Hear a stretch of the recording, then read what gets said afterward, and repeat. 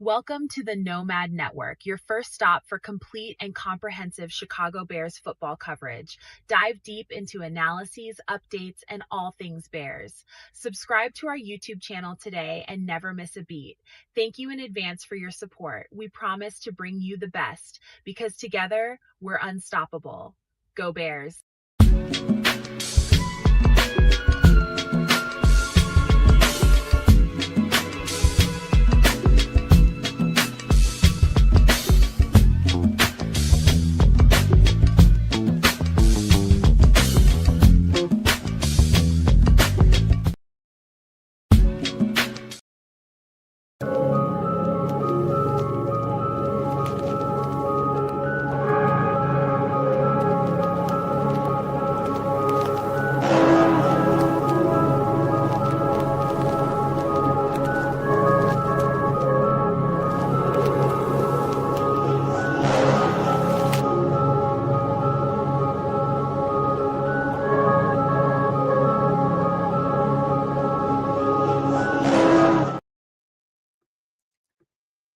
Good evening. Welcome in, No Maniacs. Sorry we're late, but you know it's that time of the year, so we're in that spirit. I know I am. I hope y'all are too, man. Listen, good night. Very good night for me. I feel really good. Got this Bears conversation we got to have early into this thing. We got food and drinks we're going to talk about, of course. We're going to get to some of that, off-cuff stuff, some of that paranormal stuff at the end, maybe getting into some doomsday prepper stuff when I need to get you guys up on. Some of that stuff is coming. And guess what? As it goes to this game against the Ravens, I want to say this right as now. Don't worry about Lamar Jackson. More than likely he's going to play. Number one. Number two, don't worry about their record. Don't worry about that shit at all. You know why? Because it don't matter at this point. This is a playoff game for the Baltimore Ravens, and they're going to act like it. And so if you're talking about the perfect time to bring your best punches to a fight, this is that time. And so it's also the measuring stick right now. We're about a week away from the trade deadline, I do believe.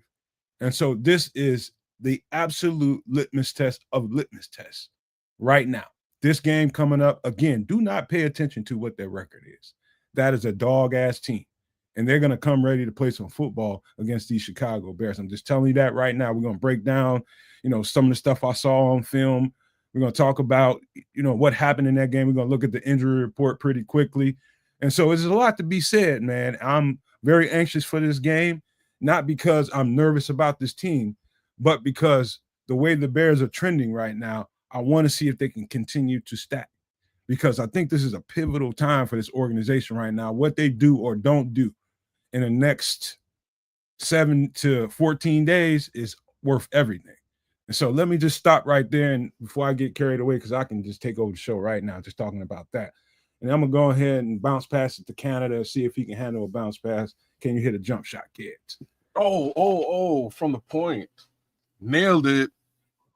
Cad's back with you. It's Wednesday night. Time for some extra sauce, y'all. It's been a weird week in my life, but I don't know. We'll leave that alone. Big shout outs to the rest of the world. Good to see y'all. We'll start out with my guy Crimson, who jumped in. By the way, we are triple streaming once again. Hopefully you're giving a little bit of love to myself right there at Keza Canuck. Give me a like, share, subscribe, please, if you would. It's Crimson, you dig, is rolling with us. My guy directly underneath me, his name is Triple R. You can catch him on Sports Chicago Style. Please do give him a like, share, and subscribe, and do the same damn thing right here on the Nomad Network with my guy Nomad. Bit of love for y'all who came out early to hang out with us. The good minister Charles Johnson is here right on time. Squeegee's out there. At Moss is holding it down. Mr. Mayhem's with us tonight.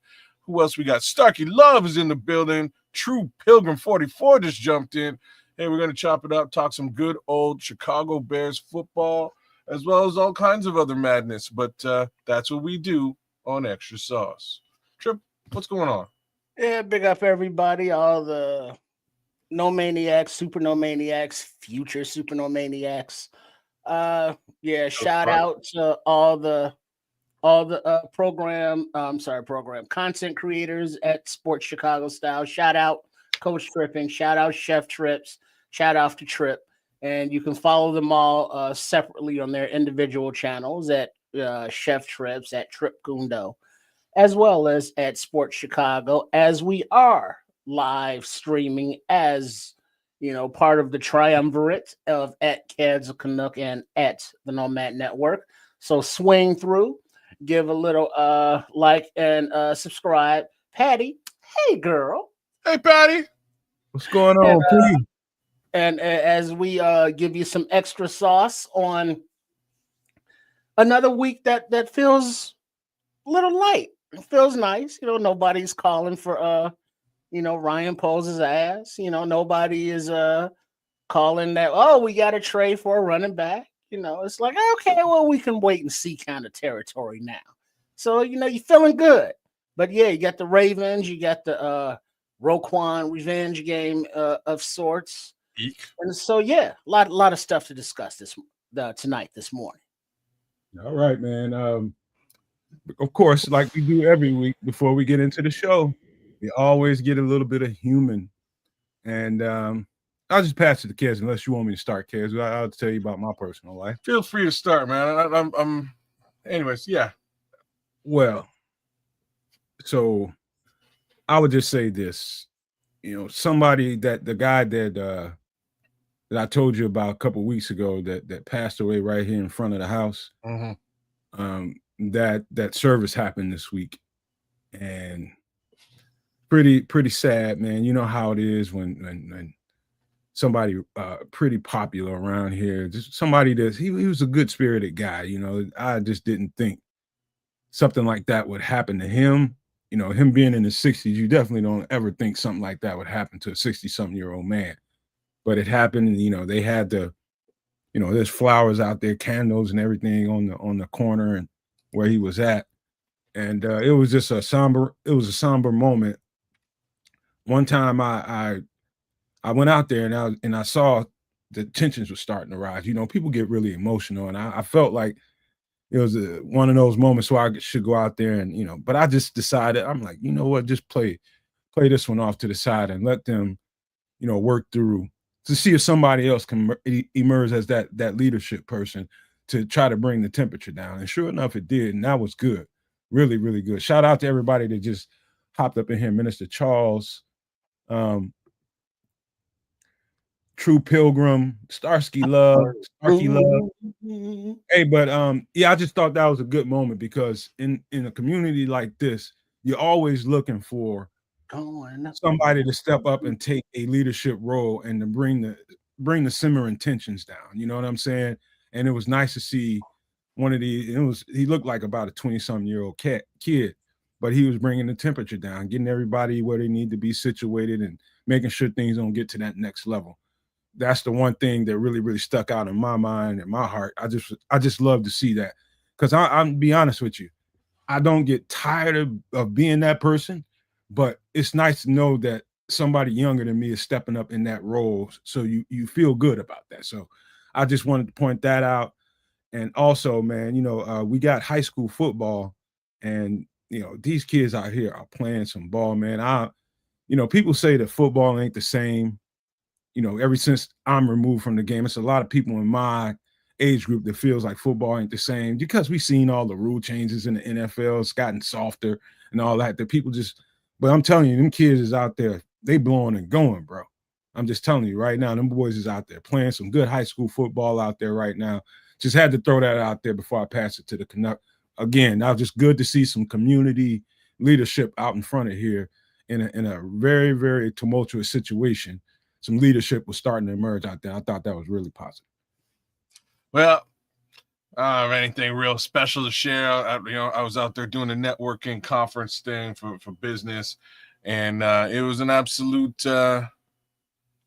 waste of time. It was a better part of my week, man. I went to a conference, got there to basically realize that all the business was kind of sold up because it was all governmental business that I can't touch.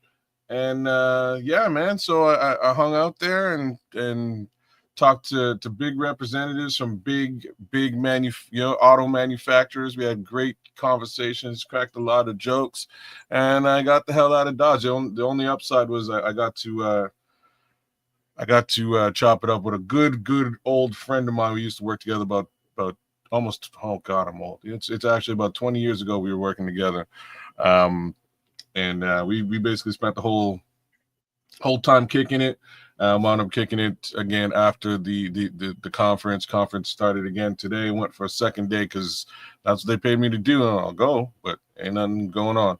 So a couple of wasted days for me. Nothing good as far as the home front is concerned. Things are pretty standard, My son's making his way through the football season. Season's kind of an up and down situation right now. Hopefully they can make it into the postseason. So fingers crossed there. Outside of that, I'm still in good spirits because the Bears are on a 4-game winning streak. So, things could be much, much worse. I had a great meeting with my new COO, and that was he was like, "Hey, how you doing?" I was like, I could be doing terrible, but the Bears are winning. So you know what? We're gonna have a great conversation, sir. Nice. Yeah, I was in the city over the weekend. Birthday for cousin, who's more like a sister, but was able to hang out and yeah, it was a good time. Always nice, just hanging with the family. Good times. No doubt. So yeah, everything was chill. Everything is everything. Mr. Charles is in the chat saying there's been offers out there for Kyle Manunga. I want to know what that is. I haven't seen any of that. Well, two things to say. First one is, if it's better than a 7, you gotta listen. You gotta listen.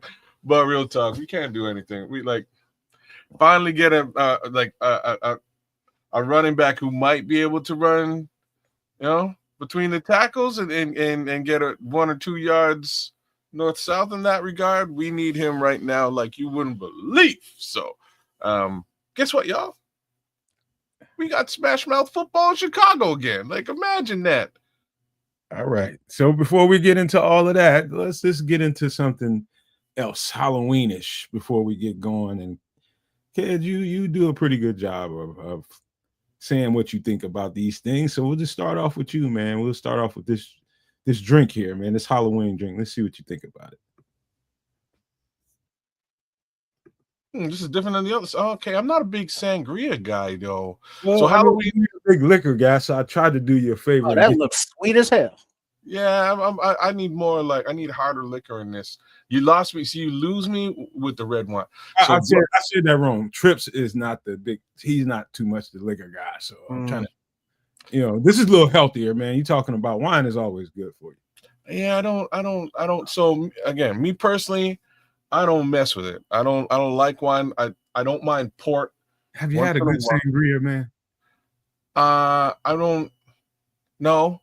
I haven't. I don't mess with it because it's wine. I'll okay. You probably don't fuck with wine. I don't. You probably should try a good sangria, man. I don't, like I said, don't mess with wine. You might catch me with a champagne if it's like an occasion. I'll shoot it. But here's what we got here. So Halloween sangria: blood orange, apple, cinnamon, red wine, sugar. Like straight up sugar, sparkling cider, and some ginger ale. So yeah, all of that is sugar. You know what I'm saying? This one's gonna be a little bit sweet. If you are diabetic, don't go near a Halloween sangria. Yeah, you may want to dodge that one. Well, number one, some of the ingredients in it, maybe you want to avoid putting the cinnamon and stuff like that, and adding the sugar around the rim. Different things like that, but a sangria by itself is basically wine, and depending on how you want to spruce it up. I like the sparkling cider, so it just gives it a little bit more fizz to it. I like that kind of thing, and so this is a good drink for me. You throw that blood red orange in there. This is a good solid drink. You just take the cinnamon away from it and the sugar around the rim. It's just garnishes. Really, is all it is. So, but if you look at it at its just basic presentation without all of that, it's a good solid drink, especially if you want to stay healthy. It says apple. Apple what? Apples. So it's just one of those things you can throw in that drink. So if you had a good sangria is if it comes in a like if you go to a real Mexican restaurant, sometimes it comes out with a lot of fruit in that in that container. You tell them, it's usually a glass pitcher and got your ice and your fruits up in there. And then you drink the sangria, and it's like you got to munch on the fruit because it's absorbed all of the alcohol and the flavor up in there. So you can it's like eating a worm in a bottle of tequila. You ain't get to drink none of the tequila, but you eat that worm, you're going to have those inebriated effects. Man, I got a story to tell you, but we'll leave that alone for another night. Trust me. The night you ate the worm? Oh, man.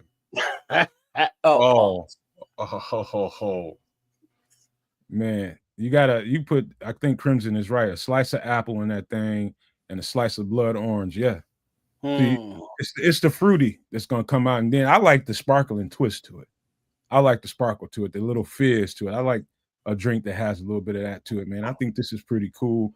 I put this up here because we've been putting a lot of liquor stuff on, I mean, I've seen some other stuff with some butter beer, man, but we'll get into that. That's a whole other conversation right there. I'm like, butter beer? Oh, really? But I don't know if you guys ever heard of that, but that's the thing. All right, so the next one is this. This is a little bit more probably kids-ish right here. Nope, but closer. So drunk ghost, I'm with it. Like I understand the idea. You would think this would be me, but I'll tell you what, it's not in a minute. So cocktail shaker, ice, Malibu rum, which is dope, great stuff. Vanilla vodka. Never had vanilla vodka, but what the hell? Why not? Coconut cream is where you lose me, and you guys are gonna be surprised in a minute. Lemon lime soda. I'm a sucker for lemon lime soda. So this is closer to something I would do. Like this definitely is, man. Malibu rum has a really nice flavor. It really does. And let me pause you right there because Malibu rum in a nice RC or Coke or Pepsi, whatever, or in a banana milkshake with some vanilla ice cream, or whatever kind of ice cream. Throw you some Malibu rum up in there. That's some nice flavor too, right there. See, you on your fat boy shit right now. You on some fat boy shit right now. Hey man, that Malibu rum is nice though. Like I remember, on some RC cola back in the days, 99 cents in Canada. Yo, it was good times, man. And while you bullshitting, if you want to be on the down low in the morning, do a little nip in your coffee. Pause. Wow. I don't want to be down low. Pause. Not that down low, but that down low. Where it's like you need to go to meetings or something. It's like I don't need to go to no damn meetings. Hey man, there's a lot of people that's morning drinkers, man. I don't get that life, but yeah, I met some people. I'll just say that. You never had a little Kahlua in the coffee? No. Or Sheridan's? Oh, Sheridan's. I got to show y'all Sheridan's one. I know what Sheridan's is, man. Oh, you do? Yeah, I know what Bailey's Sheridan's and cream. Okay. Like not a lot of Bailey's people. and cream. Come on. I do this. I do that every. I never want coffee again if that happens. Oh, word! But No, see, this is I don't me. even know how y'all drink rum and Coke. That's some nasty shit to me. What?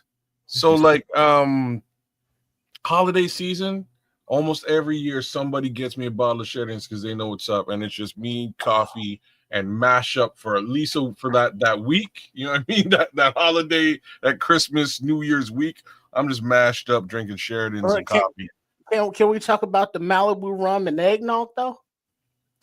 And eggnog, you said now? I'll let your boy. Okay, all right. You know what? My mama in her grave right now. She just got up and was like, "What did you say? What did you say?" Yes, I did. Yes, I did. Mama did. I used to absolutely love that, man. Oh wow, I've never done it. Malibu rum, Malibu, or any kind of rum. And oh man, look at this. So Crimson hit the nail on the head. Crimson says, "I'm not a fan of coconut. Don't hate me, kids. Would you believe this? two generations of kids, my daddy and myself, we are not big coconut fans at all. Like most 90, it's mostly the texture. So, but the chewy, stringy. Yeah, never liked the texture, but the flavor for me was not something I appreciated as a child. And one of the funniest things for me growing up was looking in the fridge. Like there was always coconut in the fridge of some kind, whether it's coconut cream, coconut milk. There's always coconut in the fridge. And I just avoid this stuff like the plague. Come to find out, I walk in, my mom's cooking rice and peas, and she's putting coconut in the rice and peas. I was like, "What are you doing?" I lost it. What are you doing? What, like, it's rice and peas. I know there's other ingredients that go in there, but coconut? Since when you put coconut in the rice and peas? And she looks at me, she goes, "Forever." There's always been coconut in the rice and peas, son. I'm like, "Oh my God, silly rabbit!" Like the more you know, the older you get. You know what I'm saying? I had no idea. I had no clue. Never figured it out up until this moment. I'm flabbergasted, shocked. But did that stop me from eating rice and peas? No, man. I make it. I put coconut in. What's up with Crimson? He said brandy goes in eggnog. True. So does whiskey. So does whiskey. So does Jamaican rum. Spice rum is nice. Hey, dog, I'm gonna tell you something. Eggnog is a good mixer. Like coconut is in a lot of things you like.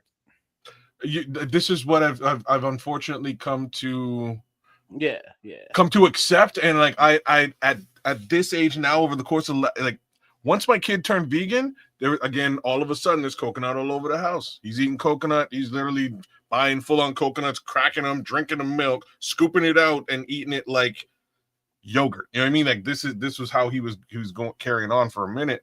So me looking at him and I'm like, dude, there's coconut everywhere.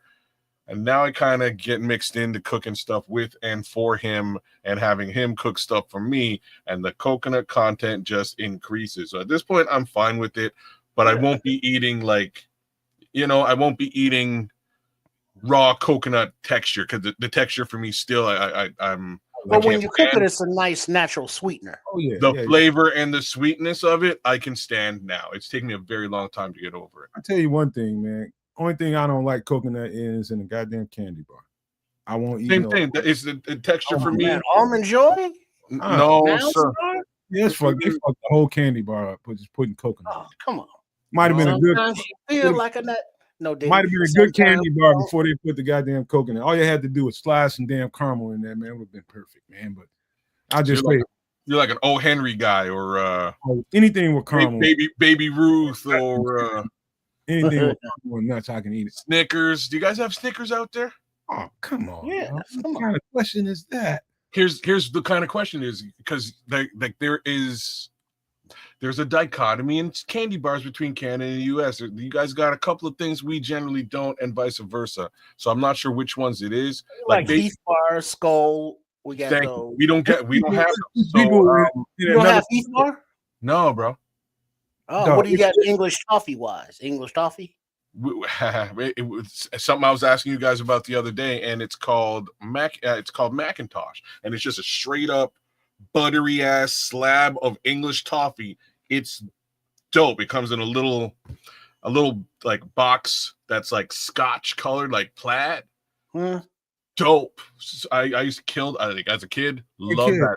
Yeah. My uncle was just telling me a couple months ago about a goddamn candy bar, a Reggie Jackson candy bar that was supposed to be dope as hell back in the day. Reggie Jackson. Yeah, Mr. October. Reggie Jackson had a candy bar. I said it was dope. It was good as shit. So anything caramel, anything with the Crispies or nuts in it, I'm good with it. Anything. Like my favorite candy, Snickers, man, it's probably motherfuckers in a different universe eating Snickers right now. You talking about in Canada and US. I'm just like I said, I'm trying to figure out. So like stuff like you just said Heath, we don't have Heath. Like Butterfinger, not a fan. Okay, so Butterfinger and Baby Ruth, we didn't get until the late 90s. Those two came over. When I would go to the States, it's like, yo, I got to get me a Butterfinger and a Baby Ruth just because I'm in the U.S. I can't get this shit over, back home. There's just certain flavors. I'll hit you with one. Certain flavors of chips and stuff we get, y'all don't get, and vice versa. So do you guys have ketchup chips? Nah, there was specialty item. Like every now and then somebody will come out with. Got some hot sauce. Yeah, pork. but there is hot sauce. There is a lot of barbecue, a lot of different flavors. Wow. Barbecue. You got hot sauce pork rinds? Yeah, we got those. He knows. Yeah, we do have those, but nobody really mess with. We Like, get them around here. The hot sauce come in the bag with the pork rind. Oh, yeah. Okay. I didn't realize that. All right. Yeah, that's the same story. You get the peppermint stuffed inside the pickle, the dill pickle. Say what now? That's some liquor. A piece of peppermint, a stick of peppermint, jammed into the center of a dill pickle. That's foreign. That's foreign to him, Trish. You got to know that, right? What are we doing here? I'm a little. You got sweet, you got sour together.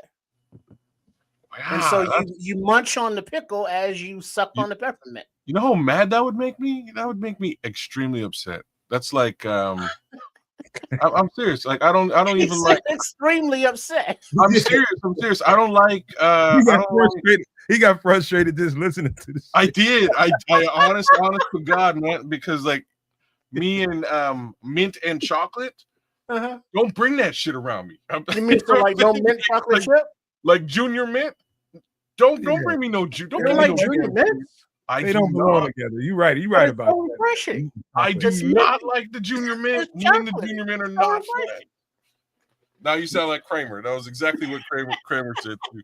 But look, I don't mess with the junior mint. I don't mess with it. If you mix mint and chocolate together, I am an upset guy.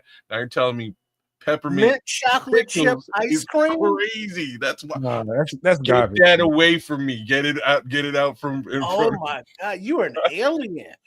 No, that's garbage, man. That's garbage, man. Mint and ice cream shouldn't even. This like Frango mint around Christmas. Did you hear that Rihanna? Did you hear that? I think Rihanna's got she's promoting some kind of hot ice cream. Like this shit don't supposed to go together, man. Motherfuckers doing. You talking about like spicy ice cream? Hot ice cream, literally hot ice cream. Like fried ice cream, I've heard of. No. Like that's dope, though. Ice cream, bro. I don't understand. Exactly. It's not supposed to be. Yeah, because hot ice, that's kind of in the title right there. It's an oxymoronic statement, but fried ice cream, if you've had it. Yeah, delish. Dope. County fair item right there. Everything's tastes fried butter, fried cookies, fried Twinkies. No, my man, you never had fried ice cream? Heart Attack Hotel fucking with that shit. You never had fried that's why you only have one at the fair, like once a year. No fried fucking sweets, man. Bruh. Fried ice cream, man. One time. What's your wasabi ice cream? Okay. That was actually good. And I'm not like a wasabi guy either, but I did catch some at a sushi restaurant. I was like, what flavor is this? You know what I mean? Because sometimes when you go to the dessert area in a buffet setting, it's usually shit. Like 90% of the time, it's not good, the dessert. So I was like, you soft serve and you like your generic ass, like gelatin looking desserts. You know what I'm saying? So like fried shit, man. These motherfuckers convince y'all to eat too many fried. Number two, man. They can convince you to eat fried ice cream. They can fry a pipe wrench and get you to taste it. No, now you're just wrong, man. Like because once you test that deep fried ice cream, you're going, damn it, kids was right again. You know what I mean? Kids was right again. I'm gonna eat that shit, man. Because it has that crispy crunch shell, and then the coolness of the ice cream on the ends. It's like it's kind of like one of those chocolate ice cream sandwiches, but it's fried on the outside. It's like an ice cream sandwich. Now you're gonna fry it. Meets like apple pie and ice cream. Like it's sort of like the. It's. I mean, it's like having apple pie. Yeah. And having ice cream, but then having apple pie and ice cream together. That's a whole I know y'all ate the fried Twinkies and the fried Suzy Q's and all those bullshit ass. I know I'm y'all. trying to stay under 300 pounds. Hell yeah, I ate all that Okay, shit. you shouldn't have ate the fried ice cream then. I've never had the fried. I've never had the fried Suzy Q's or the fried Twinkies, but I would try fried Twinkie. One time, I would definitely. I'd give it a shot. Hell yeah, I try that. I'd give it a shot. But that, like, trust me, if you go to a restaurant and they have fried ice cream on the menu, trust me, Hey, grab dog, it. just take your ass to share it with the lady. You will Just be try it. dog. You Take will your ass be to Texas. happily You surprised. want to try all that shit? Take your ass to Texas on a vacation one of these days. They'll fry you a fucking cow patty. Fry your cow's nuts too, but I ain't eating either one. The ice cream though, I'm telling you. Right, like Outmaster saying, if you just go to Mickey D's, just get you a hot apple pie and a plain ice cream and combine them and let that ice cream melt over that apple pie a little something. Mm-hmm. It works, man. Ain't nothing Good wrong with exactly that, man. Good old, as American as it can get, apple pie and ice cream is one of the greatest things. I'm more And of an don't mess around and ask for some. Hey, I know I ain't getting no Sunday, but let me get a package of those nuts. Oh, you mean these nuts? Settle down. You got to cool out. You got 4 or 5 pauses already, man. All right, since we talking out here swinging. All right, since we talking about fried, let's do this shit. Happy pre-Thanksgiving to you all. But kids, I'll just let you. I'll just. You want me to read it and then I'll let you color it in, or you can just. Now let me read it and then Kez will take over. All right, love it. All right, so we have a deep fried jerk turkey, which ingredients include a half a cup of jerk seasoning, half a cup of sweet chili sauce, half a cup of greens seasoning, 3 teaspoons of browning marinade mix, 3 tablespoons of all-purpose seasoning, and a few gallons of oil. Go ahead, kids. Oh, where was the oil in this? Because like that is not, but you got to deep fry it. Deep fried turkey, it's oil. This is what I'm about to say. So both y'all's had deep fried turkey before? Yeah, I've had it before, never cooked it. Okay, one of the nicest ways to serve up turkey you could possibly think of, man. And like, I remember I was walking into my job, and one of the directors at the organization I was working for at the time, he's just walking around. We play fantasy football together. Here we are, Thanksgiving. He's like, "Hey man, you ever had deep fried turkey?" I'm like, "Deep fried turkey? Who does that? Like, you're talking like a 10-pound bird, and what are you going to deep fry that in?" He's like, "Oh, I got a machine."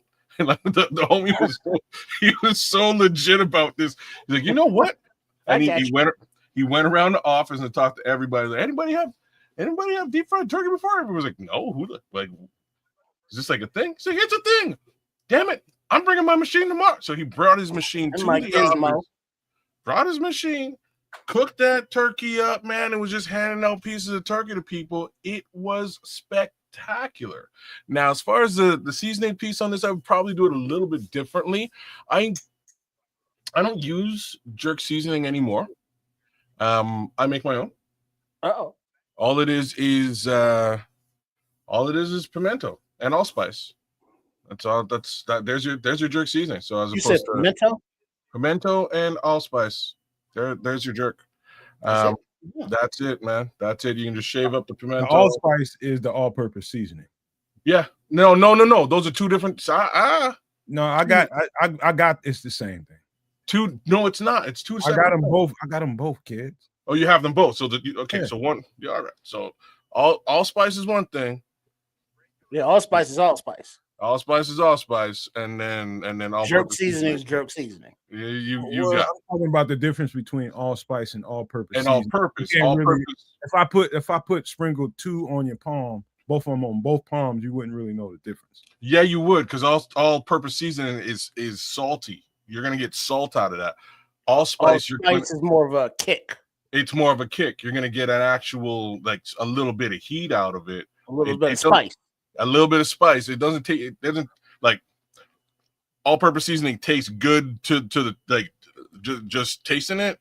Allspice is gonna be like, oh, like what It's powdery, spicy. Right, because it has to cook before the flavor really enhances whatever you're cooking with it.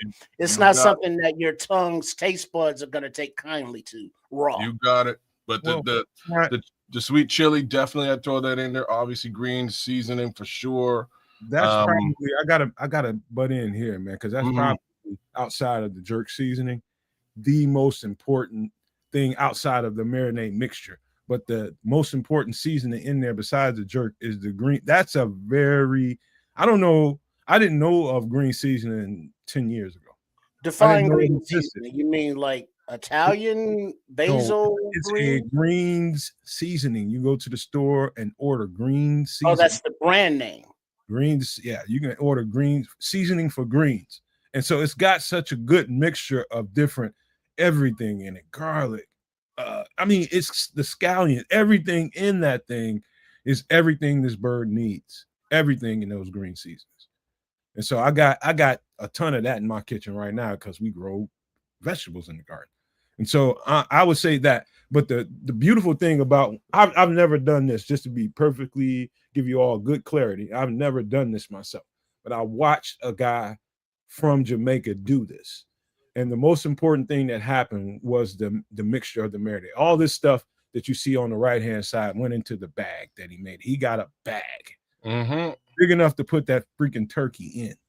And he put a chicken broth and mixed in all those green onions, which you don't see on the screen, scallions on top of all of those seasonings and all that stuff. And he said he turned it over 7 to 8 times throughout the day and night, did it for 24 hours.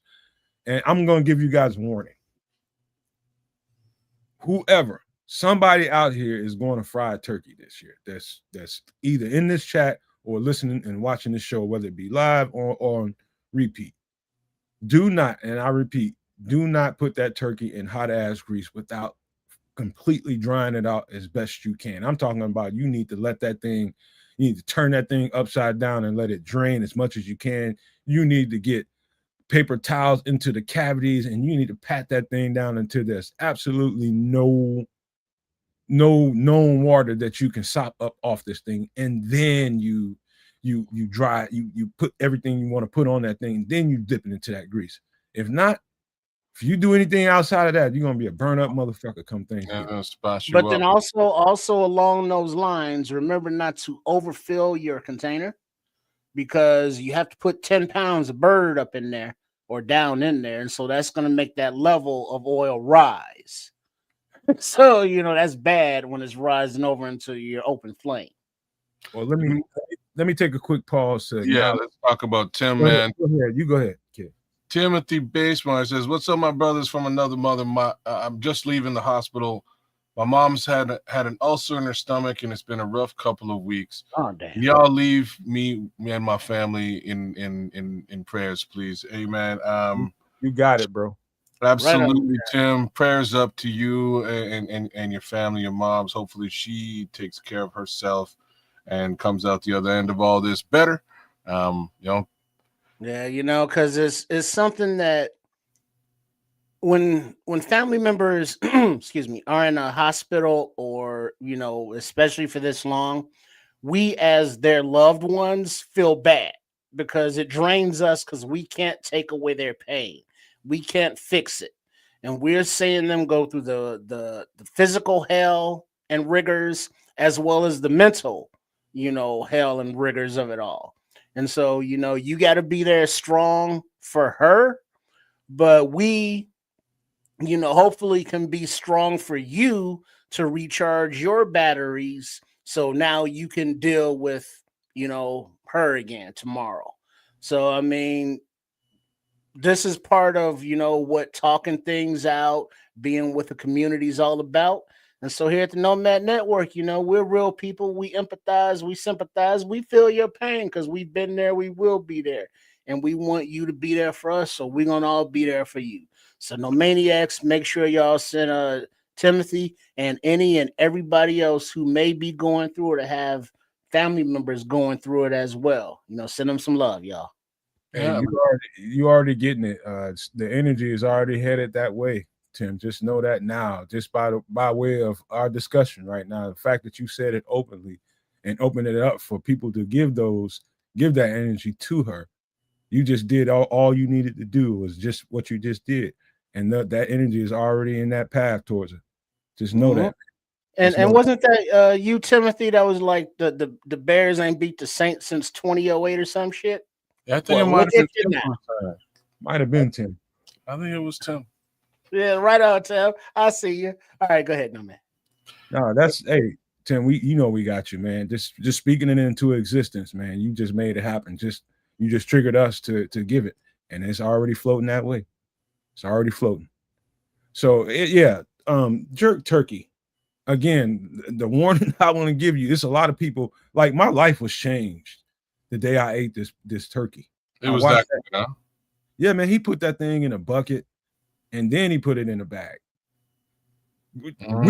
Weirdly, you would think that this thing is going to swell up and with all that water in it, he wouldn't be able to fit it in a Ziploc bag. But he got that thing in a Ziploc bag, a big Ziploc bag. Yeah, that's a good. It's holding a 10-pound turkey. That's one hell of a Ziploc. Right, it's not a sandwich. A Ziploc bag. You just imagine, because he dunked that thing in all that broth and scallions and green onions and garlic and all kinds of herbs in that thing, and that was a key to it. He left that thing in there. He brought it to. See, he was the owner of the place I managed. I was managing a temporary agency, putting people to work. He owned the place, him and his wife, and he brought it in there because he knew that I had never experienced anything like that, and he brought it and let me see how he did it, and the preparation was everything. By the time he put that bird in that grease, it was all said and done. Oh, it was just time after that. And when that thing came out, like kids, I'll tell you, Trips, you can eat a good roasted turkey. Roasted turkey is still fine no matter who is cooking it. Depending on who's cooking it, you can overdo that, you can underdo that. You can cook that thing too fast and it's going to be dry. You can it's just ways to mess up a turkey. Real people that know how to really, really cook this is a big, dense piece of meat. And you got to really know what you're doing. This right here, the seasoning and the flavor to this thing was different.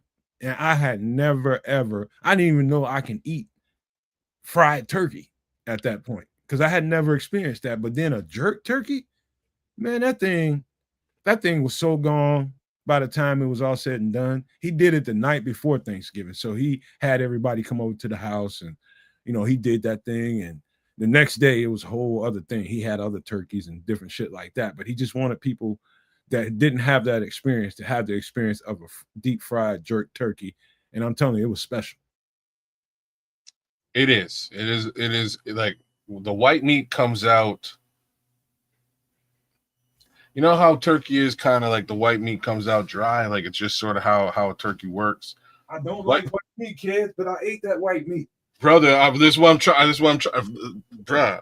I would even on a regular turkey. I'm kind of the guy who's like, you know what, like I'll eat the white meat in a sandwich, but I will opt for the dark meat. At the end of the day, damn man, like the white meat was super solid and like I don't know, I don't even know how to explain it, man. You get yourself a fried turkey, whether jerk or not, and experience that. That is definitely worth an experiment, worth the experience, I have to say. Shout out to AK in the chat, man. Alan Kennedy just jumped in. What up, Alan? Hey, listen, you see the points on those elbows? Like, fool, I was eating the bones. Oh, you were okay. It was like that, eh? Okay. I was eating the bones. Dog, I didn't have that kind of access. You know what I mean? It was a director's chick. It was a director's turkey. So when he gave me a couple of pieces, I was mad because he gave me a couple of white meat pieces, and I was like, oh, like real talk, I gotta go back. I gotta go back and eat some dark meat. And he's like, oh, no problem. There's tons of dark meat. Ain't enough junk in this trunk. You know what I mean? Nobody's got a problem with dark. Nobody really wants the dark meat. You can have some dark meat. But as soon as I ate the white meat, I was like, holy smokes, this is like flavor is baked right. It's fried right into the white meat now, and you don't really get that from turkey under normal pretenses. So it was delicious, bro. It was really good. Dog, the elbows on this thing and the crisp on the elbows. when I got the wing, you talking about from the shoulder on over on this bird. I got all of that. And I broke that thing down like you're supposed to bust down a wing. And I got right on that flat part. And those elbows, that points where the bone is ending. Oh man, dog, that shit was so good and crispy. It was so good, man. Yeah, I've only had it the one time, man, but I would not be mad if I stumbled across it again. Just gotta say, You got that was a just dope. imagine how much you enjoyed this fried turkey, Nomad. Imagine if you replace that turkey with some ice cream. Yeah. Imagine you got a tub of ice cream in the freezer. He's just waiting to get into. Imagine you have to send that at home and can't be 15 feet away from your bathroom for 24 hours. That's what I imagine when I think about ice cream. That's what's gonna happen to me. Oh, you got that lactose. You need that lactose-free ice cream. You'd be all right. We don't produce enough lactate, bro. We just don't. It makes for good clam bake fuel for the night for the missus. Which leads me to something that I really, really love, and I think it's one of the best inventions. Clam bakes? No. Something totally different y'all said earlier when I had drinks up there. Y'all we just kind of glossed over it. But I think eggnog is one of the best inventions ever. Mm-hmm. That shit is delicious to me. So I just cannot enjoy it. I can have a little bitty itty bitty ass small portion of it, but I cannot drink a glass of eggnog and rum. I cannot. It's gonna fuck me up. What do you mean it's gonna fuck you up? It's gonna fuck me. It's dairy, bro. How many times? Oh, so like it's so funny you say that. The rum and liquor. The rum counteracts it for me. I can drink rum and eggnog and be okay. You know what I mean? And be all right the next day. I tend not to like a White Russian and stuff. I tend not to go heavy with the lactose heavy liquor mixes. I try to avoid that under normal pretenses. You're but gonna do that with a White Russian. That's all lactose.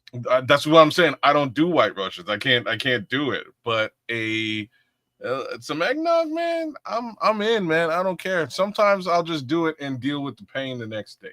Forget about it. Let's go. Right. Trips. You got it. Next time you see the chef, man, you should tell the chef. Maybe you should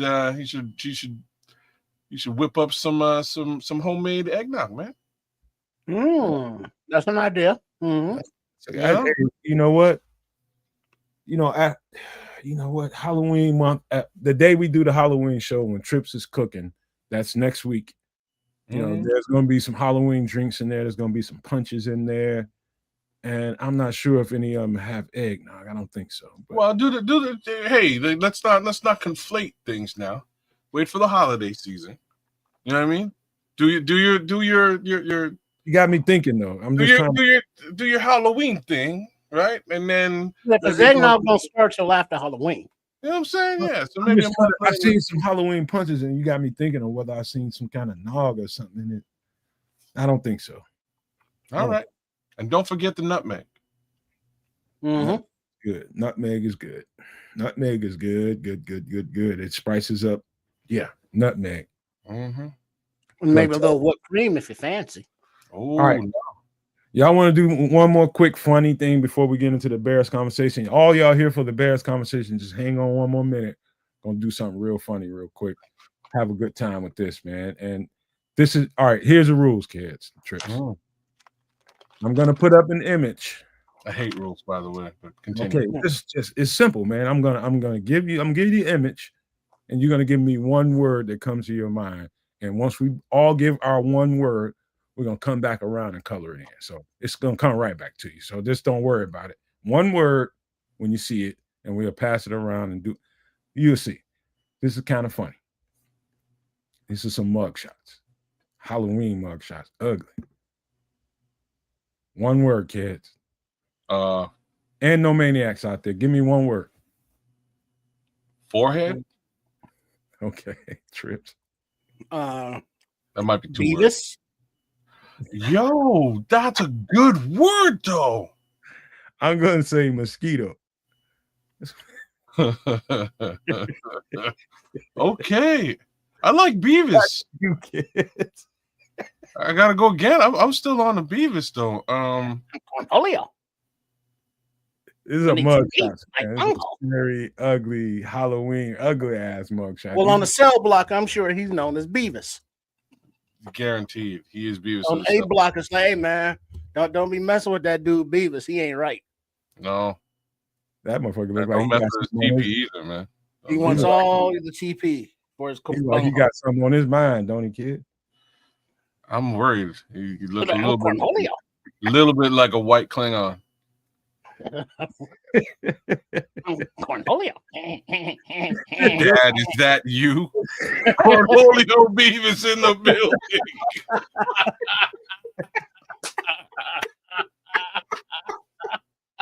Fucking no maniacs, I swear to God. Shit, man.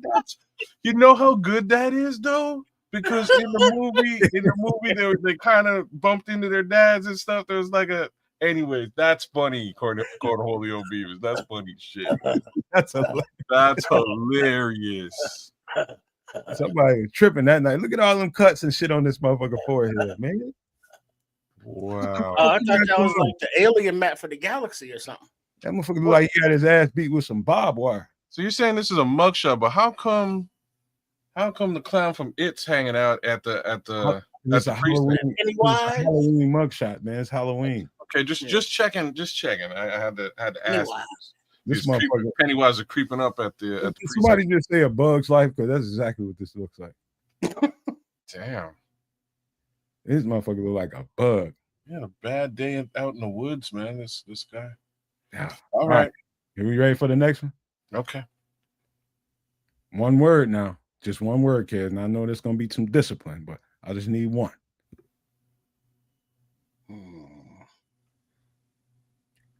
Whoops. That's my word. Okay, kid. What was your word? Whoops. Oh, whoops. I'm going with what the fuck am I going with? Old ass looking baby. Nah, it's like that's 3 words.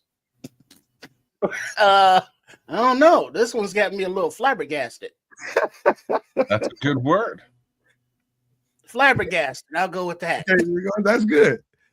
I'm just gonna say, That's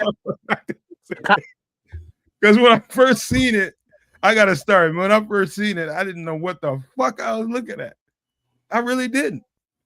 I didn't know what the fuck is this was a dude, if this was a girl. What the fuck is going on? What are these? That's a baby. Takashi. Oh, that's actually a good one, Minister Charles. That's a good one. What gave it away is the motherfucker's balding. So I'm just like, this gotta be a guy. Oh, maybe it is a man. I thought it was a woman. Yeah, I thought it was a dude, but it's just like, is it a baby dude? No, right. Oh, this was a guy, man. This name looked like a girl who was trying to little midget dude. Yeah, it looked like a woman who's been in jail for a lot longer than she had expected. Okay, so stud dude.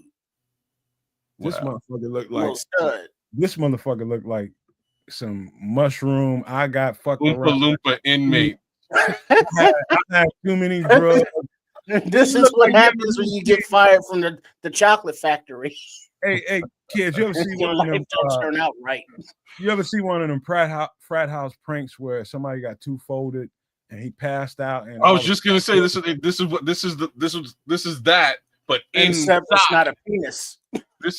Yes, it's not a penis. This is that inside, right? So on the inside, if you are incarcerated and you fall asleep, this is what happens. Moral of the story. Hopefully, if you're lucky. Man, this could be far worse. This 6 of one, half dozen of the other. Because you could wake up like with instead of like face tattoos, you have like tramp stamps. What's this motherfucker's? What's his chances of being successful in life? Well, it depends on his profession. I think his profession is already what? He gonna work at a goddamn circus? And he's a tattoo freak. He already failed. Look where he's at. I mean, this is his mugshot. Ain't much success happening now. There's So no reversing this, And man. it don't look like he's new to the game either. There's no reversing this. He's No, got. this is not his first mugshot. I'm willing to wager. They Like, hiring at the traveling circus, man. Get your damn job. I gotta, yeah. Well, but his traveling, he got papers on him. He can't be going across state lines all willy nilly. He's not. He can only do one city, one town. On the He got to tour. stay within range of his PO. He's not a traveling carney. He's a guaranteed stationary carney. Guaranteed people gonna be throwing shit at him. I guarantee you. People gonna be throwing something at this. I want to throw shit at him right now, but unfortunately, I mean, if you throw something at him and then he looks at you and be like, "And I'm gonna visit you in your dreams because Man, I'm small enough to fit under your mattress when you're asleep." see, I'm just not really one with. I'm not one for the facial tattoos, though. Oh, Like I'm not your flavor. not like. Chris said he's an amateur rodeo. Yo, there's some gangster ass rodeo clowns out there. I'm not so sure this guy is, man. I don't know. I personally, Crimson, I think that is a holistic disrespect. Hey, to that's actually the rodeo clowns out there trying to get it done. You know what I mean? He's Like, gonna get a raise if he takes that job over the damn circus. He's getting a raise. that's success, right? It's better Like, than the traveling circus, man. You on one fucking salary. You're gonna get the same no matter what town, city you go in. At least on a rodeo clown, you get bucked off that motherfucker, you get fucked up. They might throw you a raise for doing it again. you ever see that? There's a video of just one little Mexican guy, man. He's on that bull going, little Mexican rodeo clown. He's smoking a cigarette. Dog. He held on for dear life, bro. He was on there for like 15, might have been 15 minutes in my opinion, but I only need 8 seconds, but okay. No, that's different than a clown, man. You're talking about a rider. he was like he was about the same height as this particular Oompa Loompa. He was like Fella. 4 feet tall, smoking a cigarette with his arms crossed, just giving her on the bull, bro. Did the bull even know it was on his back? Bull was going wild. My boy was just like, Whatever. You know what I mean? Rocking. It was crazy. It's crazy. I gotta find that and show y'all down the road, man. This motherfucker might look crazy enough to go ask if there's any kind of 401k advantages to being a rodeo clown, man. It might be he needs some kind of insurance, man, but some kind of investment because his life is rest in All right, we got a couple more. Okay. Let's get to them. One word, kids. I thought old dirty bastard died. I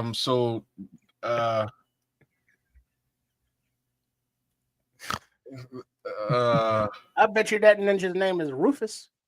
That is a good call. Or one word. Crack. There's my word. Go ahead, Trip. Let's see. We got the blowout in the back. That's like a reverse mullet or something. That's one word is disappointing. Uncle Ruckus. I got both. Done Brock Thunder. Yeah, buddy. I got Bozo, man. Bozo. Look, because he got that big ball thing going on up front, and then he got all the business in the back. He does kind of have that clown du jour, that clown. Wow. Krusty. There's one. Look at that glazed look in his eye. Like Black Krusty. This is a black Bozo right here. It's like, how does he style that hair? Does he put it in a ponytail? Bozo was black. This Bozo was black. This is what he'd look like without the makeup. Man. It's like, was he just leaving the bush like that, like a half fro? Man, that dude, I almost said LeBron. Put it in braids? What does he do with all that stuff back there? Hey, kids, I almost said LeBron James. This is what it should probably really look like if he let it grow out. It should go.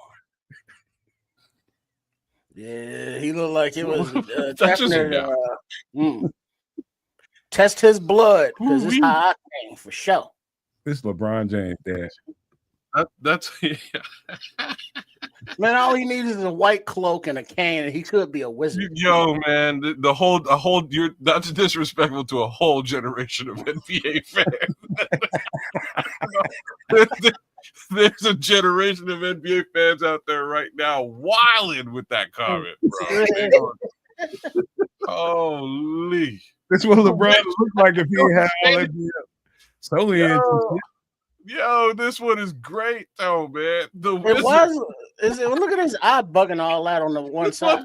He looked like he casted a spell, bro. He's reading the spell with his right eye while reciting it with his left eye. Look at Bryce White. He said, "What the fuck is this?" Oh, Bryce, man, welcome to the show, man. This is good. This is good. All right, we got one more. We're gonna get LeBron's daddy out of here. Get this last one. One word now. One word. Ooh. Hey, lady.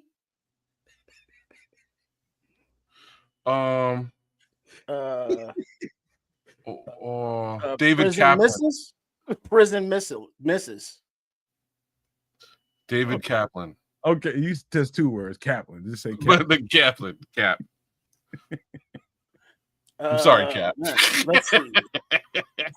Hey, Alan talking about that other picture. Okay, all right. Yeah, it does good. Look at little Mr. Glass. The little Mr. Glass. Little Mr. Glass. Okay. Yeah, so what's going on in this game right here with the altar one word out the Pips. I need one word. One word. Lady man. That's 2, man. No, that's a compound. Or hyphen. I got a real one worder for you. I start thinking bodies. This motherfucker you got to search his whole property. He got motherfucking shit all around that motherfucker buried. He done did some shit. Dude, this motherfucker is scary. Like that is a beautiful color of green, though. What is that? Bluish green, greenish blue. I like his blouse. This motherfucker. His motherfucker got caught dirty, didn't he? He got caught real dirty. I mean, yeah, because look at me between the bags under the eyes and the evil look. It's somebody's granddaddy, man. Well, he still got bags under his eyes and the evil look. I don't think he has. That don't change nothing. Definitely somebody's granddaddy. I don't think he has kids, bro. Yeah, I wouldn't. I don't think he would have a natural spawn. You know what I'm saying? He looked like because I mean, he looked like he got some game. He can back down a little something. Be like, let me put a baby in you, girl. No, he looks more like the type that gets the baby put in him. That's hence the halter top. That's yeah. This motherfucker might look a fucking public bathroom toilet seat. Well, hey, George Michael, public bathroom out in the park, like at a truck stops, like at a rest area and shit. Yeah, truck stops. Looking for lonely drivers who need a little. You go in there, you had to use one of them bathrooms before in your life. You see all them numbers and names scribbled on there. His name on that motherfucker. For a good time call. Look like Emperor Palpatine. Brock Thunder. He said he definitely smells the bus seats. Oh no. Ooh, damn. Sheesh. Man, it's into some ungodly things, man. Yeah. One word for me though, Walmart. Oh, we switching it up now. What's that all about? I'm just saying, like you. This is sometimes it is kind of like Walmart clientele. Sometimes you go up into Walmart, this is what you see, man. I've seen some crazy shit at the Walmart, man. I knew I should have had this shit delivered. Have me up in this motherfucker with all these motherfuckers. This motherfucker humping trees and all kinds of. Hey man, tree humpers need groceries too, bro. That's what I'm saying. Snap. He had the Wally. This man probably. Imagine this dude being your neighbor knocking on the door. Hey, can I borrow a cup of sugar? No. Hey man, don't ever come to my door again. You look like you got all the sugar you need, bro. You're too sweet as it is. And go ahead and keep that cup too. Hey man, I used to like going in Walmart late hours when everybody clears out of there. It is some weirdos in there. I will say that. It is some weird. I used to like to go in there late. My girlfriend does too. When ain't nobody populating that motherfucker, they replacing all the food, all that give. Yeah, but then you do run into some motherfuckers like, hey man, go on with that bullshit now. Man, you said young Thug can wear a dress, so can I, man. Fuck it. Right. I ain't got no problem with the dress. I'm talking about this motherfucker. What's in his head, I don't want to ever know. Well, I'm just saying, like, if you're gonna do I think the dress tells you a lot about what's in his head. This is what I'm trying to say. If you're gonna do the dress, you might as well, like, the things he might be willing to do. What do you mean willing to do? I'm willing to bet has done. Hence his mugshot. This is a mugshot. Yes, good point. Yes, I wonder. Yeah. All right. Any last thoughts on sloth people? As Definitely a wild night there. What was the worst one? Give me who was your worst one? Trips. Let's start with you, kids. I mean, worse. How you define worse? Yeah, like the one that you would not want to be in a cell with overnight. How about that? Who was that? The tattoo thing? I don't know. I think I could punt that tattoo motherfucker, but this dude, I don't know. He just wait for you to doze off and then it's over. I'm gonna do the opposite and say, like, yeah, the tattoo one is probably the one that I would, if I had to be in a cell, if I'm incarcerated, yeah, that's fine because I'll whoop your ass. That's basically where I'm at. The rest of them, I'm a little bit worried. And like, I'm not talking about an ass whooping worried. I'm talking about other things worried. Yeah, like Rufus look like he just snap off at any time. Yeah, Rufus. He looked like he might be a little built too. So I'm just saying that motherfucker might. Now look at the traps on that dude. It's like, yeah, go on with your own cell, my man. He might get on. I don't need that in my life. My first thing I'm gonna do, I'm in the cell with any one of these motherfuckers. I'm just gonna beat their ass right away. So let you know.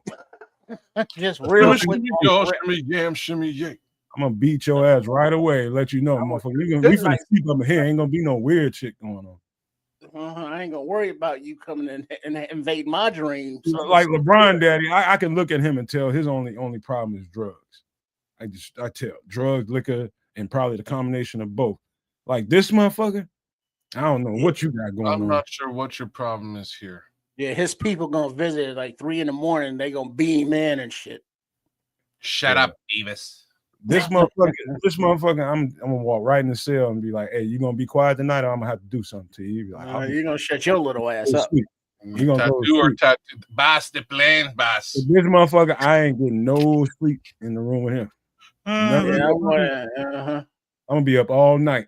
And like every time you turn, I hear a fart too loud, motherfucker. I'm getting up. Don't look at me like that, though. That's all I'm saying about this one, though. You know? don't even look at me in the cell. Don't look at me, bro. And especially if I'm using the toilet, you look out the damn window. You need to face the wall until I say turn back around. Face the wall. He might like mankind position. Shit. You might like mankind's flesh or something. I ain't fucking with you. Whoa. Yeah, that motherfucker. He's crazy. I can tell he's crazy. But all right. That's the bad thing, though. I mean, if you go into that environment, you got to think there's going to be people in there that you would not choose to be roomies with. There's going to have to be things that you're probably going to have to do. You're going to have to get some shit straight, depending on who they put you in there with. You have to lay down some ground rules about your personal space. Hey, man, look here. Usually that's not done with words in those environments. You get your food, eat it. I'm going to get my food, eat it. You're going to dream about your family. I'm going to dream about mine. But don't you say a motherfucking word to me. The entire time you in here, don't you say nothing. We just share this space. Say nothing. I'll get up and hop on your ass, boy. But dog, them motherfuckers, that's crazy. That's Halloween. You might fuck around in life and find out and find yourself next to one of them guys. One of those motherfuckers knocking your door talking about trick or treat. He gonna get bust in the face. I mean, what do you do? Hey, LeBron Senior, I know he just wants some crack. He's straight. And there's his treat. Let's give him $5, man. Go on down the street, man. But like the little dude, you might confuse, be like, that's a little motherfucker, must be a kid with makeup. That's a nice ass costume, little dude. And it's like, that's a grown motherfucker. You know, with a record longer than your arm. You can just stiff arm and hold him at bay, man. I'm not worried about that one. Yeah, punt him like a Corey Taylor. Shit, punt his ass like a 4th round pick. Shit. Oh, like Jack Black in Anchorman. All right. One of the greatest scenes of all time. Before we get into a movie, you know what, kids?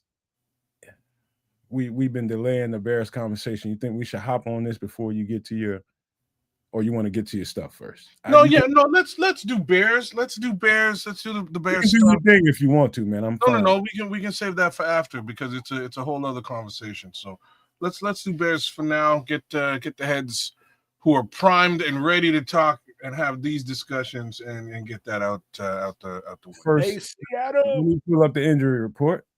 Oh Lord. And let's start with that. Sheesh. All right. So today is Wednesday. The injury report: Roschon Johnson, running back, DNP with a back issue. Tight end Cole Kmet, DNP with a back issue. Wide receiver DJ Moore, DNP with a hip issue.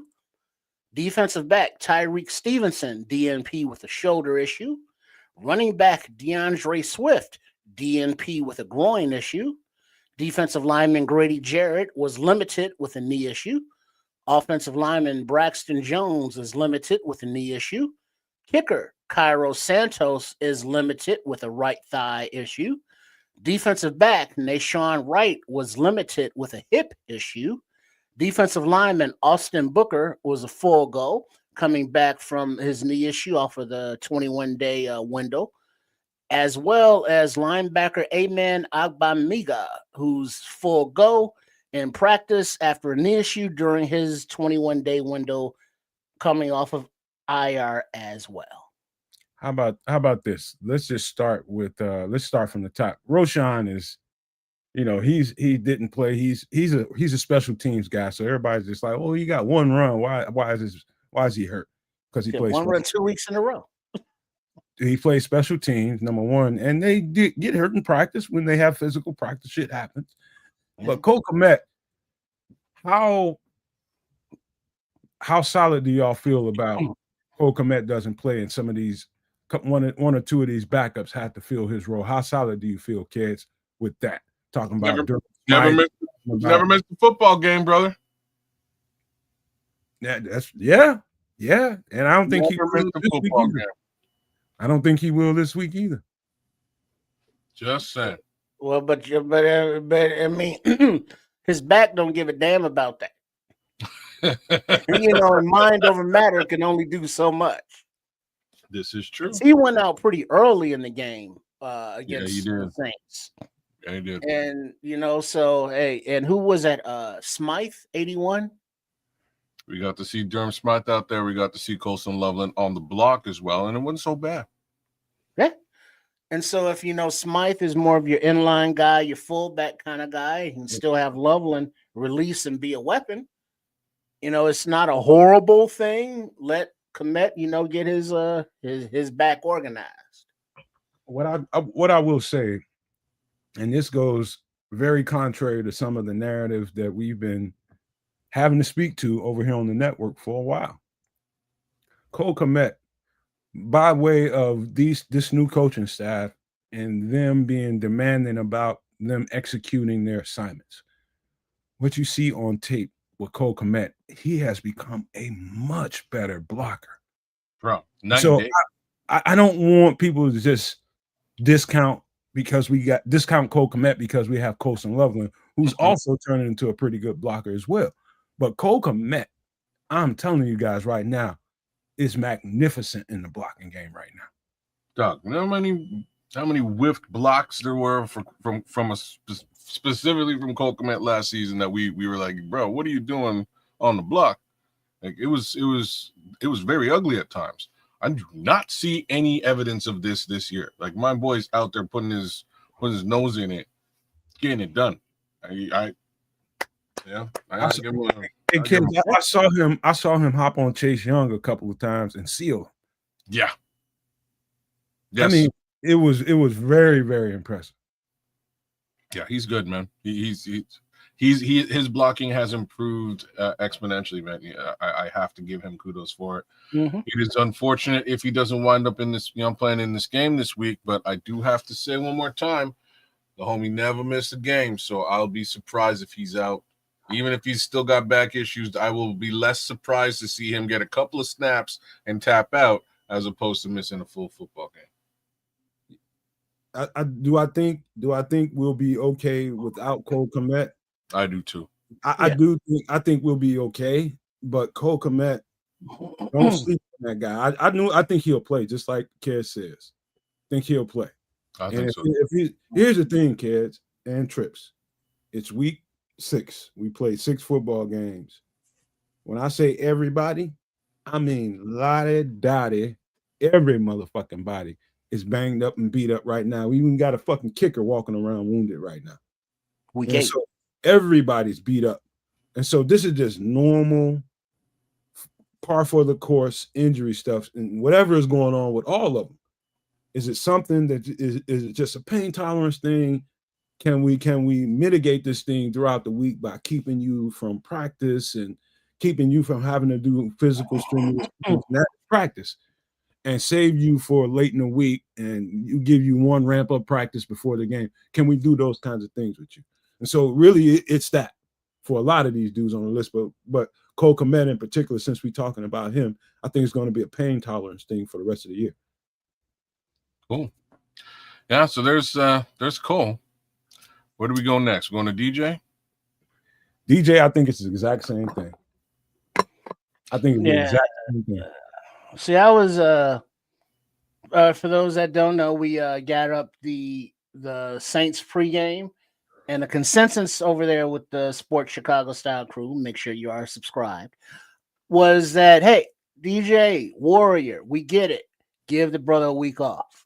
You're coming off of a Monday night game where he didn't travel back with the team because he was in a freaking hospital for observation because of a groin down there hip area issue. I don't know. So it's like, hey, give the brother a week off. Give those reps to LB3. Give him to Jade Walker. You got people that can take up his absence. Let him heal up so he can come back for the rest of the season stronger. But guess what?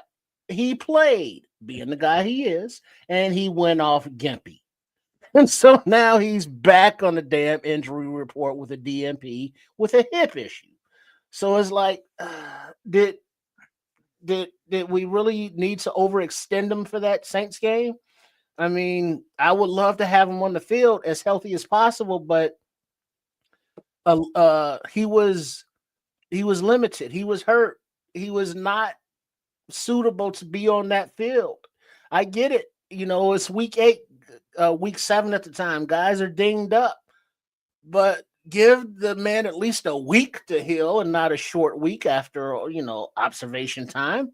And so hopefully going forward, this is just he's a veteran. So just give him the, Wednesday, Thursday off, get him the walkthrough on Friday. He'll be good to go on Sunday. Now we got a limited DJ, and that irritates me.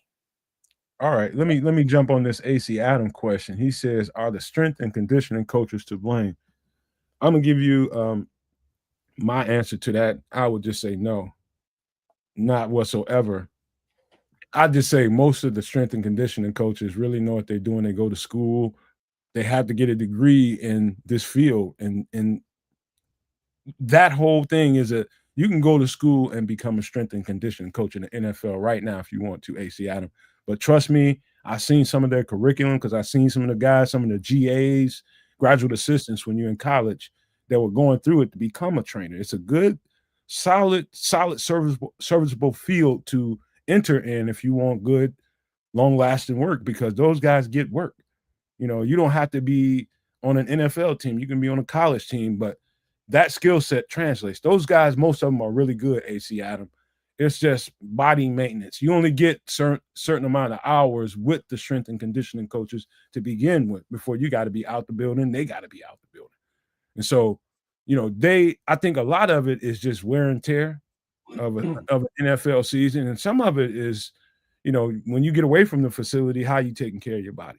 Are you going home and just saying, I just did 6 hours of training with just all kinds of rehab training with these guys, getting my body right, and I'm gonna go home and eat Twinkies and shit.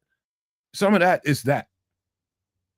But it's just really the bottom line is just wear and tear. Everybody's going to be beat up at this point in the season. So I'll give my little 2 cents on that. I'm not sure if I would blame the strength and conditioning staff, but at the same time, did they change it with the new head coaching staff? I don't know. Maybe there's a bit of a differential there, or maybe they kept it the same with the new coaching staff, which again might be also questionable. Why I say that is because this new coaching staff came in coaching hard AF, right? So considering how hard they've been coaching, I'm not surprised that folks are as injured as they have been early into this season. So unfortunately, is what it is. Upside is expect that next year these guys are probably going to be a heck of a lot more healthy because they're used to getting beat up early on and then had then been rested. So I'm fine with it. You know what? Play a football game a week for 6 weeks, full throttle, hauling ass, and see what happened to your body. You're gonna wear down. It's gonna eventually hit you. You're right. And it's gonna come down to how well you can take care of your body in between time. The time you spend trying to get your body the replenishments that it needs. And some of that has got to do with, how much time you spend in the training room and making sure you're pointing out stuff that's bothering you, making sure that they know they can zoom in on what it is that's fucking with you a little bit. You know what I mean? You're not trying to hide injuries. There's a lot of guys that just want to stay on the field, like, say, for instance, bubble guys. It's a lot of those guys that ain't going to fucking tell the trainer what's bothering them because the trainer might find out that, hey, this is worse than what we think, and we can't put them on the field. And so they just going to tough through it. And so it's different levels of this shit. So Ron C's saying the same thing I'm saying. So, like, when Lovey came in, it was a new coach. Everybody got hurt because they weren't used to practicing at this caliber, and that's kind of what I'm alluding to. I think these guys came in and Ben Johnson kind of said, "Here's the new standard." Oh shit! Everybody hurt trying to get to the new standard, and that's kind of where we are now. Shout out to sorry. Oh, go ahead. There's that, but then there's also, these guys have played 6 football games, so yeah. I mean, it's a physical sport, no matter, what the refs try to take away from it. They just try to take away points from the Chicago Bears, but continue. Well, there's that. But then we've seen with our own eyes the hits that DJ has taken during games. So, I mean, it's not surprising that he's dinged up. We don't know exactly where, let's say, Roshan Johnson got hurt. But as I guess we're moving on to Tyreek Stevenson, Nomad pointed out during our live call, and big ups to everybody that joined us for the live call against the Saints, and make sure you are with us for the future live call coming right up against the Ravens, was that Tyreek hurt his shoulder on an early play. Isn't that right, Nomad? Mm-hmm. And played for a little while after that. The first one of his first big tackle, he hit somebody on the sidelines. I saw it then. The reason why I have a good concept of this, and it's because it didn't really in high school. It's just you're so young, you don't. And high school is just high school. The rigors on your body is just the rigors on your body. You're gonna go out there for a couple hours. You might have to hit for a little while, but once you get into a college camp, and in that training, that spring period when they're getting you ready for football in the fall. Dog, and after about day 3, when they put the pads on you, after about day 3 of that, yeah, you're gonna start getting real personal with the trainers inside that building because you starting to feel it, man. It's like every day you coming into that motherfucker after a practice, and a couple hours after practice, you feeling like you've been through a fucking war. Like you've been in a car wreck and you were the fucking person hit on the street, like somebody's flying. That's how your body feel. And so now it's about due diligence after that point. Do you trust these trainers to help you get to that point where you need to be and get you to the point where you can play on Saturday. And that's what it was in college football. In this league is Sunday. And so it's about that. And do you trust them that when they tell you when you go home, man, don't be eating this, don't be eating that. Do this before you go to bed. Do that before you go to bed. Spend 30, 45 minutes stretching out where we was working this body part right here. Do you trust them enough to take that home with you? That's where it's at right now with the Bears. Every last one of those guys taking heed to what they're saying to them, going home and doing what they're telling you to do. Can you be disciplined enough to do that? So shout out to folks who just jumped in. Ron C in the place to be. He's a super no maniac. You should be as well. Big ups to my boy, my ace bone pole. D Nice out there holding it down in the chat. We also got good old BT9 holding it down with us, and the Crooked Commish jumped in as well, just to give us a little sup, y'all, and a bear down. But man, Bear Truth 9 is leaving some gems in the chat. I do have to sort of say, this is more related directly to DJ Moore. Bear Truth 9 was saying he does understand the importance of cultivating your talent. But to me, Ben trying a little too hard to feed everyone because everyone's putting in a lot of effort. At some point, you got to do what's good to win. And what's good to win in that scenario is you might, if DJ's hurt, just sit him. You have another guy, give him the opportunity to shine for a game, and give DJ the opportunity to heal up because, yeah, he's Wolverine, but this ain't Marvel Comics. But even Wolverine had to have a healing time frame because his antimonium, it was something that counteracted it, wasn't it? So there's actually, the adamantium actually poisons his system. Without the adamantium, his healing factor would be all the more fast. But anyways, this ain't Marvel Comics. So he's not invincible is my point. That's my point as well. I'm a billion% with you. Sit him. Let LB3 go out there and have a game. We'll see how it looks. For better or for worse. Still a fair amount of humanity that we can and skilled players that we can go out there and utilize. We did get to Tariq a little bit. That's concerning with respect to only one receiver for me. DeAndre Hopkins hasn't had a really particularly great time as a Raven, but he's a bit of a cheat code as far as a 50-50 ball wide receiver. He's no longer the deep threat he once was back in the day. So, you still got to have somebody viable with him. I just don't know who that somebody is.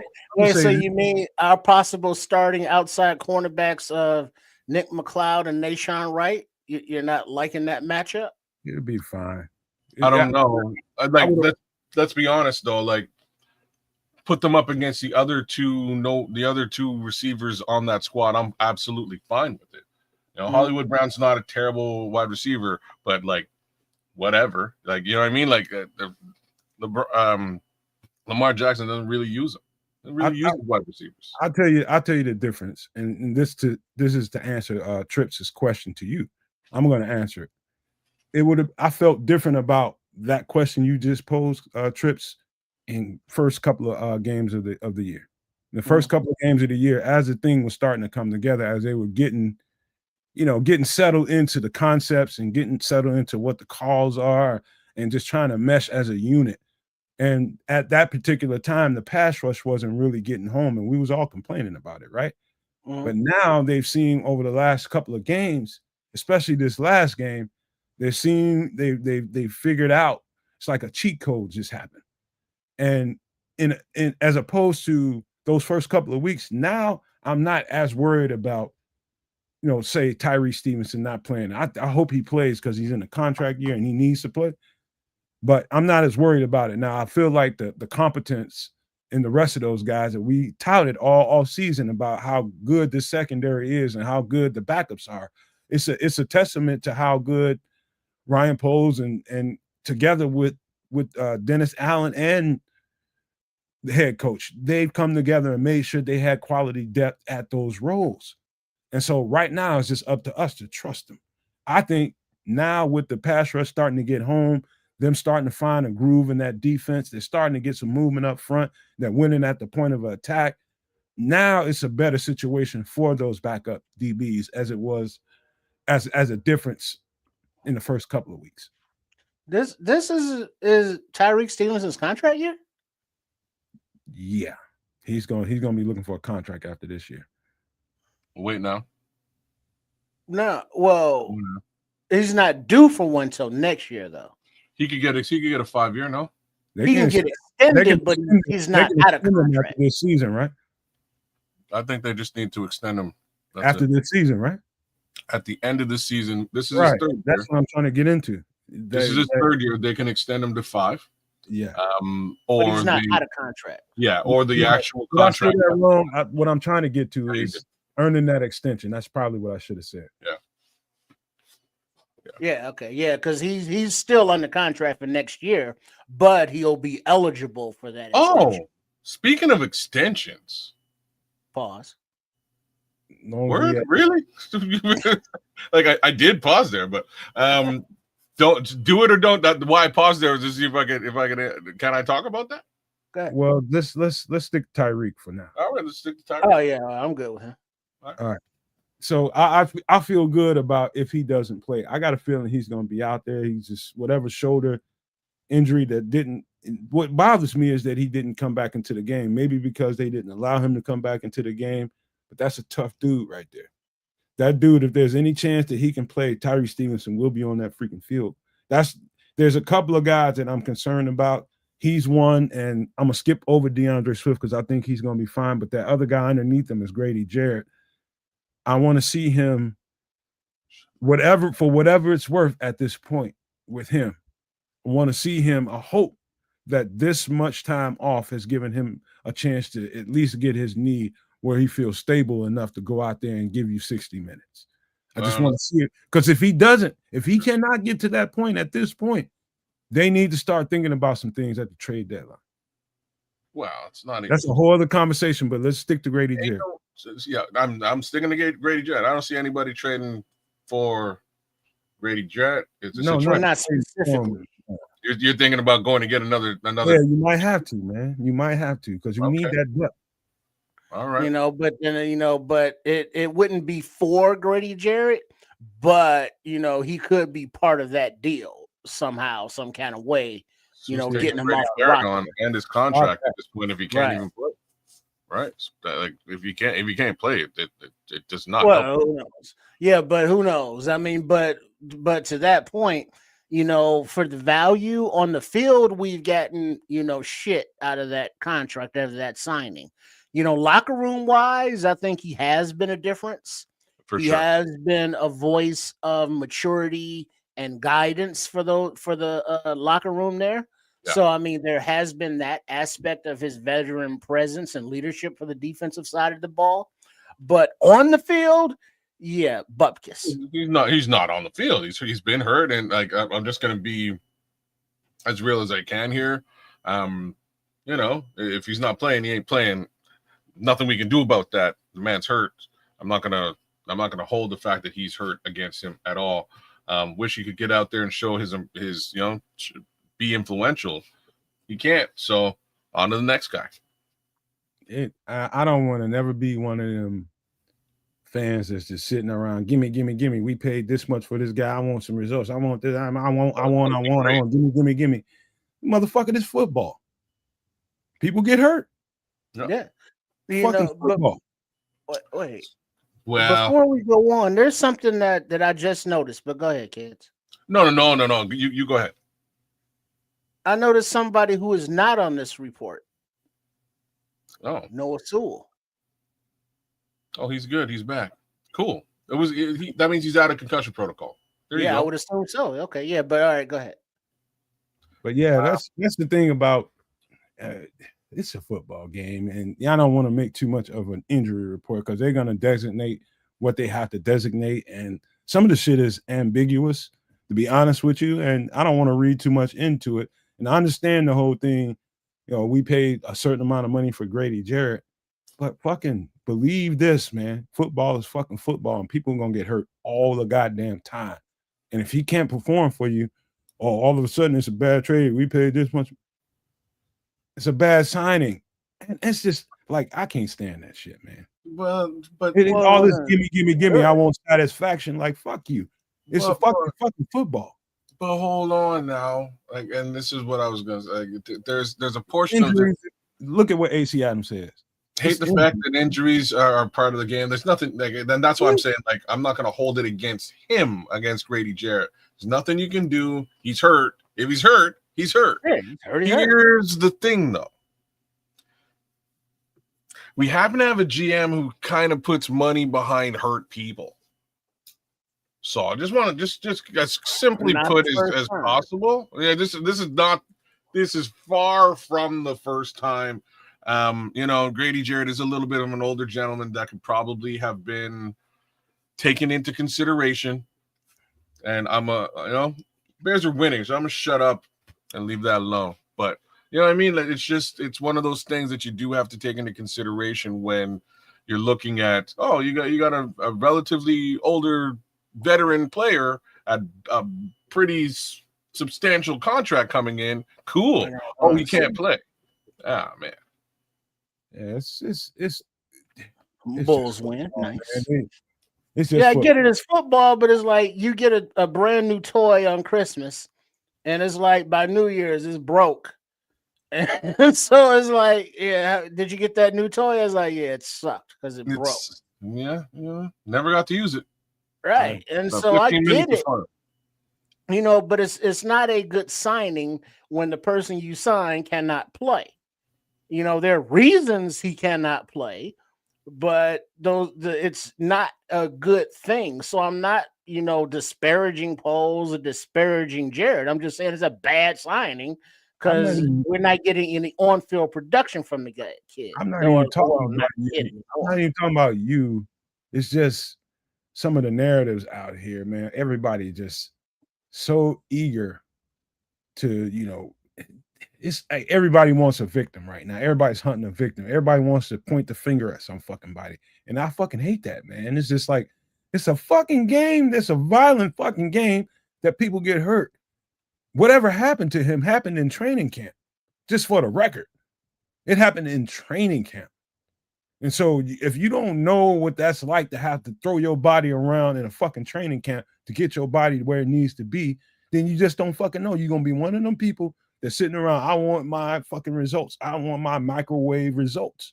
It don't fucking work like that. It's a fucking game and it's violent. People going to get hurt. He's 30-something years old. But this is my point. He's 30-something years old. Ryan Poles knew how old he was when he sent him $50 million.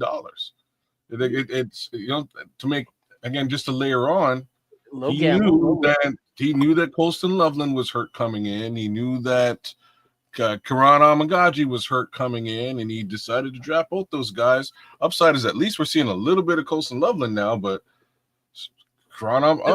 strangely, Karan Amagaji is not on this list, so maybe he's available in some capacity. The very first motherfucker he signed was hurt, Ogunjobi. Mean, then what did he do? He said, "Oh man, I can't sign you because you failed your physical." Then he got in the back of his Uber and cried with him. So he has a history of signing, guys that aren't the healthiest coming in. Name me one person just in your mind besides a kicker that after a football season ain't hurt in some kind of way.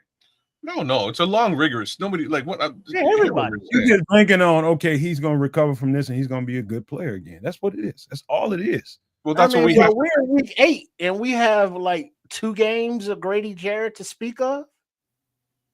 That's not a good, all right. Return on the investment thus far. Thus far, there you go. That was the key words. Thus far. Yep. So I can agree with that. So let me scooch on down here because I'm not worried too much about Braxton Jones and his knee. Cairo, that's a whole. You don't give a fuck about Cairo. Cairo, that's a whole other conversation. Mayshawn Wright. Now I'm a little bit.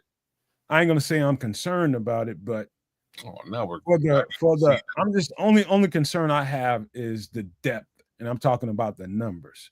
How many guys can you throw into this scenario because if Nahshon Wright, let's just say Nahshon Wright can't go. Now you got to decide, okay, who are you going to throw out there? You want to put Blackwell out there? You want to put Jaelan Jones out there? You want to move Tyler out there? Do you want to move? It's about how do you situate the pieces that you have left? Because he's already a backup. And so we already up against it to begin with. Now, if he can't go, now you're dealing with a numbers issue. Now you're gonna have to do some roster gymnastics come Saturday afternoon to put your 53 together. Well, if it came down to what you said, there's Nick McLeod. Let's say hypothetically Tyreek can't go, so you got McLeod over there, and so that leaves Blackwell, Jaelan Jones, and there's one more, right? McLeod, Blackwell, Jaelan Jones, and it might be a guy on the practice squad. All right, so the options are getting very thin there. You got to throw Kyler out there. Maybe they move some pieces around. Maybe they throw Kyler on the outside, let Blackwell play the nickel or McLeod or somebody. But they can get it done. It's just now it's going to force you to do some roster gymnastics. If he can't get up for the game, now you're going to have to, because you already got a situation with Cairo. You got one more week before you have to make a decision on Cairo and Jake Moody. You're getting ready to bring Austin Booker up, hopefully. Now you got to make a decision there. And so there's things going on here. You know, they carried how many offensive linemen last week? I think they carried 10 offensive linemen last week, I believe. And now it's roster gymnastics. Getting to that 53, it might be somebody that we don't expect being on the short end of the stick this week if Nahshon Wright can't go. This is cool. Amon has, I think, at least one more week on IR before he can come up. Like that one, I'll be surprised. They want to bring him up. I'll be surprised if they don't bring him up just because, again, he's a special teamer. Bring him up, throw him out there, he'll play just like they did Travis Homer. It's a little bit less, it's not like they're going to play Travis Homer at the running back position. Oh, you got hurt. It's okay. You're a special teamer. Amon might not get brought up, dude. It's like they have not fared badly because Amon hasn't been there on ST. No, there's only so many roster spots. So if you bring him up, somebody got to go down. Right. This is true. They got some decisions to make. So I could see Braxton Jones just say, hey, his knee, he's limited, he's unavailable. So, he's not going to be suited up. He's out for the game. So that takes that roster spot away and leaves it open. You could say Grady Jarrett. I don't know if he's still limited or old man time. Cairo Santos, it's like, hey, if his thigh's still hurting him, he's still limited. He gets another week out of there because, Moody has been, reliable thus far. So if Santos can't go with his kicking leg, you can't just put him out there. I also think that the possibility come a trade deadline, Braxton Jones is a starting left tackle. What caliber of starting left tackle he is for this team or the next team is anybody's guess. He's still a starting left tackle to a lot of people that need a starting left tackle. True. And so them not playing Braxton Jones or keeping him on the if they didn't, I'd be surprised. No, they would not put him on the practice squad. They wouldn't. No, because then he would get signed away. Yeah, somebody pick him immediately, they'd lose. They get nothing for him. They don't have to do shit, and then so he could be on the trading block, possibly. Now, the way Theo Benedict played last week makes you want to, because he started to regress a little bit, to be honest with you, kids. You saw some regression going on. I started to see some of those bad habits that he was up against one of the better pass rushers last week. So, I kind of expected a little bit of regression. And don't think the Ravens come with less fortitude, dog. They're gonna they got the same at the edge, energy, bro. Yeah, bro. Yeah, they got some motherfuckers, dude. Okay. They ain't been one of the best teams on defense for years and years. Bro, you say that? They've been shit on defense these past 6 weeks, though. That's because Matabike ain't been there. Okay. Whatever it is. We talking about the interior. We talking about the interior of their front. Now on the edge, they can still bring it. Telling you Okay. now. They're telling you now. Now, looking at the game and watching, what they would want to see if I'm the Bears. I want to see another good week for Theo. I want to see him rebound and have another good week. And that puts the Braxton Jones conversation to bed. You can literally put him on the trading block after that. But if Theo struggles again, Braxton Jones might have to come back into the conversation, depending on how bad the struggle is. If he starts regressing, I'm just telling it you. It wasn't that bad, though, last week. Yeah, at times it was, man. At times it was, and times it wasn't. It was just up and down. It was effective enough, and you could say, well, it's like, yeah, he had his hands full with Chase Young, because those little damn bubble screens out to the left, yeah, none of that shit was working, because Chase Young is right in that lane, and that's not really Theo's fault. So those are plays that looked bad because Young made the play. But as far as the pass protection, that is still a work in progress.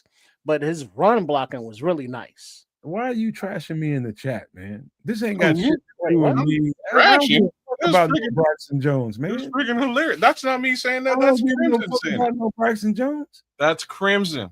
That's what he said. Why are you feeding into it, trashing me? I don't give a fuck about Braxton Jones. I'm telling you about the quality of play. You're not, bro. You missed the first comment. So D Nice is saying, please tell me what the hell is Travis Homer's value to this team? And my answer was, he's no man's favorite player besides Melvin Jones. That was my answer. I'm just joking. Either way, Crimson is sort of down here saying something different. He's saying, I know you like Braxton, Nomad, but since he was benched, the O-line has been so much better, even with the UDFA. Jones is just a player on the team. I don't favor him no more than the other ones. But when he's doing well, I say he's doing well. When he's doing bad, I say he's doing bad. Like, I spent the whole offseason telling the whole world that we need to get a starting left tackle. And Braxton Jones took that shit personal and came out and started playing some good football at the early part of the season. He started regressing, and I had to speak on that. He regressed. I don't see this coaching staff, though. I don't see a world to where it's like, oh, well, we gave Theo a couple games. Yeah, let's go back to Braxton. I think that ship has sailed. They've seen what they needed to see from Braxton. And it's like, yeah, we're good here. The ship has sailed so far that DeAndre Swift put up about 300 plus yards on the ground 2 weeks in a row, like two weeks total, and Kamanungai taking off too. That ship is in Europe. You know what I'm saying? Like, the run game suddenly works. Yeah, that ship gone. Carnival cruise. Crimson said, when was he talking about Bryson? When was he doing well? I say his first couple of games of the season was not bad at all. Matter of fact, they were.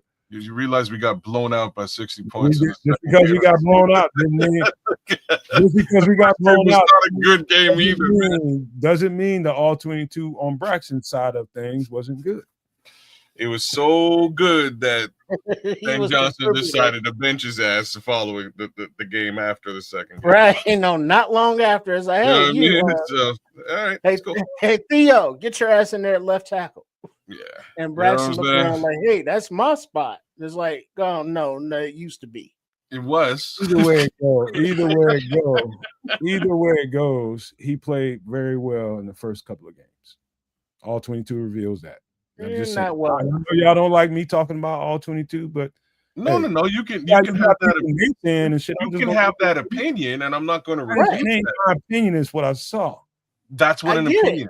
Like, he still got replaced, so it wasn't good enough. Well, the bottom line is the bottom line. Theo's a starting left tackle. This is what I'm saying.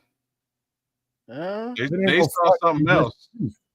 They saw something else. And so now, with that said, with the Theo and left tackle, the run game and opening up more. Now you build in some consistency with the passing game, and this offense is still, despite the lack of execution, despite the penalties, what's the number? 21, 27 points per game. What's the number this offense is putting up? I don't know, man, but it's enough points to win football games. It's somewhere Yeah, between I know it's enough, but I think it's like 24, 27. Let's just call it 24 points a game, which is a you know, great, that's a good number. All right.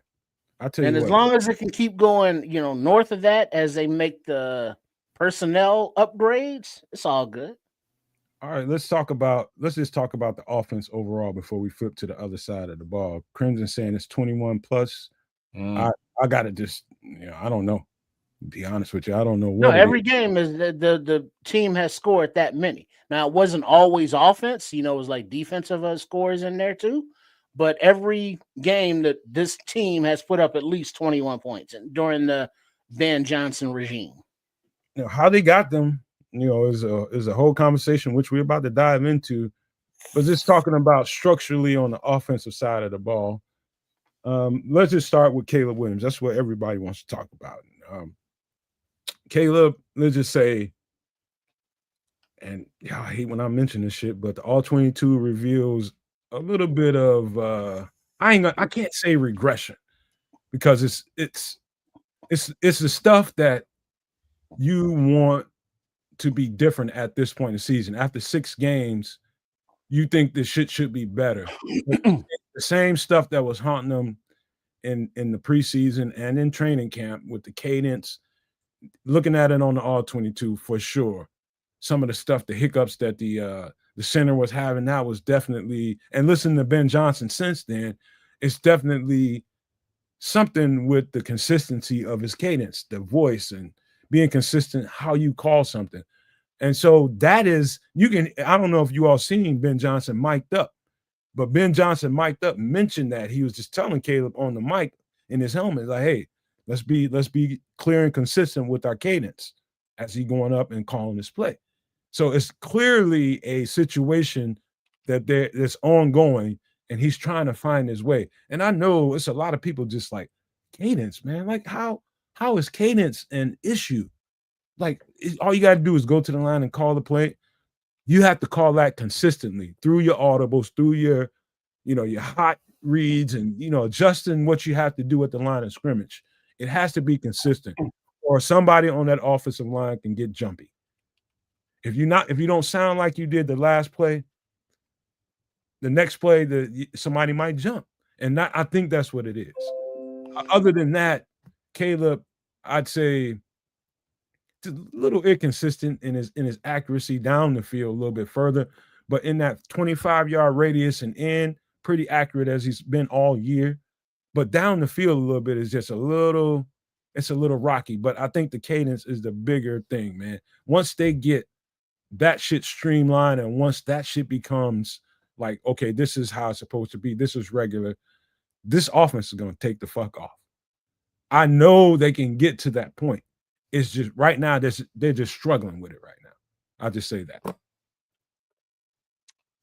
Yeah, he's just jittery, in my opinion. And not to refute what you're saying about cadence. There's a lot to be understood there, and he can definitely clean that up. It would avoid a lot of the issues we're seeing.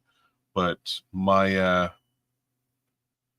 2 cents is just he's remember how he came out when, hey, like, do you get nervous at times? And he's like, no, I've never been nervous. I don't ever get nervous.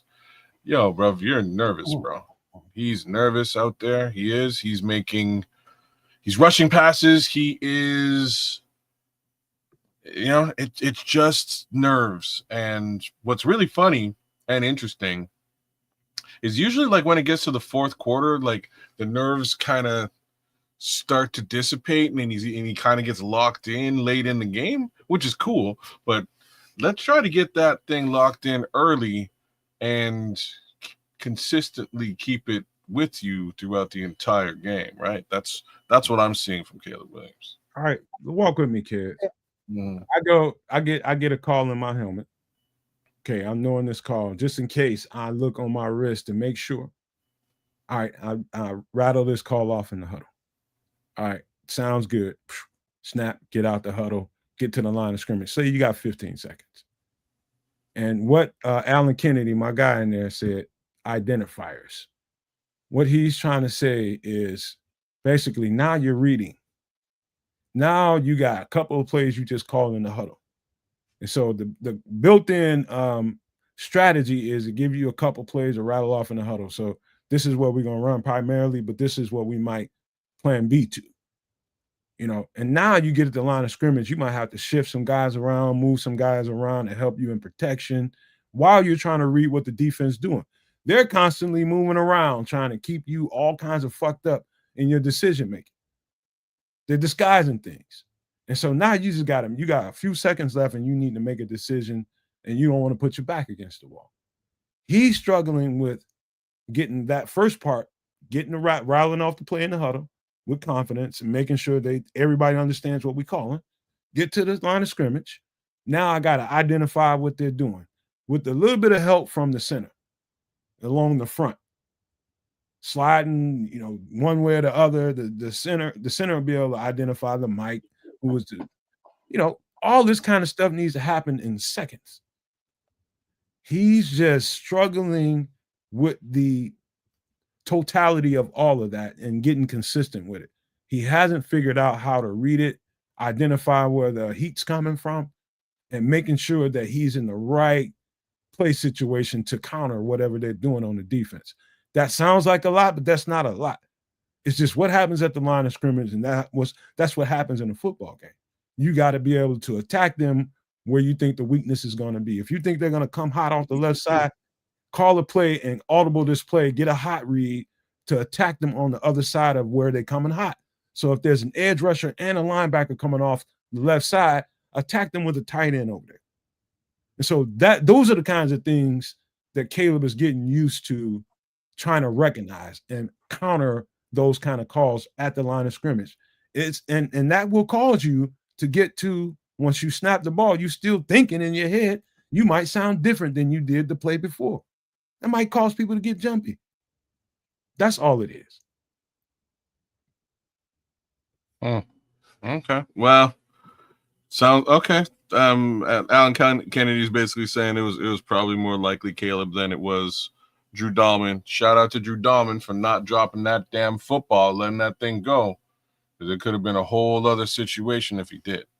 But, like I say, this offense is a work in progress. They're going to continue to work at all that. Eventually, things will start to come together.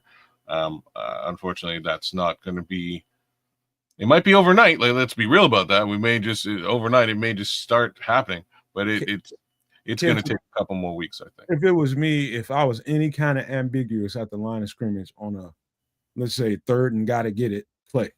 So say it's 3rd and 5. And they line up in a wild, some kind of fluid looking, let's just say they come looking like they're coming at me. I'm going to identify who's one-on-one, and I'm going to trust my receiver and give him a ball he can catch. Sometimes it just comes down to that. Like we were talking about a couple of weeks ago about Jamar Chase and Joe Burrow. You identify that one-on-one with a beast of a receiver, you see DJ, you fucking burn him.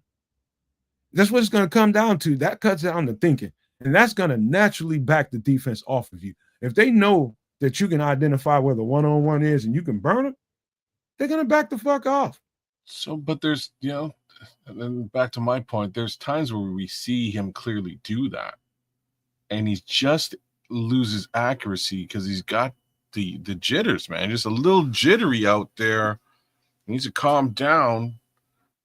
Maybe get one of them gummies you guys keep telling me about.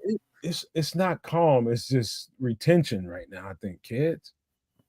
I think it's just retention. He just hasn't retained it all yet and got comfortable with it. He's going to get there, though. Scholes is making a good point, though. He's saying if it's on Caleb's cadence, why hasn't Tooney been penalized all season?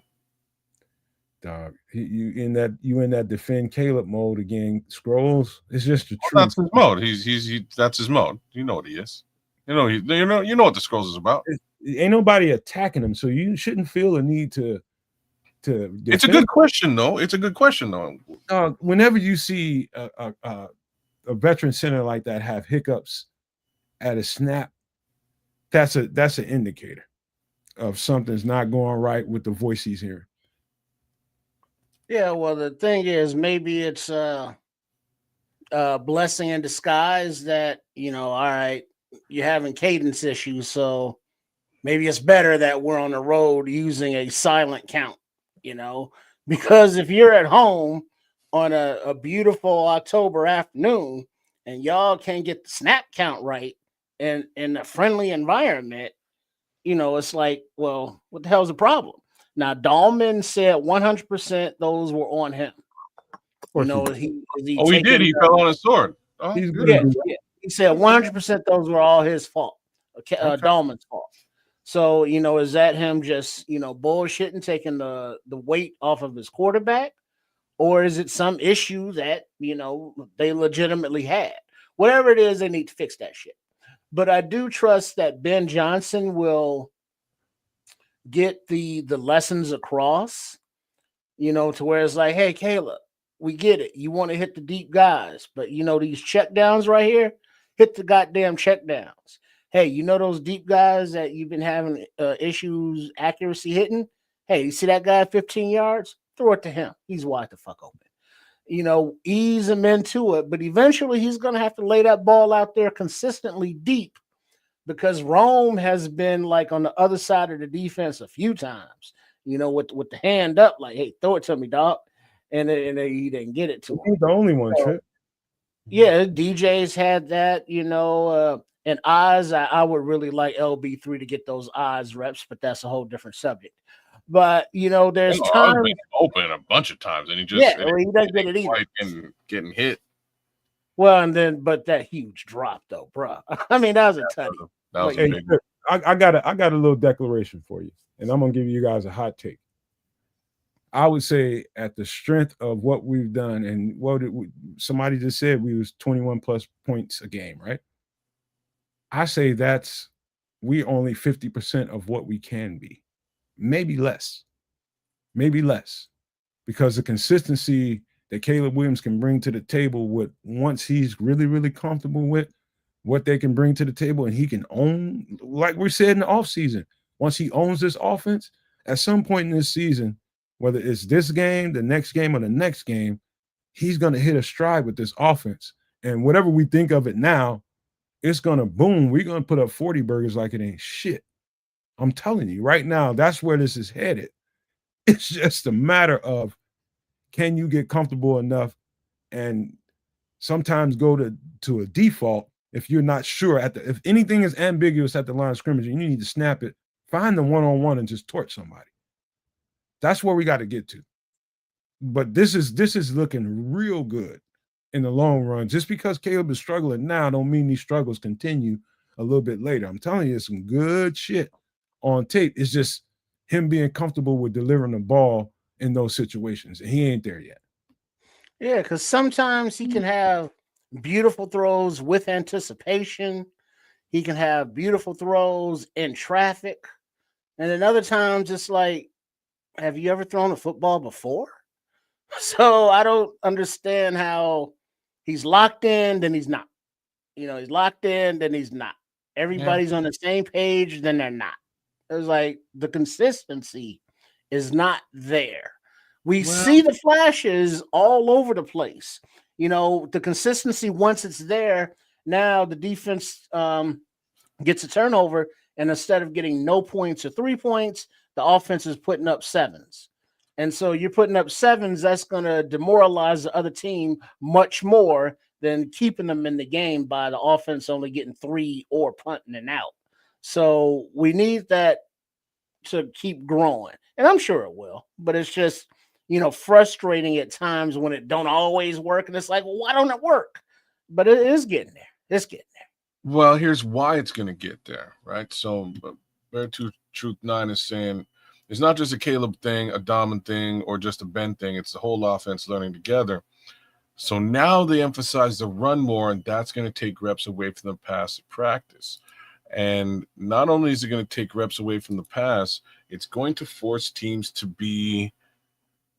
defend the run.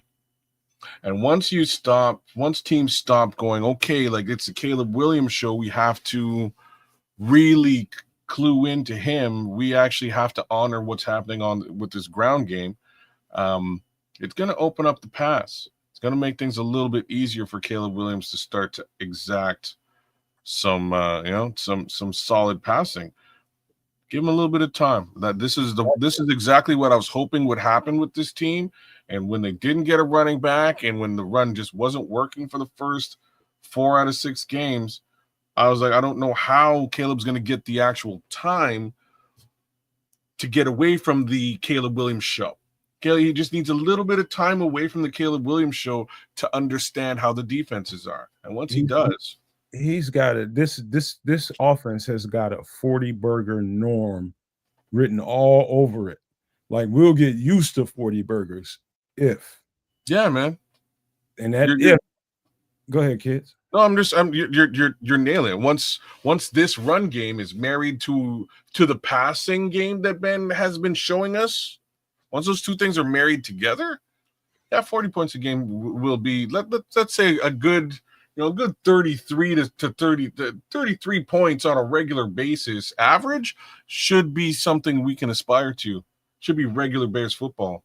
We just got to get there. Now that we got the running backs hitting holes with conviction, and the offensive line are handling their blocking assignments with conviction, the running backs are sure the holes are going to be there, and they're hitting that motherfucker too, and you can see that. Now the other side of that is you just talked about it, kids, talking about marrying up the run game with the passing attack, and the play action comes with that. Him being able to take advantage and hitting them deep shots and hitting them with accuracy. That is the conundrum for Caleb Williams right now, outside of the cadence issue. It's about when those opportunities present themselves, exact all kinds of damage on these motherfuckers every fucking chance you get. And right now, he hasn't been able to do that. Once that shit comes into fruition, it's a 40 burger norm. I'm telling you, 40 burger norm. And that's a lot, but that one there is going to be a tough one for him to learn. I think it's good. I don't think we're going to see that until much later in the season, if at all. If we do see it late in the season, oh boy, the P word can begin to be uttered. Poontang? I like that one. That's a good P word. Now, individually, you talking about some guys that we were talking about in the first couple of weeks, and like, again, those people are like, hey, why did we pay these? I tell you who's had the best last 2 or 3 weeks, and the running game is the fucking result of it, is Darnell Wright and Jonah Jackson. Those dudes together over there they crushing it, bro. That's the best thing I can tell you outside of really layering it on thick. These dudes over there on that right side, those dudes are tearing the shit up, man. I'm talking about handling, blocking assignments. Any call to the right side, I'm sure Kyle Monunga and DeAndre Swift are like, hell yeah. Hell yeah. These motherfuckers are tearing it up. And it's times I have to give some credit to Drew Dahlman. He's in the pool game when they're doing power concepts, when they got to pull the center and they got to, pull a guard or a tight end, he's tearing it up. He is tearing it up in movement concepts. He's tearing it up, bro. And so the offensive line probably doesn't get as much credit as they should, but I'm giving them their shit right now. They are probably more responsible to all of the success outside of how well the defense has been playing. But all the offensive success in the running game, don't forget those offensive linemen have to make that happen. So those 3 guys in particular, Dahlman all the way on over to the right, Jonah Jackson and Darnell Wright, they've been busting ass, bro. I'm telling you. It's they win at the line of scrimmage, bro. They are winning at the line of scrimmage. It's also the other side too, man. These guys have figured out that they can utilize DeAndre Swift in an outside zone rushing scheme, and it's working. Whether it's left or right. Last week left was a bit of a problem because you got Chase Young and he plays very well. So for the most part, we saw most of it on the right hand side. Tearing it up in power too. Yeah. And now, because we had given them a lot of shit early in the season because they looked like shit. But, Darnell Wright was hurt. coming back from injury and not playing together. Now that they've had a few weeks, on task together, they're starting to understand where they need to be, where their partners are, and they're much, much more cohesive as a unit. And, we like to think that going forward, it's only going to get better. But, looking at some of those holes just from the end zone angle where you can see behind the line, it's like, geez, that's a huge hole. And you see Darnell right out there moving the crowd. Keep blocking Jonah fools like Jackson, crazy. man. He's two at a time and panning them off, and then even like little Colston Loveland coming around there pancaking. So everybody in that interior offensive line, even Theo and Tooney, they're all just out there picking up, moving guys off of the ball backwards. Like, dog, I'm talking about the night and day difference. And shout out to Crimson. He's in there. He says, Nomad, the O-line is the reason the run game is working. That's the key to NFL football. We Crimson, he can do, he's just like, he ain't no big DeAndre Swift fan. But I'm gonna defend him a little bit because the first couple of weeks told me a lot about why he's not hitting holes the way he should. If you've seen all the mush and muck up in those concepts they were running, it's like DeAndre Swift was just looking at no daylight. And whoever was in there was looking at no daylight. None. And all of a sudden they start hitting their assignments right. And now over the past few weeks, couple of weeks at least, they're starting to hit the holes with a little bit more conviction. I don't care what running back it is. If you're not sure about whether or not they call a play over to Darnell and Jonah's side, how sure are you that this hole is going to develop? And so you're going to hit that hole with a little bit of hesitation to see if it's going to actually actualize, if that hole is going to open up. If not, you're going to be looking at plan B to bounce this thing somewhere else. And so just as we can criticize a running back for not putting up the numbers we're all looking for, same thing could be said for the offensive line for not creating the lanes for him to run it. And so the running backs aren't going to hit those holes with conviction if they think it's going to be muddied up. That's just football. And so I think we're starting to see the DeAndre Swift that we signed because the holes are presenting themselves. Yep, and he's being utilized in the right way. So it is what it is. I like what's happening right now. I also really do like what's happening with Kabonanga. I think he's going to have a big game this week. I think he's going to have a big game. So let me holler at Tim Bazemore has a question. Any one of y'all can read it off if y'all want to. Sure. So, guys, how the hell are the Chicago Bears 6.5 underdogs to a Baltimore Ravens team that is one win, 5 losses? They just keep disrespecting our Bears. Shake my head. Yeah. I don't well, they're not a proven they're a proven team, but that's not the word I was looking for. They're a tested team, playoff team, championship caliber team. Even though their record may be 1-5 right now, the Bears are still y'all just got out of the basement team. So you're gonna look at just who the Ravens were, and have been. That's a little timeout inflection on what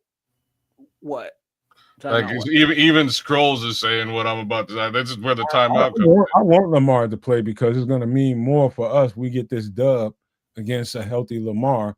And the reason why the odds are like this is because all you have to do is be a football fan over the past, let's say, 7 years or so, however long Lamar Jackson has been with this team and they've been building this team.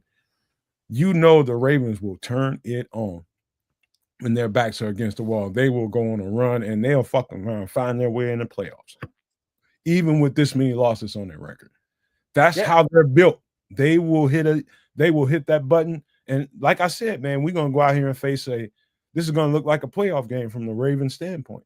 That's why we have odds against us. And Lamar Jackson is playing. If he doesn't, I'm going to be pissed off because we bust their ass. Everybody's going to be talking about only because Lamar didn't play. I want him to play, and I want to make sure we cream the shit out of these motherfuckers, and that's going to solidify us. The odds makers will change after this game. I promise you that.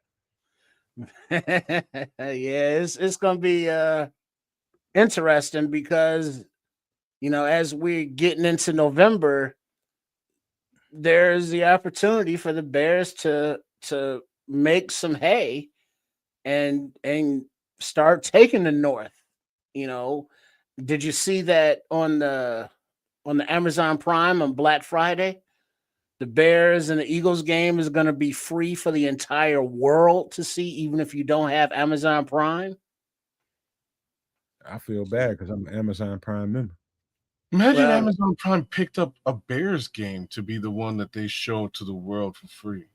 That's interesting. Yeah, Bears Eagles. You know what I mean?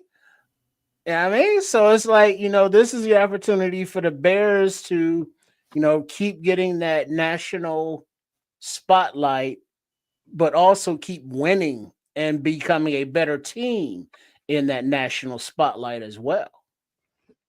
All right. Let's just say this. I'm looking forward to it because I think we got what it takes.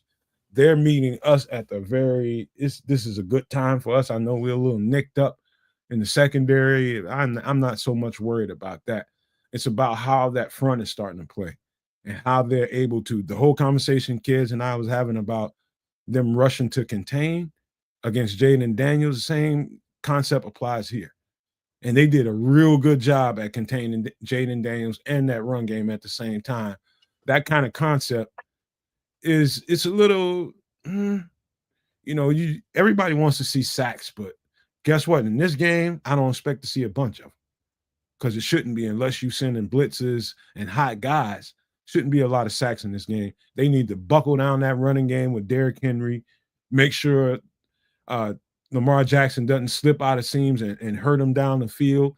And once we do that, we can get them to play left-handed like we got Jaden Daniels to play left-handed. Same concept applies here.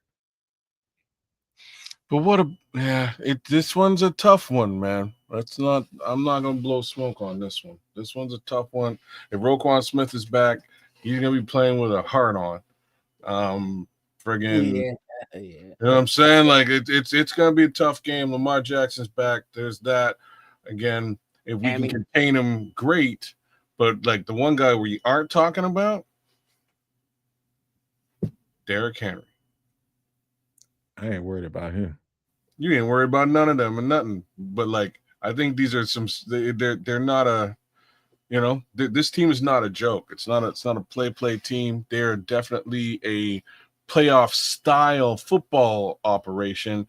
They're just gonna have to find their way back to the playoffs. I'm with you, and ain't nobody want anything to do with it. Game's over at that point. As soon as I find out, I'm gonna kick your ass all over the place. I'm just saying. That's what it's going to look like this weekend. Those three guys are going to be a bit of a difference maker, and they have all the reason to win a football game like this because they've been doing all kinds of losing because they weren't on the field. So just looking at the game, punch them in the heart on. The Bears have to get home when they blitz because this is a veteran team, and we'll take advantage of those situations where the secondary is basically left hung out to dry if there's a blitz, on the way. But then also, Derrick Henry, he's a load to tackle, so to speak. So the linebackers, the defensive line, and the DBs are going to have to be ready to come physical. I'm going to tell you the physical DB, man. Oh yeah. I'm going to tell you. Go ahead. I was just going to tell you exactly how I think this game is going to play out. First half is going to be a lot of feeling out. They want to see what kind of shape Lamar Jackson is. They're going to take it easy. There ain't going to be nothing exotic being called in the first half of the game. They're going to focus on trying to make sure Derrick Henry doesn't keep extending the chains. So they're going to really gang up on the running game, run blitzes, and in the passing game, they will rush to contain Lamar Jackson, like I said before, and they will match up man to man and see if he can hit one-on-one guys. If he sees a guy matched up with, they'll try to find a weakness. If McLeod is playing out there, one of the starting spots or something like that, or if it's Nashawn Wright, equally they'll attack either one of them. They'll try to find whoever they're matched up against and try to throw the ball that way.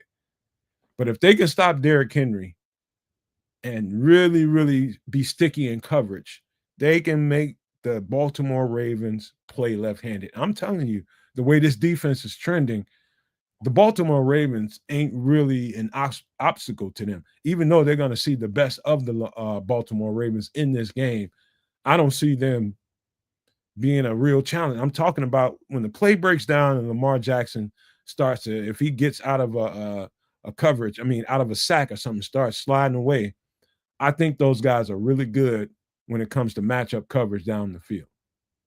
I really do. And anything he dumps off underneath with Tremaine and TJ, I feel real good about this matchup, man. I don't feel the same as I did at the start of the season when I seen those guys on the schedule. I think this is a winnable game in a serious way. It's going to be a dogfight, but I think we can beat it. It was winnable without those two guys on the field. I thought we would have run ruckshot over them. But both of them, and I'm mostly worried about, I think it's got a lot less to do with Lamar Jackson. Doesn't really use his wide receivers in a capacity that scares me. So even though we've got a little bit of pain in our secondary, I think we can handle that. I think we can handle it. I also think TJ and Tremaine are going to play very well against the guys he does use, which is Mark Jackson and Isaiah Likely. And I think Isaiah Likely's out. But they'll match up very well against the tight end situation, which is what Lamar uses. So cool there. Big problem is King Henry running ruckshot over this defense. I don't know if this defense, this is the one, and this is going to be the challenge. I don't know if this defense can really square up against what he does out there on the field in the run game. He's a bit of a different thing. I don't think we've seen anything like that. I like these odds, Melon Smasher. I really do. I really do. Like these odds. If what I said gives you confidence, I wish I was a gambler, man, because I would be like, I'm all in. But for me, do me a favor and take that bet.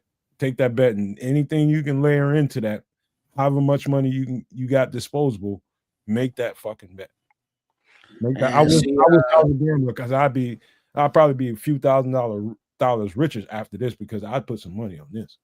This is worth the money. To be honest with you, from a betting perspective, it's worth a couple of bucks to put down and see what happens. I'll put a couple $1,000. You put what? I put a couple $1,000 on this.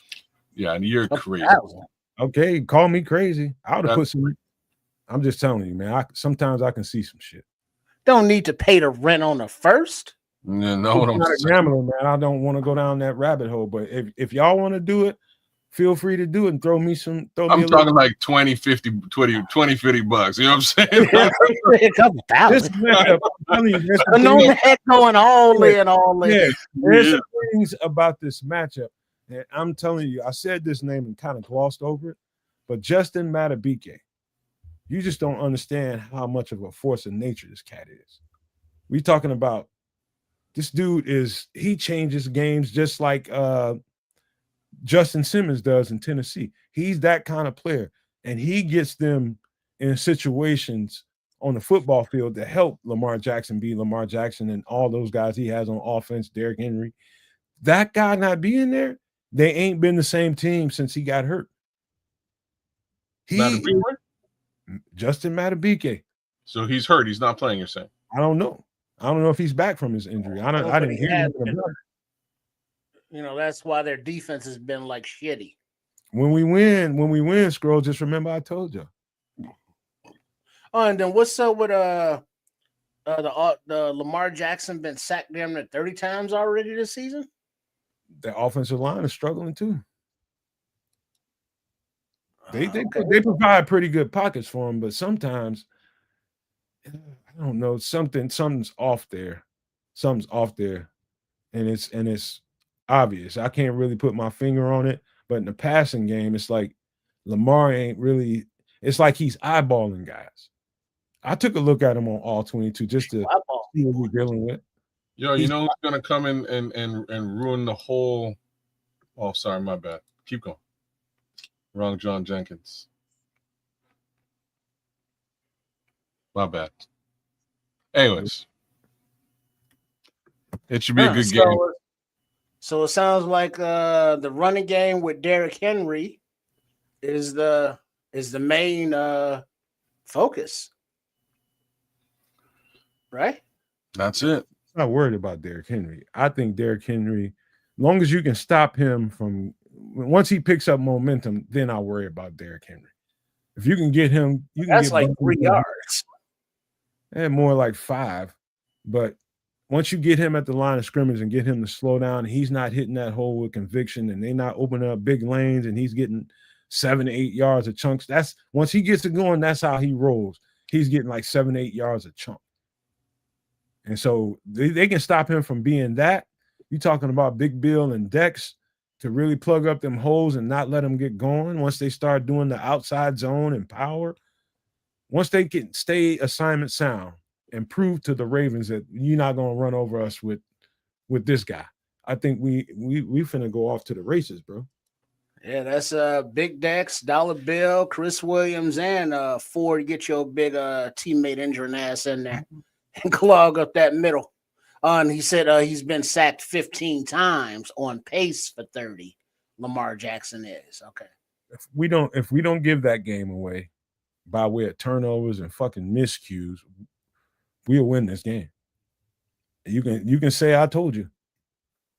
Tony, we're gonna beat these motherfuckers. Derek been giving up the ball too? Yeah, he has, which is very, very strange for him, but it's been happening quite frequently this season. He loses his mind. It's funny to watch him when it happens. He loses it and goes and smashes his helmet and stuff on the sidelines. So, again, key to victory. We can get more than 2 turnovers, more than 2 takeaways, man. We can potentially win this football game. The problem is we have to capitalize. You can't falter. 7, please. 7. Let's get those takeaways, get in the end zone, and put these guys in a situation where they have to worry. Because I don't really see them getting takeaways from us on the other end of this. There's not going to be a lot for the Ravens from a defensive perspective. Go ahead.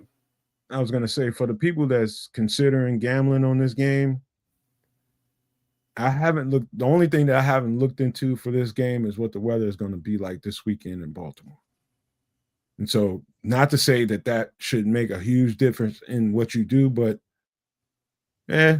depending on what you're betting on, maybe, if it's clear skies and in a regular sodded field, and whatever is whatever. Now, whatever you was thinking, you go ahead and do it. But that's the only thing I haven't looked into as far as this game matchup goes. What's the weather going to be like? It's going to be windy. It's going to be rainy. And any of that shit's going to be a factor. So just make sure you do due diligence when you're putting money on the line, making sure that that part of it is important. Mm-hmm. And then you gotta, you pay your tithes. So you come up because of your little wager. So you come on back and make sure you get a membership. Become a supernomaniac. Become a nomaniac. Give some memberships, if you will. You know what I mean? All right. So, hey, all I know is come holler at your boy, man. Send your boy some of that money, man. Hey, I'll put that Cash App up. You holler at me, man. If I got you some money, because it's a lot of people unsure. And I'm telling you, be sure. Trends are trends. Hot teams are hot teams. I'm telling you, this is going to be good. Any last thoughts? I do have one more thought before we get out of the Bears conversation. And I'm just going to make a bold statement, and you guys can take it for what it's worth. Come after this week, we beat the Ravens.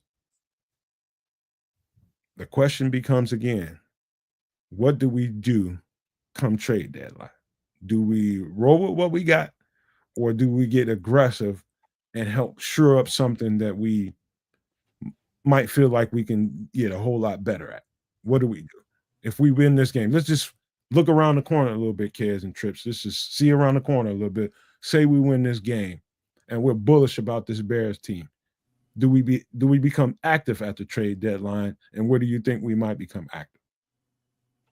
So for me, it's all about the cost to be the boss. So if you're depending on what the dollars and cents is, what the capital requirement is to make a move, you make your decisions. So in my opinion, I'll baseline it like this: if you can trade a first rounder to get a linchpin defensive end, you do it. Once you start into, okay, well, we want a second round or two and a third, or we want two firsts. And once you get into that type of capital conversation, I'm less interested. You know what I mean? I'm much less interested. Here's the other way to look at it. If you can then package a Braxton Jones or package somebody in with a first round pick, somebody that's worth something that you know you're not going to utilize in the future, now you got to move. So personally, I would say Braxton Jones, first round pick for Max Crosby. Well, you know, the I could see the Bears there too, being buyers and sellers, selling guys like a Braxton Jones who may not be a part of the team going forward. Whereas, or packaging him and being buyers, I think it's the Giants or the Jets keep coming up with their defensive linemen. Some top end guys, or some like the one guy coming off of an Achilles injury that he had last year or something, coming back first round pick, defensive end. So, I mean, it also depends on what position is needed. I mean, we've gone this far into the season with just DeAndre Swift at running back. Roschon Johnson's gotten 2 or 3 reps and Monanga's gotten a few. But so does that mean that, we need to go out and get a running back? No. Or defensive end or defensive tackle? What position? Is cornerback going to become a thing of need because of injury? So, I mean, that will have a bearing as well. So it's not all just about, well, this team could win and we have to go all in for the Super Bowl this year. It could be, well, it's like, we need to make moves. So we want this guy from that team because Dennis Allen and Al Harris could use him going forward. Or Coach Garrett can work with this defensive lineman who will be on this roster for more than 1 year. So, not just a rental player, but trading for players that they can see fitting the system's offense or defense. I'm going to dial it in a little bit and say this to you. I'm just talking about what I see now versus what I saw at the beginning. Yeah, I was heavy on the running back.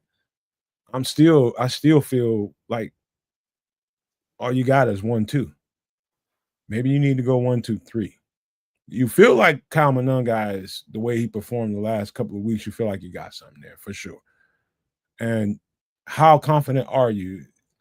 I would just say, based on the last couple of weeks, and if this continues into this next week against the Ravens, then you probably feel pretty secure in the running back room, right? And so I would look in other places. And where I'm going now is probably going to be a little different than what you guys might be thinking. The first thing that comes to my mind when it comes to the trade deadline is cornerback. And if Jaelan Johnson, if he's going to be available at all for the rest of the season, number one, is it a guy out there now? And I don't want to put down Nahshon Wright by no means. I think Nahshon Wright plays some pretty good damn football for us, real good football under the circumstances, and he's widely considered by a lot of people as a backup. Getting cut from teams and being on practice squads. That's how people see him. And he's come here under this new leadership and under this defensive coordinator and played some pretty solid freaking football for us. He's had his ups and downs at times, but, do you feel solid if you got to run the rest of the season with him as a starter? Or do you go get a real surefire guy at corner and you don't think Jaelan is going to play for the rest of the year and you feel like you got playoff hopes? And so that I would circle that conversation because I think it's real. The other thing is that's more important to me is if you think Grady Jarrett will be less than what you expected him to be, my opinion is that's going to significantly hamper your depth. Now you're going to be dependent on the guy you just drafted, a rookie, and Chris Williams, who I don't shit on whatsoever. I think they're good players and got a lot in them. But I do think you need some insurance in that spot if you think you can go and get into the playoffs and do some things. Because that's what's going to happen if they beat Baltimore, which I assume Baltimore, you will see the best of the Baltimore Ravens come Sunday. If they beat those guys, then you start looking down the road towards, okay, what do we need to do to shore this thing up? Because if we can beat these guys, we can make a nice little run here and do something. Who knows what's going to happen? But those are the two spots I think are the most needy right now. The interior tackle, if Grady can be right for the rest of the year, and how strong do you feel at the cornerback spot? Do you feel like you can run with the rest of these guys you got backing up Nahshon Wright? I don't think so, man. I think you might have to make a move there. So those two spots are what I'm looking at. Well, there is I think I sent you a list, kids, of like the top trade candidates according to Sport Track. And although those moves are possible, it's just what will be the needs identified. And it's like, as the more we talk about cornerback, whereas going into the season, that was a position of depth. Now it's like we're talking about, backups of backups of backups starting. So, cornerback could be a position of need more so than running back, defensive end, defensive tackle. So, I mean, just looking at the names available, not everybody is a Max Crosby or Trey Hendrickson. There are some, names on the list that are young players, but how'd you define them, kids? Like proven, but like don't have a space on the team. I'm sitting here just staring at it. I should probably share with the rest of the world so they can also see it. You don't have to necessarily do that. You can talk. They know who they are. Well, I'll pull it up anyway, just because I can. You know what I mean? It's right here, as opposed to me just being a selfish bee. But like I'm looking at some of this stuff. I was like, oh, of course, DJ Moore on the chop block for Chicago. Of course. Makes perfect sense. But then I stopped for a minute and I looked at Jeffrey Simmons, and that's what I was really staring at. And these numbers are pretty similar. You can do a 1-for-1 trade here. They definitely need themselves a wide receiver. They need all kinds of things in Tennessee. Maybe you do a 1-for-1 trade with the Tennessee Titans, give them a number one wide receiver. We get Jeffrey Simmons, and we have a smoke and a pancake. That would still allow you to do something big at the edge. Now, I was also looking at Tariq.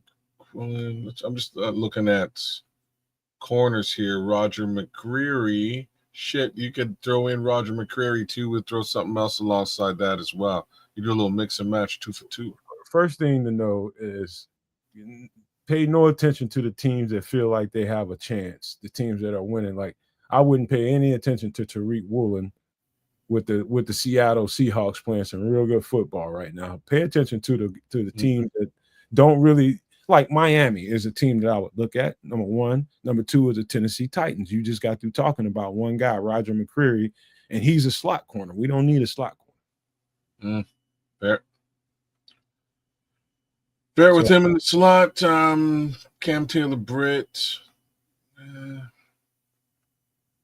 Just trying to look at corners here.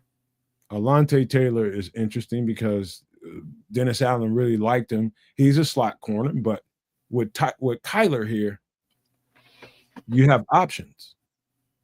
What about Bradley Chubb? Nah.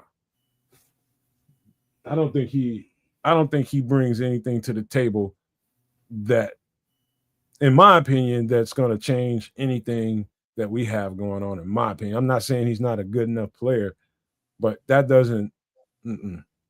All right, Nah. let's get down to somebody a little bit better. What about What are you gonna do to trade him? Everybody knows that the Miami Dolphins are looking like a fire sale right now, and so they're receiving calls like a motherfucker, right?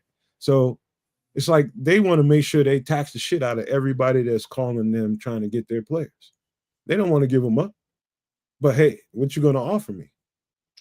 To If be you ain't frank, offer me a boatload, I'm hanging up the fucking phone on you. well, no. Man, who giving him a boatload? Somebody might, but That's a foolish somebody. Is really what I'm saying. Because they're not winning, you should be able to be a little bit chintzy and say, "Hey, look, you know what I'm saying? I could be having a conversation about Max Crosby right now. I'm talking about Bradley Chubb. What did Bradley Chubb get done this season? Oh shit, you guys lost a bunch of games. Yeah. So let me give you a third for Bradley Chubb. You know what I mean? Just negotiate. You're the funniest motherfucker on the planet. As soon as somebody gets into like a negotiation, go here, man. Gets into a negotiation posture. Go here, bro. Where you're trying to actually like win the negotiation. He's like, damn, no, man, pay all the money. Give him every dollar you can. Give him every dollar. We're trying to. It's a business. Whole fantasy GM shit. I don't like it. I'm just saying, I'll give you a fourth. It's a business. It is a business. Well, I don't like it. But you have to. And why you have to is because this team that we love here so much has been the victim of exactly what I'm describing. Oh shit, y'all team losing? Oh, you want to trade somebody? We're gonna give you nothing for it. All this does is set you up for disappointment because you got all these crazy ass fantasies in your head. No, I'm not disappointed at all. I don't think gonna do none of this shit, man. I don't think none of these things are actually gonna happen. I think in this real world case scenario, guys that I think might wind up on this team, Dameon Pierce on the cheap. Wait, what you know what I mean? Like, I don't think they're going to running back. You know what I'm saying? Running back. Who's on the cheap here? Quandre Diggs at safety. If we really think we need to back up on the safety, I don't think we do. But do we have a cheap corner here? I don't think they're spending big money in free agency. There's Jaquan McMillan, $1 million. You know what I'm saying? Like, we'll give you some sort of low wallet share capital, or they go super deep and they get a real guy like Max. I don't see them doing it.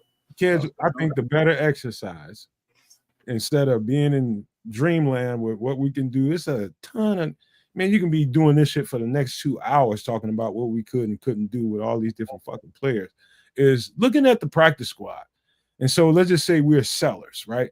Let's just say Braxton Jones is going to wherever. Let's say he goes to the Raiders for whatever trade. I don't think it's going to be a player for player trade. It's going to be a trade for compensation. And for whatever that compensation is, if it happens, it'll probably go down that way. Let's see. I think Roschon Johnson is on that list.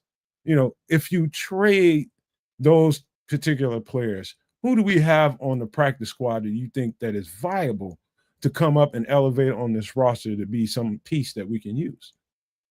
Oh, that's the better exercise than this fantasy shit. Well, shit, Brent Brown can do Roschon Johnson's job. Hold on a second. Why is that? I don't understand how that's the better. I just got shit to do, kids, and we're gonna get lost in this conversation for the next 2 hours because I don't think they're gonna make a move. So this is not a 2-hour conversation for me. I don't understand how the practice squad is the better side of the conversation. Because if let's say we're sellers at the trade deadline, there's guys like I just mentioned, Braxton or Roschon, who's on this list. If they do go, who gets elevated in their placement? So we got to start talking about Kieran Amagaji. We got to start talking about, if we're going to keep Britton Brown, do we keep Britton Brown or do we get a replacement for him? Somebody like a Dameon Pierce or something like that. You know, if we want to let him go somewhere, what do you get for a Roschon Johnson? I don't think you get shit for him. I don't think he's tradable. Roschon Johnson is probably not tradable. You're right. And this is kind of along the lines of what I was talking about before. If you ain't winning with the guy, who's giving you anything for the guy? Braxton Jones on the flip side, you might wind up getting something for him just because of the position he plays and how many snaps he's played at it. 6th round pick at best.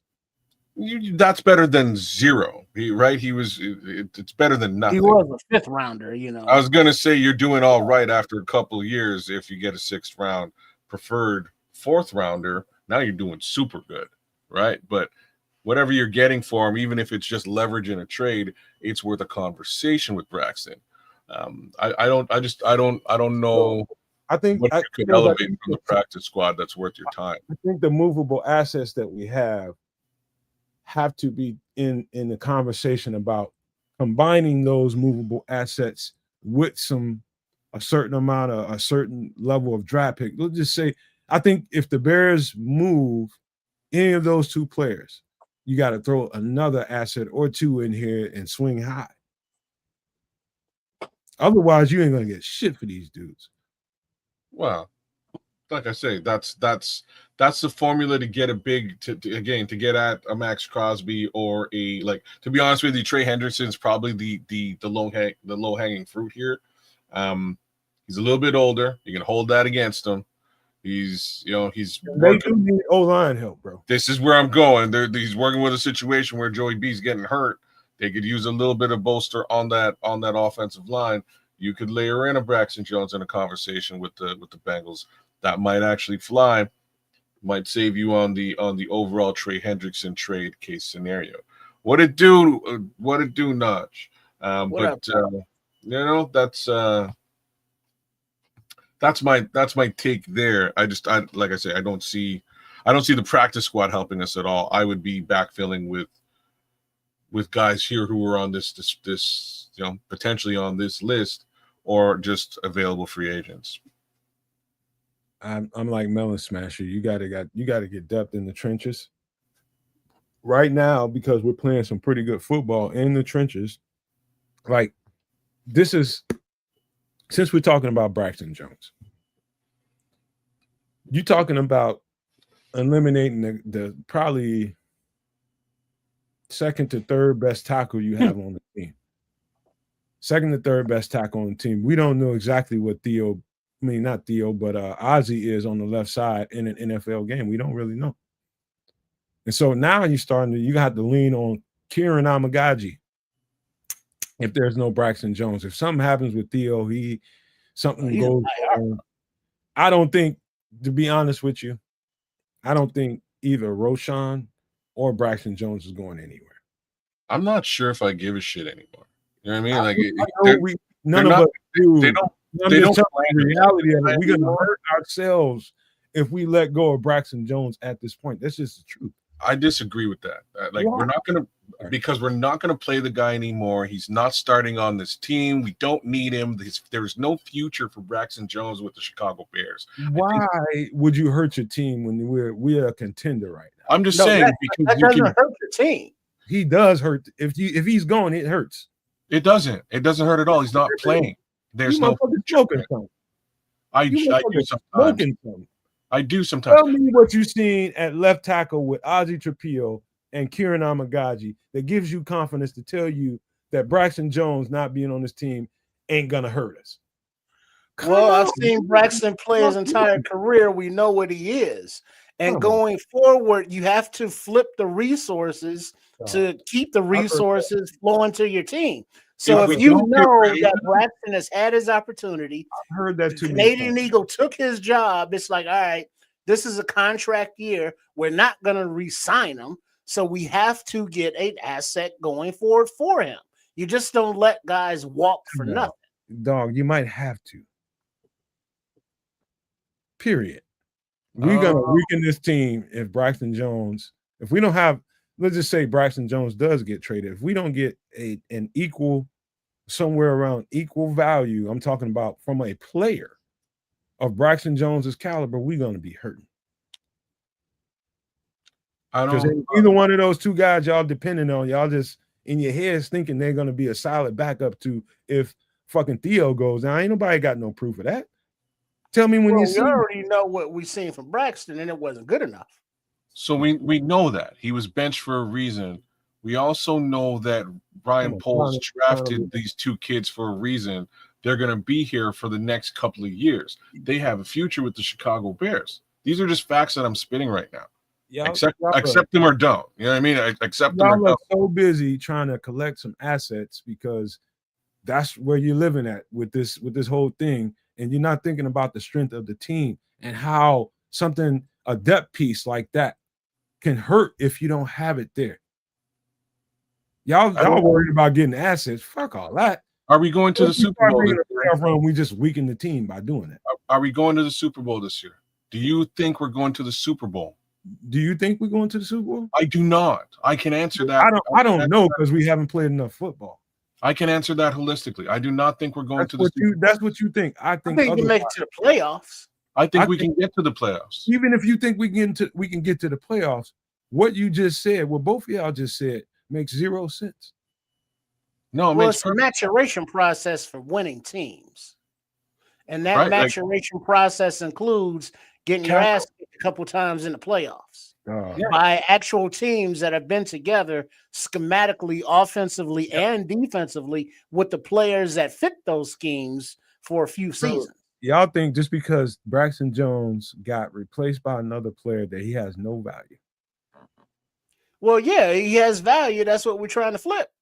That's the problem. You ain't flipping shit. Neither is Kids or me. I bet you at the end of the day, when it comes down to it, they don't see that as a winning strategy unless you're getting an equal value football player at that position to replace Braxton Jones. You don't weaken your team like that if you think you wouldn't take a third-round pick for Braxton Jones? You ain't getting no third-round pick for no Braxton Jones. Right, that's not what I asked you. Would I take a third-round pick under this situation? Yeah, and then you have to make another trade somewhere. Well, right, so there is a price that you would give up Braxton Jones at. If you're gonna get a third for him, yeah, you gotta make that deal. All right, so it's just but you in your mind with this, come on, man. I'm trying to tell you, Braxton Jones is valuable to this team right now. If they're a contender, like you said, Trips, if you think they're playoff, you think they can make it into the playoffs, he's a very valuable piece, bro. I don't think there's value. He wasn't part of that equation. I don't think there's any value there at all. I think the value in Braxton Jones in your fucking head. No, I'm not. It's because there's more value in additional capital to get a viable player to replace Braxton Jones in next year's draft. That's valuable. Right now, he's sitting on a bench. We have two pieces that we could play and get snaps. Need snaps. I can't even quantify how ridiculous this shit sounds right now. Understand that if we're ready to go on a Super Bowl run, everything that you're saying here makes perfect sense. I don't think we're there. You keep layering that into it, like because it's you're trying to get me that it should be that the Bears can make the Super Bowl. That's what you're trying to get me to say. So you're saying unless either prepare for that or don't. We need to trade Braxton Jones. Yes, that's bullshit. It's not. That's bullshit. It's not. The guys behind Braxton Jones. You're not thinking well, bro. We've drafted guys behind them. They're not getting snaps. Ain't that good. Or still be on so fuck them. You think undrafted Theo Benedict would guys we drafted? You think Theo Benedict would be on the field if Ozzie was good enough to play on the left? Well, Theo's better than Braxton. So, what point is that? The point is that Braxton's got no future here. There's no future for him here. What? So it's a future for him now with this team? That's not a future. That's the present. These are tenses we're talking about.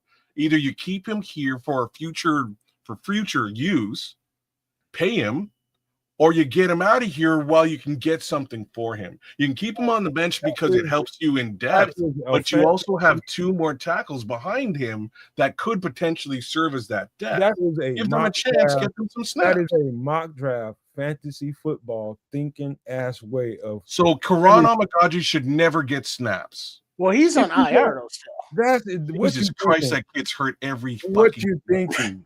What you think? You can't walk without tripping. What you're thinking is all fantasy, all mock draft. It's not. It's not reality, bro. If it's gonna weaken the team, team building, brother. Unless you get a equal value from a player player to player, if you get another football player that can play his position equally as well as Braxton Jones, we got somebody that plays his position, make the fucking trade. It's going to weaken the team. Nobody's going to make a trade for a left tackle and give away their left tackle. That's just right. Nobody's trading away. There's no better left tackle than Braxton. That's not how trades work. Keep stuck in what the fuck? Yeah, let me give you Braxton Jones for your left tackle, and we'll just do the switcheroo. Maybe he'll be better on your team, and maybe yours will be better on mine. So, who does the Bears are going to the Super Bowl. Mm-hmm. In your mind, that's the only reason you keep Braxton Jones. As a general manager, you should be preparing your team for a run for the fucking Super Bowl. That's what a general manager does. Are they going this year? No. If that's your assessment, then you continue to prepare your team to go on their Super Bowl run. Like, that's how it works. What's up, Ryan? What's going on, my guy?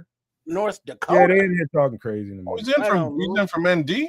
Jeez. You came at the right time. They talking crazy as a motherfucker. Right? No. Don't make no sense. None. They just trying to. It's like realistically. We got this drive picks. That shit don't mean nothing, dude. I'm just saying, bro.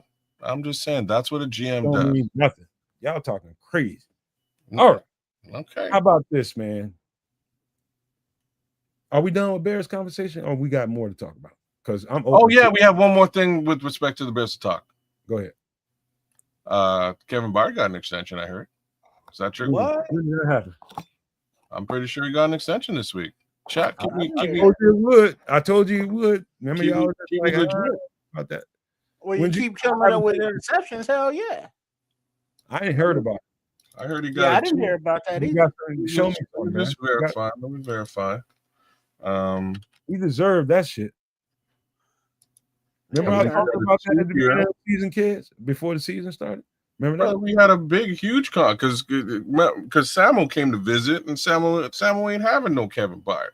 So we had a conversation with Sam about, I think maybe you extend him for a couple years on a semi team friendly situation. You go and you draft your new safety anyways. Kevin Byard to help school him up.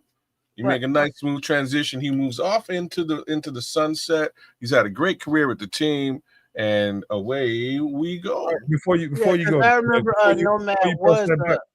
hold on before you go there. Before you press that button, I want to say this about the Braxton Jones conversation. Let's just say, and this is just straight, I'm just throwing shit out there. The Detroit Lions have had a struggle at left tackle. Taylor Decker.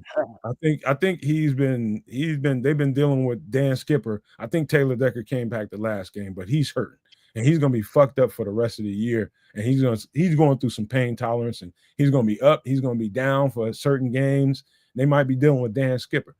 Let's just say the Detroit Lions reached out to us and offered us, say, a 6th-round pick for Braxton Jones. Do you make that move? No. You do absolutely nothing within the division. See what I'm saying? But I would. It's got nothing to do with Braxton. No, the two different things. Kids is not a fan of trading within a division. Trading with the kiddies. Me, I'm holding out for more. Because I looked at how Detroit traded TJ Hawkinson to Minnesota in the division. Hurt the Vikings by taking some of their draft resources and gave them a player that is like not really doing anything on their squad. So if we were to trade Braxton Jones to Detroit, it's like, hey, defense, it's time to have golf burgers every time we play them. And we taking their draft pick. So yeah, that might actually be a beneficial trade in the end of the day. That might actually work out very well. I said he ain't helping them Lions ever. I'm with you, but there's the homie. There's the homie KB, man. This must have happened before we did the show. Yeah, is there a new Spot Rack update on this shit? So because I didn't know what did the terms, like 2 years, a year. So he got a 2-year, $15 million deal. There's some bonuses there. He's already at 7, so it winds up being somewhere closer to like a 9.5, 9.5. Wait, run that back here. Tell me again. Sure. 2 years, 15 mil is what the conversation is, but there's some bonuses involved that make things a little bit larger and more worth his while. So a little bit of an extension. He's going to be here for a while. He's having a amazing season, top notch, mad picks. Shout out to PlayStation enthusiasts. I'm going to say something that I said probably. Is that how it works, PlayStation enthusiasts? Probably 2 years ago. Probably 2 years ago, Samuel was still on the show. And when I said it, I think everybody came against me.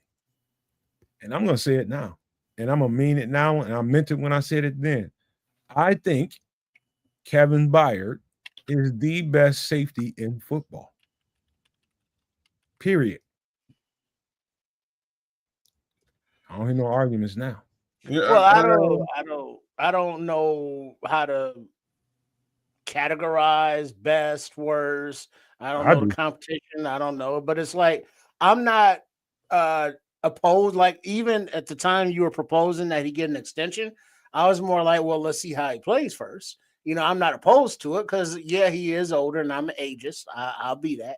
But knowing that there's no other safeties under contract beyond the season, it's like he's a veteran, and if he can still play, yeah, bring him back because we know we're going to be drafting and bringing in a free agent. So having his presence is a good thing.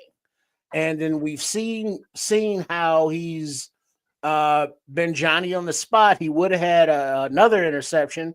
You know, I think that's when Nashawn Wright ran into him. But he's a pro's pro. He had that reputation from the Titans. He had that reputation when he was with Philly. And so we're seeing it, you know, play out week by week. And it's, you know, it's a very good veteran signing. I couldn't say more than what you guys have said. So, like, big ups to Kevin Byard. Kevin Byard is playing lights out football right now. His podcast is also very cool, too. So if you guys get the opportunity to check him out, very well spoken. I enjoyed the episode with Tariq Stevenson. You get to sort of see Kevin Byard in more of a bit of a mentor role to Tariq. I'm sure Tariq doesn't say it, but you can sort of pick it up. But just the respect level between the two of them is very high. So again, big ups to Kevin Byard. Shout out to him with respect to that contract extension.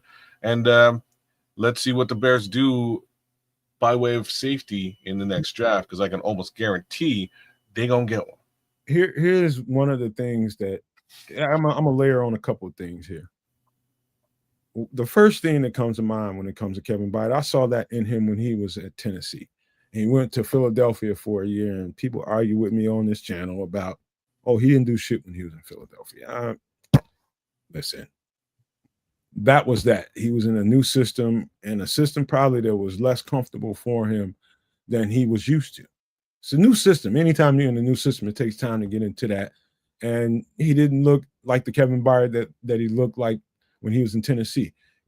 He was the same football player, but under those circumstances, under Vic Fangio and all those zone concepts, Vic Fangio plays about as much cover 2 and cover 3 as Flus did. He's just got better players than Flus did, and that's why they won the Super Bowl. The thing is this: what I see with Kevin Byard since he's been in the Bears uniforms, we're talking about the year with Flus and this year with Dennis Allen. What is starkly different on tape is you can see the trust that Dennis Allen has in him and the freelancing ability that Kevin Byard has in this defense to move around and make decisions on the fly. I can literally look at him on the field telling, hey, I'm about to run and shoot this. I can literally see that. You can see that Dennis Allen, the veteran coach that he is, and I'm telling y'all some real shit. The veteran coach that Dennis Allen is, knowing the veteran safety that he has in Kevin Byard, that he's seen it, done it, experienced it. Trust me, man, I'm going to make good decisions out here. You can fucking see that on tape, and it's tangible. And those have resulted in interception after interception after interception. That's what Kevin Byard can do. I've seen that in him when he was in Tennessee. Now, if there's a guy on this team that deserved to have his contract renewed or extended, that dude is him. They securing Kevin Byard for a reason. They feel like as this offense is coming to age and starting to get their footing into this game and starting to become really, really effective, that 40 burger norm that I was talking about earlier is going to come. But they know that the defense led by Kevin Byard on the back end of it is going to help them sustain that growth that they need on the offense. That guy can take the ball away at a high rate. He's going to end up with another 4, 5, 6 interceptions on the season. I'm guaranteeing you that. It ain't going to stop. And I'm telling you, that is the best safety in football. I dare anybody argue with me. People would say that I think, what's his name? Kyle Hamilton, the safety at Baltimore. Yeah. Nah, I don't think he's better than Kevin Byard. He ain't played nowhere near as much football as Kevin Byard. Yeah, wasn't he a number 1 pick? Yeah, but I still don't think he's better than Kevin Byard. That dude is the truth.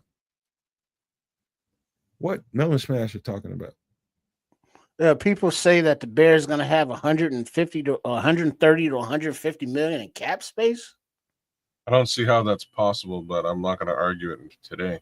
I know they're pretty low on cap right now, so they would have to shed a couple of bodies in order to get there. If those bodies are Grady Jarrett and Montez Sweat, there's your 130. Still kind of doubt that happening. He says 132.7 million, a projected from February 2025 from Marquee Sports Network, suggests that the Bears could have over 130 million in cap space. That's too far down the road for me to be thinking about, for sure. Seems like a lot. It does. I'm like way too much. It's kind of shocking to me. But all right, I'll tell you what, kids, you had something interesting that when you got into the StreamYard before we went live, you had a conversation about a movie that you saw recently. But you know what? Before we do that, let me do this because we haven't done this the whole show, and we should do it now. Anybody that wants to, make sure I got the wrong. Make sure you use the right. Tied it up. There you go. Go ahead, kids. Hey, man, I'm just saying, become a member. Thank you for your support. We appreciate it. By all means, continue to support us, and we will continue to provide additional stuff for you guys. So, first tier of membership is a No Maniac tier at $1. Second tier is at $5. Become a Super No Maniac. Scan the QR code, grab your phone. It'll take you to the join area where you can do the darn thing and also become a Super or a No Maniac. We appreciate all the love. Like, share, and subscribe on all 3 of the channels. Kev's a Canuck, Sports Chicago Style, Nomad Network.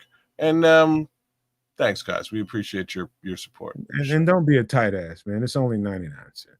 Don't be tight like that. Don't do us like that just because you can. Be good just because you can. Don't be the opposite person. Oh, I'm not going to do it. But I ain't giving them shit. I'm not going to hit the like. I'm not going to hit the subscribe button. Don't be that guy. Don't be that gal. It's easy to deny somebody something, but it's much, much great. We would be grateful for you to just take the road that says help them out, because I do believe we create very good content. Sometimes it's testy and contentious, but that's what a good content shows that create good content is supposed to be like that. Everybody ain't going to agree on everything.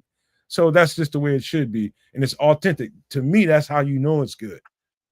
It's authentic, man, because ain't nobody sitting here and stroking everybody about everything somebody says. People will fight you back. And that's the point. So that's why it's good content. And we're here at this hour, at 3 hours into it, giving you content. If that's not enough, come on, man, hit that damn like button, man. Come on now. Come on. Indeed.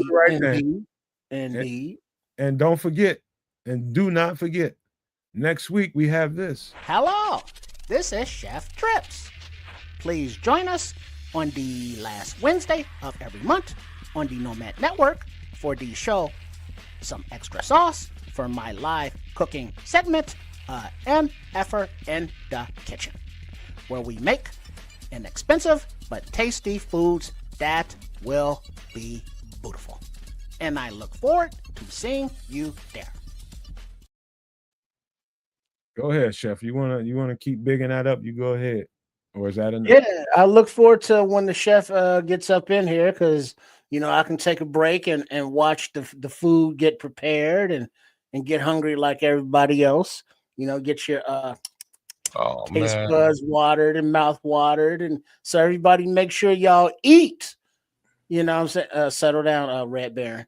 But make sure y'all eat before the show next week, because you know how Chef Trips does when you see that food being prepared all in HD 4K. It's a beautiful thing. You make me hungry right now, man. You need to calm down. Hit the At damn Chef Trips, so make sure that's where you go to find his channel at CHEFTRIPS, and the channel here on YouTube is that's the little at thing that you can find it at, but it's Shay Trips Kitchen with Chef Trips. So when you get there, subscribe, and it's all good. There it is, right there on the screen, as you can see. So he will and does appreciate all of your support. Make sure you guys know we're triple streaming right now. So Kids of Canuck, his channel is streaming right along with ours. So hit the like button both places, and Sports Chicago Style, where the chef lives with his community, and make sure you hit all three of those likes, man. We would appreciate if you stop right now and done that for everybody, man. That would be great. That would show a lot of appreciation and solidarity with everybody, man. So we would appreciate that. But here we are going into some extra sauce. So, kids, you had a little something that you wanted to share with the No Maniacs, and let me just move us over here and share my screen real quick, because you had a story to tell about something you saw. I don't know how much of a story I have to tell, but we'll see how it goes. So, first we'll start it off like this. Don't worry, you find it. You'll pull it when you find it. No, I lost it. I knocked it out. Let me go find it again. You go find it. I'll warm it up. So we'll start things out like this. First of all, Warm it up, kids. I'm about to. Because that's what I was born to do. I can't stand Netflix, and that's how I start this. I can't stand paying for it. I pay for it. My wife watches it. My kids watch it. I hate it. There's 90% of the time there's nothing on there for me to watch, and I'm exaggerating, but at the same time, I seldom watch Netflix. But today I went upstairs. Wife made dinner, sat down. She popped something on, and I looked at her, and I was telling these dudes, I was like, baby, I never watch stuff like this unless you're watching it. And she's like, what are you trying to say? You say I watch shitty stuff? And the answer is, I was kind of trying to say that a little bit. I was trying to say that. But I was like, no, babe, like sometimes I would never watch stuff like this if it wasn't for you. So I had to spin it. So I didn't get into it, into the doghouse. In any event, we start watching this show, this film, this documentary, and it's called The Perfect Neighbor. And I don't know if anybody out there has actually seen this thing, man, but it tore me up a little bit. Tore me up a little bit. I did not appreciate what I was watching. And as Nomad will sort of go through when he finally pulls the little promo when he finds it, man. Basically, this is about like the Karenest of Karen's situations that you could run into in rural Florida. Scrolls' wife was just watching that in the living room. There you go. So in rural Florida, basically, there's this lady. Yes, she's white, and the show kind of starts out with her calling the cops, which is fine. People call the police, and they do so generally with reason. Ricky LaFleur watched Trailer Park Boys season 2, Jail season 2, and Bubbles got the spinoff. To be honest, he's got a spinoff movie. Dope. Seasons 1 and 2 of Trailer Park Boys is dope too on Netflix. That was like the last thing I watched on there as well. Anyways, this lady's calling the police on just kids in the neighborhood. It's like there's kids outside, they're running around, and I don't like it. They're screaming, yelling. Please stop these kids. And the police come in and they investigate the whole situation. And it's like, they're kids, they're outside. It's COVID time. They have nothing else to do. And like, let's be real, during that period of time or like just after COVID, ain't nobody really trying to play outside. It's far as kids are concerned, kids are still like typing away on their computers and stuff, running around messing with TikTok and what have you. These kids are actually outside playing football and interacting with each other, which is just weird, but awesome. This lady's losing it. So she continues to call the police on almost like a bi-weekly basis. It's, another call. We're going back over. Yeah, the kids outside. They left their toys on the road, and now I'm mad. Okay, well, the kids will come outside and they'll move their toys back in. They move their toys back in. Next thing you know, the mom of some of the kids is getting like the parents are getting mad because he's calling the cops on their kids on a bi-weekly basis. So they're like, F this lady. What's wrong with this lady? End of the day, like I'm man, I can't ruin it. I guess I can't ruin it for y'all. I'm not gonna give you guys a full on shoot. I can't be as nice as kids. I can't. You're gonna ruin it? No, man. You called her a Karen. Karen. No, they call her Karen in the yeah. Let me go where I need to go because okay. All right. The truth of the matter is you're correct. She's a Karen, but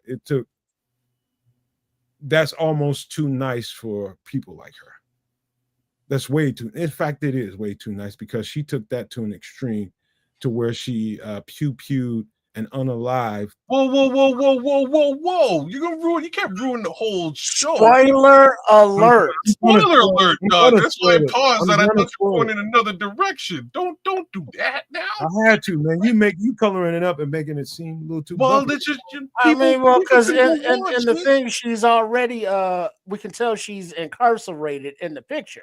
So just kind of leave it teasing at that. You know what I'm saying? We can kind of leave it there. I'm glad you brought it. But I didn't want to ruin it for y'all. But the homie kind of threw some stuff. I ain't gonna lie. Emotionally, it did something to me, bro. It did something to me. And calling her a Karen, I know they did call her that during the kids were calling her a Karen. The kids did all the little videos on Instagram. There's a better word. There's a better word. There's a better word, and I'm gonna fucking use it. She's a racist. Oh, well, that's not even the better word, man. She's a racist and she's evil. Those aren't the better words. There's a better one than that. Just don't remember. This is YouTube. I know, and I can't use the word that I would use. There's a much better word at the end of the day. But by all means, go check this out. It starts with an M and ends with an erderd. That's kind of erder. You mean, like that's the word that you need to use here. That's anyways, go and check this out. It's kind of an emotional ride. It's not very long, but it hit me. And Nomad saying it kind of hit him when he watched it. It hit me pretty quick, and there's a point in the episode in the show where there's some disillusionment, and I'll frame it like that, with what's going to happen after shit hits the fan. And at that point, when I'm watching this show, I'm like, I don't believe Florida. Like, Florida's crazy. How is this even going on the way that it's going on? But Florida man, Florida woman. It's a thing. I would say something, man. I think, and I'm just giving you. You're right. I'm glad you stopped me, man, because I probably said too much when I a little bit.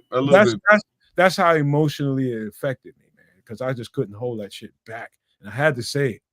And I'm just gonna say this: what it looked like to me, and I'm just gonna give you a little snapshot of some of the things that were poking this lady and triggering her to be that way. I think that lady, because there was a part in that film where she was talking about, I'm Dr. this and I'm that. I could pay for this building if I wanted to. She was putting on airs for the police to let her know that I'm better than where I live at. She was in a neighborhood that looked like a little bit lower income, and not too happy that the fact that she was there. And she thinks she's better than the people that were living there. That's what I saw. Oh, dude, that goes without saying. You know what I'm saying? That goes without those saying. kind of people that think that they're better than the next person. when you have that kind of mindset and you're unhinged as it is and easily triggered, you should immediately leave that place and go fucking crawl under a rock and sleep under that motherfucker if you need to. But do not stay in that situation where it's doing that to you. You know, I this think she's a is little very bit. disturbing, man. I think she was a little bit. I think she's a bit of a psychopath. Like I was gonna say, she maybe she has some level of mental disorder, but Maybe. at the very least, I would say that this lady's a psychopath. And you guys, by all means, like I say, take a watch. It kind of hit me, kind of came out of left field for me. It's #1 on Netflix right now. People are watching it, but it's an interesting little. Nah, she ain't no swamp hoe. She from the East Coast. I can hear that in a dialect. Yeah, she doesn't sound like a West Coaster. You're right, the way that she was speaking. She ain't no swamp hoe. There's a lot of crazy ass swamp hoes down there, but she ain't one of them. She's an Quebecers. She's an import. Yeah, Snowbird probably, but she's that. Like I said, she's living out there doing her thing, and she's all into the business of these poor little kids who are just running around trying to have some fun when they get home from school, and it's disgusting. And I think, anyways, watch it. It's it's an emotional thing. Watch it. It was pretty cool. Like culturally, this is the last thing before we move on to the next thing. Culturally, I just was watching that, and I'm just like, she cannot stand the fact that children are out there having a good time, and like in any neighborhood where you're gonna have a lot of children around, you can guarantee from when they get out of school, if they just come straight home and come home from school, they're gonna go right in the house, get their favorite thing to do. They're gonna go outside, find their friends, and they're gonna play pretty much until at least 9 o'clock at night. When the sun starts going down, their parents gonna make them come in and eat, and they're gonna start getting ready for whatever the next day has to bring. And she could not keep it together between 3 and 9. She couldn't keep it together. It disgusts me. Like I'll be straight up. I don't. People who don't, if you can't enjoy children playing, there's something wrong with you. Like children's laughing, just all innocent and shit. Something desperately wrong with you. You need psychological evaluation. If you don't find some sort of enjoyment or it's not heartwarming for you to see kids play and smile and laugh, you're a fucked up person. Severely. She just, kids are gonna be on skates, scooters, skateboards, fucking around throwing balls, and they're gonna be doing all kind of crazy shit. You might have, hey, goddamn it, now let him up. Now you might have to go out there and intervene. Y'all stop all that wrestling. And so I've been in a community like that a few times in different places I've lived. You know how I integrated myself into it? When I see a bunch of them out there running around playing, I just fire up the grill, throw some burgers and some dogs on the grill, and I say, hey, y'all don't mind if the kids come over here and get something? Yeah, that's fine. And that's how you ingratiate yourself. And they don't look at you as somebody they should target, because kids are evil too sometimes. They'll fucking get on your ass and treat you bad. But that wasn't the case here. But sometimes I'm just saying, at some point the kids must have been like, even me, you know what I mean? Like at some point the kids must have been like, yeah, you know what? Like, F this lady, you know what I'm saying? Like at some point, and I couldn't even blame. But those parents were active, kids. You can tell those parents were involved. They wasn't gonna let them kids do too much. Well, it's not the kids. Remember, like, people like this are so miserable in their own lives. It could be a million things. It could be she's triggered because her childhood sucked. Mm-hmm. And, she didn't get to laugh and play like those kids. So she's pissed at them from, baggage she's been carrying for decades. Yeah. It could just pain her to see other people happy because she's not happy in her own life. And misery loves company. So I see you out here happy. I'm calling the goddamn police. Because what is this happiness bullshit going on out here? So it's just the shortcomings in individuals' lives are usually projected onto, those people that ain't even fucking with them. You know what I mean? Those kids wasn't, messing with her. They were just out doing their thing. And the ambient noise, it's like you getting mad at birds for chirping. Because, well, you getting mad at dogs for barking. It's kind of like, well, that's what they do. Kids, they play. Your psychological shortcomings ain't our problem until you make it our problem.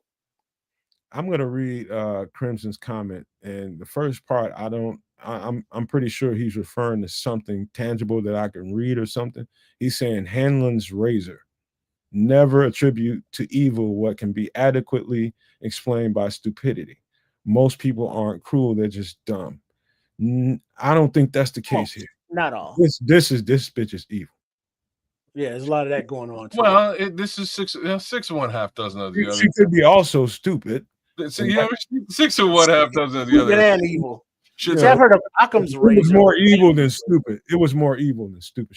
There's definite evil involved here, and like I can't wait till more of you guys watch this. Maybe we'll bring it up again, so we can have a bit more of a spoiler alert conversation about it. Because in my opinion, when it all shakes out, and like I'll leave it with you guys. When it all shakes out, the question is like, was this situation a premeditated situation or not? That's really my line of questioning. I believe it was 1,000,000,000% premeditated. Just the way that it kind of shook out. I don't remember saying no kids were evil. I don't remember that, but kids are evil. Yeah, sometimes they're just black-hearted little so-and-sos. I don't know. I mean, evil adults, got to come from someplace. No. If evil did come out of my mouth in reference to those kids, I didn't mean it like they're evil. Like not those kids. Kids will do some awful shit sometimes. I ain't gonna lie. Do some bad. Don't talk about them. I knew some rotten ass kids, but I wouldn't go. That's probably what I meant. So do some rotten. I wouldn't go as far as calling them evil, right? Rotten shit. Yeah. They will do some rotten shit to trigger people. Once you show yourself as somebody that like, oh, okay. No, I think he did say that, Crimson. To be honest with you, I don't think I did. I don't. If I did, I didn't mean it that way. I think he meant evil, but not in the satanic evil. Yeah, then that's sort of where I'm going, and I think I did kind of correct you on it in saying that you did. These kids kind of had reason to be retaliative at the very least, because this lady was maybe in Stephen King. Stephen King's a messed up dude though, so take it for what it's worth. Well, the point being the kids aren't evil. I don't think so. Kids will do some mean shit, some rotten shit to somebody just because they're clearly provoked. Because they're kids, they just do shit. Well, in this case, these kids were clearly provoked, man. You know what I mean? Like there's no two ways about that. It wasn't just the kids provoking shit.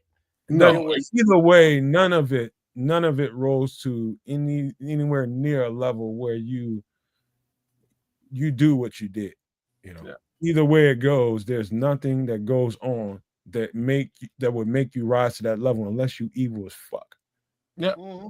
Yeah. But I bet you, somehow I haven't seen the documentary. But I know that in her court case, when she was on trial, somehow she was the victim. Oh, well, she was always a victim, bro. Well, there you go.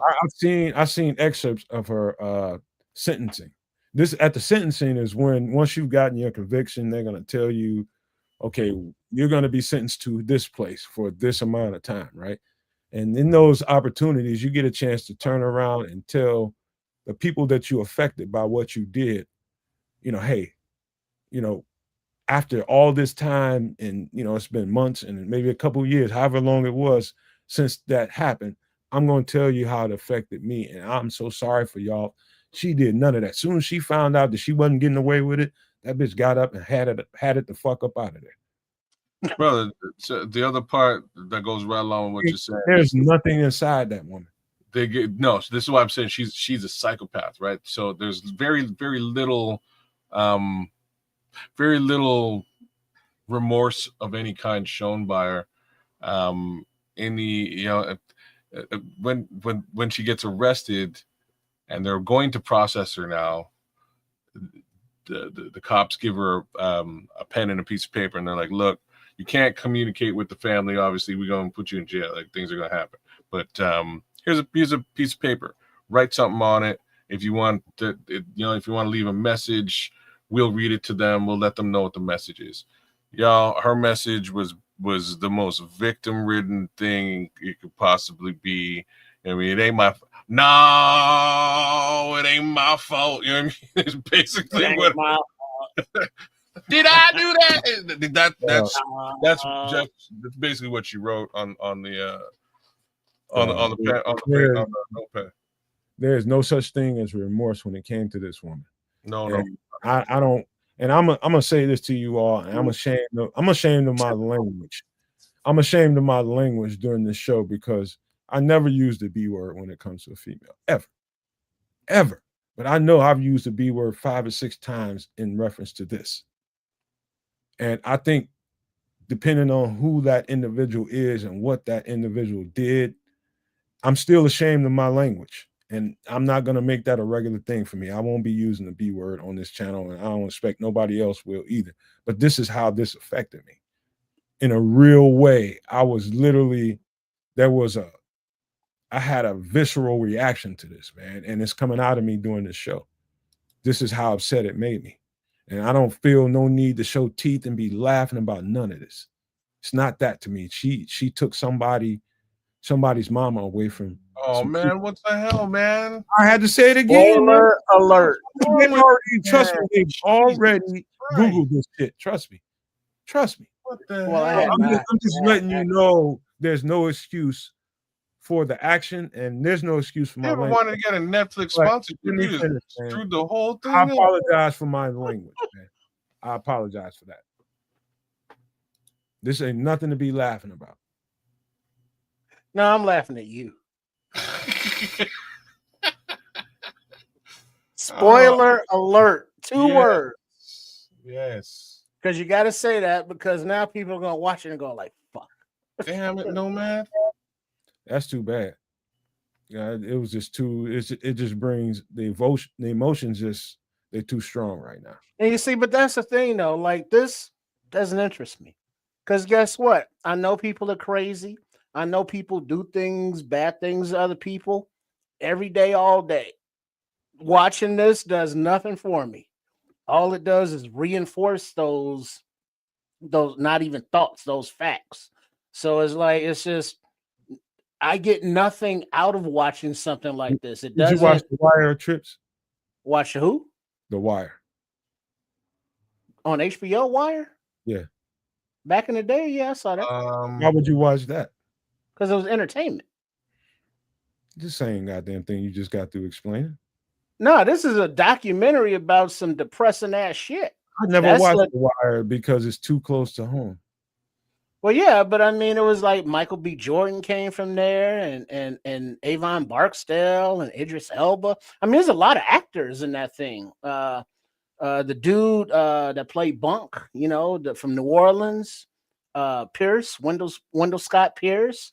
There's a lot of people, and it was a good show, and it was a good story about that era. Whereas this is just like, hey, this crazy BI did something and unalive something, and then she went to prison. It's like, why am I watching this? Because it's next to you, it's near you. Same thing. Near me. I don't live in Florida. Same thing like The Wire. Those people have been around you your whole life, and you know what that is.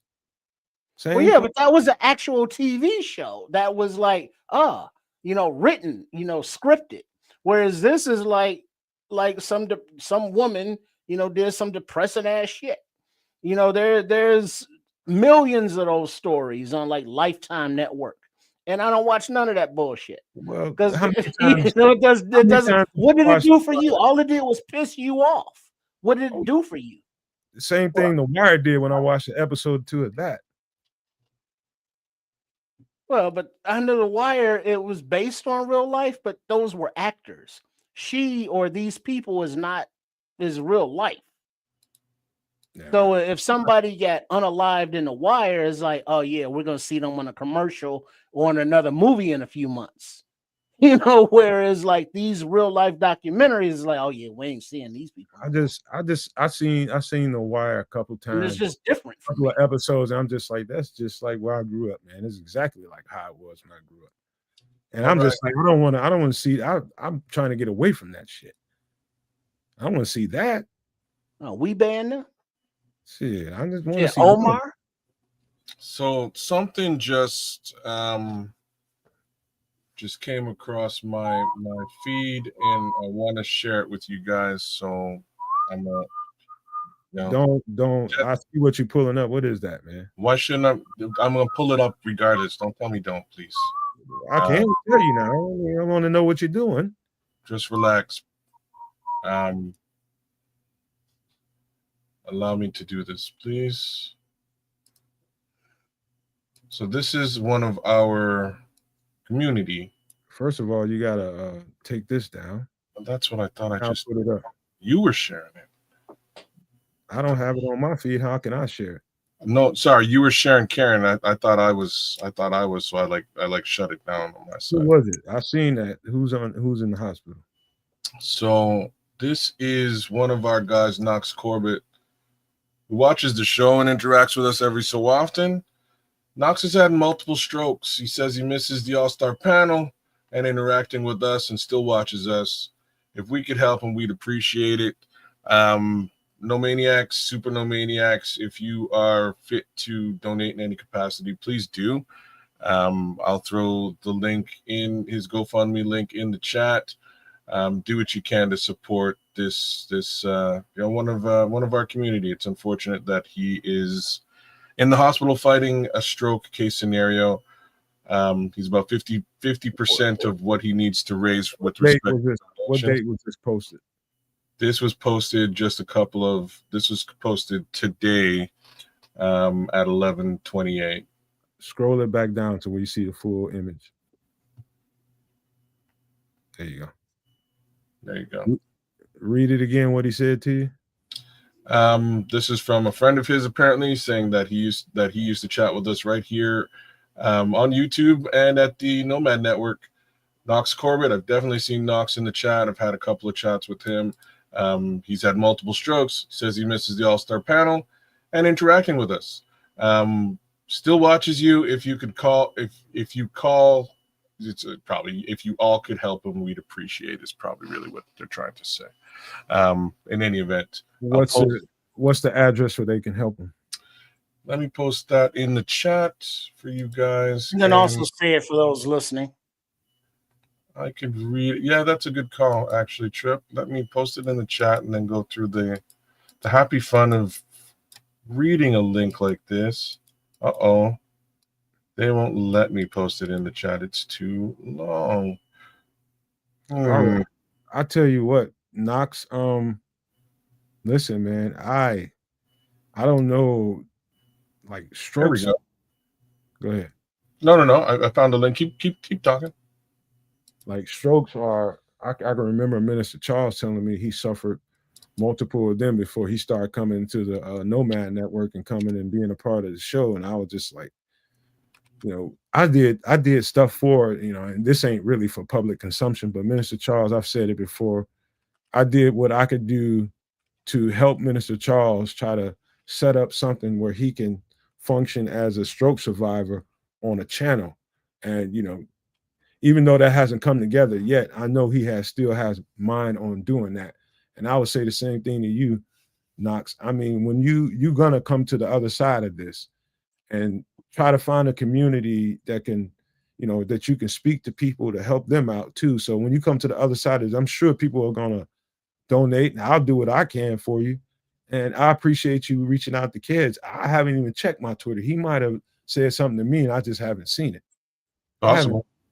I haven't seen my Twitter, so I apologize if you have, Knox. I have not been on Twitter whatsoever to see any of it. So I apologize in advance. If you did, I apologize, man. Hey, now to address Neo's comment, he's like that looks like a scam. No You don't have offense. to. You don't have to, Trips. You don't Nah, but are we sure that like Knox Corbett, like I mean this is a kids thing, right? Hey, So don't then if you feel that it's a scam, Neil, I don't know the dude. I've never seen it. don't donate. This is this could easily be a scam, you know. But again, fuck, let me look at my Twitter. I generally don't get stuff like this on a regular basis posted on my personal Twitter. You said you know the guy. Yeah, I thought you said you knew the guy.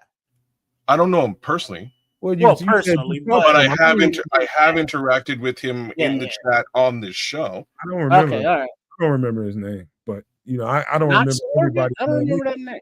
Knox Corbett. Yeah, you might because it reminds me of Eddie Murphy when he was in space. Norbit, not Norbit. That's why. Yeah, but yeah, I mean, whoever's going through it, y'all stay strong. You know, mentally as strong as you can when you're physically going through it, because like Mr. Charles is saying here, he's still suffering from the effects. That's one of the reasons he doesn't have his teeth anymore and have lived in chronic pain daily for the past 2+ years.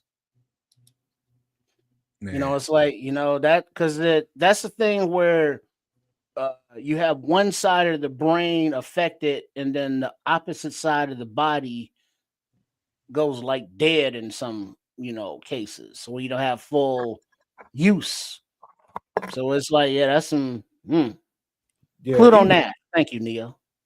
Either way, I don't know what to really think of that because his name definitely doesn't strike a chord with me, but I don't know. I can't tell you that I remember every single person that I've seen come through here. And I just don't, man. He could actually be a person that is, but you just never know, man. You just never know. Kids, I would caution you to be careful with that kind of shit. You know what? Well, maybe it is a scam, so just keep your eyes peeled at it. Damn it, Canada. But you was about ready to get mad at me because I told you don't. Hey, let me see what you're doing. You never know. You never know. True. You never know. But this is our pessimistic. I'm not saying it is a scam. I'm just saying Pluto Nash. But you did not source it out, and you decided to put it on the screen. That's why I didn't want you to do it because you don't know shit about it. I don't know shit about it. Wow. So that's why. This literally just came and hit me. Okay, and don't just be hauling off, man. It's a show. I don't get shit like that on the top. Yeah, a soft touch. All the time. Man, listen. All right, we got time for just a little bit more. We got time for just a little bit more. So let's do this because I thought about this and I thought about you all, and we in some tough times, and there ain't no fucking doubt about it. And I just want to do this before we get into it. Just got to do it.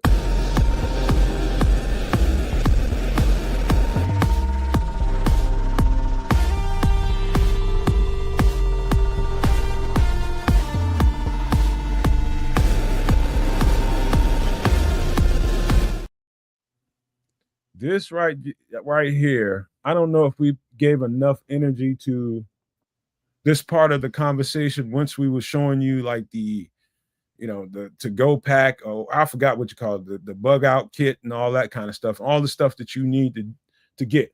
Let's just say, for instance, stuff does shut down, and nobody right now can really imagine it because it hasn't happened. But if things was to really go left and people were to do without, you're in a situation now where you need communication is the most important thing you can have. And this is a long distance two-way radio set. This is a set of 3. Now, this individual set that you see on the screen, that model in particular is a model that each one of those go for about $50, $60 a piece. So you can get a pair of those in a good deal for like Amazon deal or something, Amazon, whatever sale they have going on. You can get a pair of those for like $60, $50, $60. And that's a really good deal. You can get a third one for about $25, $30, maybe $40 if you don't catch it on sale. But that's like a trio of them. And you know what? Let me stop talking. Anybody want to read the features to this? Because the truth is, if you don't have a way to communicate, if the systems go down, if phone lines go down and your cell phone ain't freaking working, you don't have that thing is worth nothing. How do you communicate? How do you communicate? Anybody want to read this? Go ahead. If not, I'll read it and do it myself. I can read. Long distance two-way radio portable features multiple channels, 8 to 96 hours battery. Yeah, hold on, and we'll get to that in a second. 3 to 15 miles range. NOAA radio. Some models. National Oceanic Atmospheric. So, like, you get the weather. Okay, cool. Oh, well, like, yeah. Privacy equipped, security alarm, emergency light. Cool stuff. That would be good for yeah, Scrolls. I'm taking a closer look at some of this stuff here now, and it might have been a bad vet by Man, about to get mad at me because I ain't want him to put it up. Oh, Jesus Christ, man. If I'm sitting here swallowing my sword saying it's a problem, I might have made a mistake. Let me do that. Don't fucking rub it in. Fuck, man. Jesus. Keep going, man. Fuck it. You go. Now you mad because I'm saying this shit? Huh? Man, that was a bad look, man. Hey, man, maybe it's a bad look, but all of a sudden I got a guy who's dying on my fucking page, and he's asking me for some help. I have a community. I can have a conversation with them. You know for sure you don't want to put it on the live show. It's a bad look. So you know for sure you don't put it on the live show, man. All right. NOAA radio capable. Some models, not this particular model I know of. This has NOAA radio capabilities to it. But some models, depending on what brand you get, may or may not have NOAA radio capability. So NOAA, you want to explain what NOAA is, Trips? I think you lightly started to already. Yeah, it's basically the weather channel on your radio for weather alerts, updates, warnings. It's just a radio channel that broadcasts on whatever frequency it is. Yeah, I have a NOAA radio in my house that is live every single day. So any weather pattern that might be developing anywhere near here will alert me to, hey, you need to be aware of this. I think every home should have one. If you don't have NOAA radio capable, you probably should at least upload it an app on your phone. I have a singular device inside my house that I don't need to be plugged in. It has battery capability underneath it. So if power goes out, that NOAA radio will work for me. And so if you get a NOAA radio system, make sure that you put batteries in that. Make sure that you don't have that plug dependent, outlet dependent. Make sure you get a NOAA radio that has batteries that you can put in it. So no matter what, that thing will perform when you need it. And so go ahead. Privacy equipped. What does that mean? That means on channels that you need to keep private. So say kids, me and Trip needed to communicate within a 3 to 15 mile radius, but we're not sure that we want people in on this conversation. Some of these models will help you privatize it with codes so that only you and the members that you give that code to can receive those calls in or out. So that's one of the cool features about some of these things. And I believe some of the newer models are even stronger than this is I would just say a fairly old model compared to some of the new ones out there. Some better technology out here than this one, but this one is still plenty capable.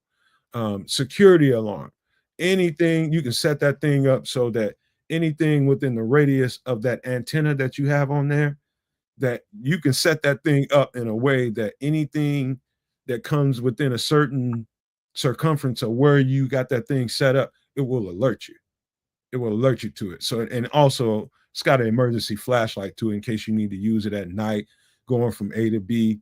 I think these things, I got a couple of these in the basement right now. I think I got 4. I got 2 of one kind and 2 of another, but all of them function together.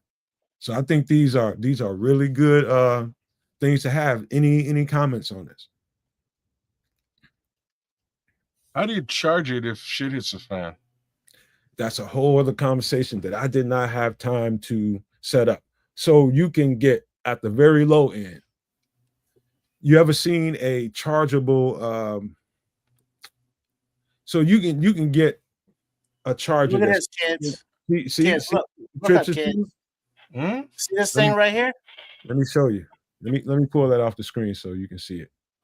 Let me pull this off the screen. Show them Trips. So you go see that right there?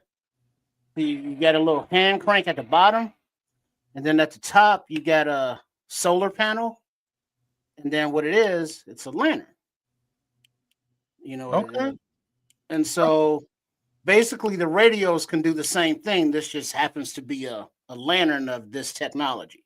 But you got the winding joints that cranks it up like the old school joint, and then you got the solar panel for the daytime charging. No, so you don't need batteries. So you're saying the walkie-talkie has that functionality? Well, maybe not that model, but walkie-talkies do have those functionalities. Really? Okay. Yeah. Now I don't know what that is. A Trip has. I haven't seen that. I have seen that, but I haven't seen somebody with it. Like the one that I have, it's got a radio connected to it, AM, FM, ham radio. You can plug in USB plugs into it. You can charge your phone up or any USB device portable. I mean, does that lantern have any of that going on, Trips? Not this one, but it's just a basic model.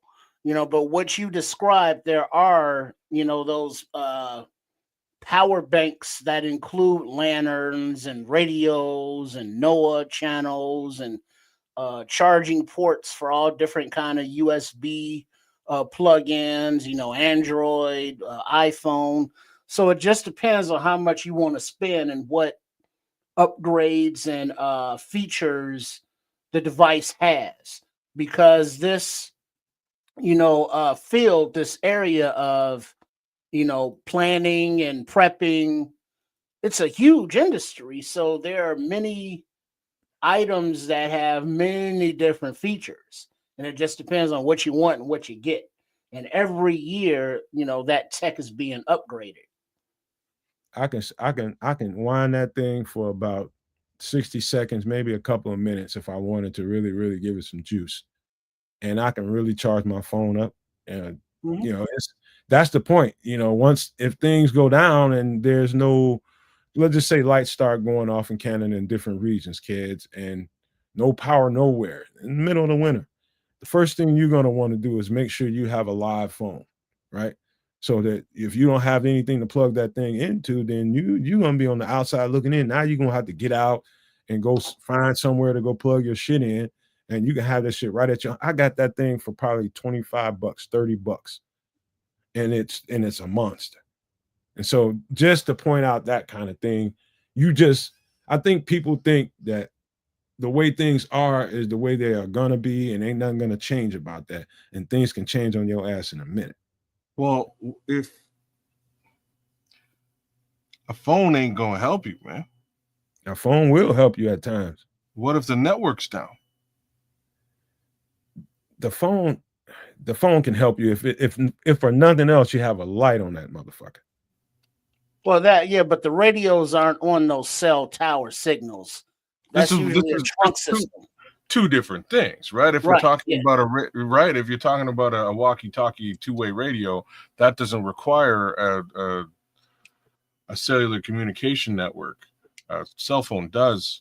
So, like I say, in these situations, I have my plan already kind of mapped out. I know where I go. I go and get myself a generator, get myself some electricity, set up my own little grid, and defend the grid. But you're talking about like doing it at the time. It's gonna be too late. Then you need to have that shit done now. No, I'm fine. Well, I can't look. I can't afford. I'm not that guy. I don't have money. Well, I'm not. Well, yeah, I get it. But the point that I think I'm trying to make more so is you work with what you got.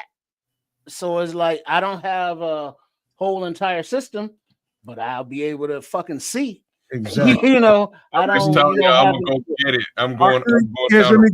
Let me give you a practical down the road. Go get it. It's gonna be a problem. Let me give you a practical use of something like that. All right, very practical. Let's just say you just got through talking about grid shutdown, grid failure. Grid failure can go from electricity to clean water. Different things like that. Grid failure will fuck up everything. Everything that you see as normal clean water, fresh water, just flowing water. Let's just say you and your kids were at home. Something went down and it's been out for days. Now it's been turned into a week and a half. Now we got to go get water to flush the toilet. And so the water source is about a mile, maybe half a mile away from where you sit at right now. And so your two kids, you tell them to take these buckets down there, go get some water so we can flush the damn toilet. Maybe we have enough to wash up a little bit. While they are en route, now the grid is going down and everybody's out there trying to get what they can get. They're in that mode. Now you want to keep track of your kids and they're going down there. You expect them to be okay, but just in case, here's the radio kids. You can just call them. That's the point. That's the point. That's a little practical thought of what to do with that. Yeah, especially if you have a area like that where it's more than just you. It's like, hey, we're going to have to be able to communicate with each other because we're not going to always be together. So you need those systems like that. That's part of your prepping, bunker, your communications. You got to have a CB kind of type radio, which that is because it has the different stations, but you just got to make sure you got power for it. And also, if you are underground, you got to make sure you have a relay system that gets you above ground for signals.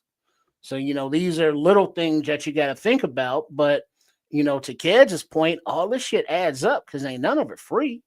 And it's like, where are you going to put it?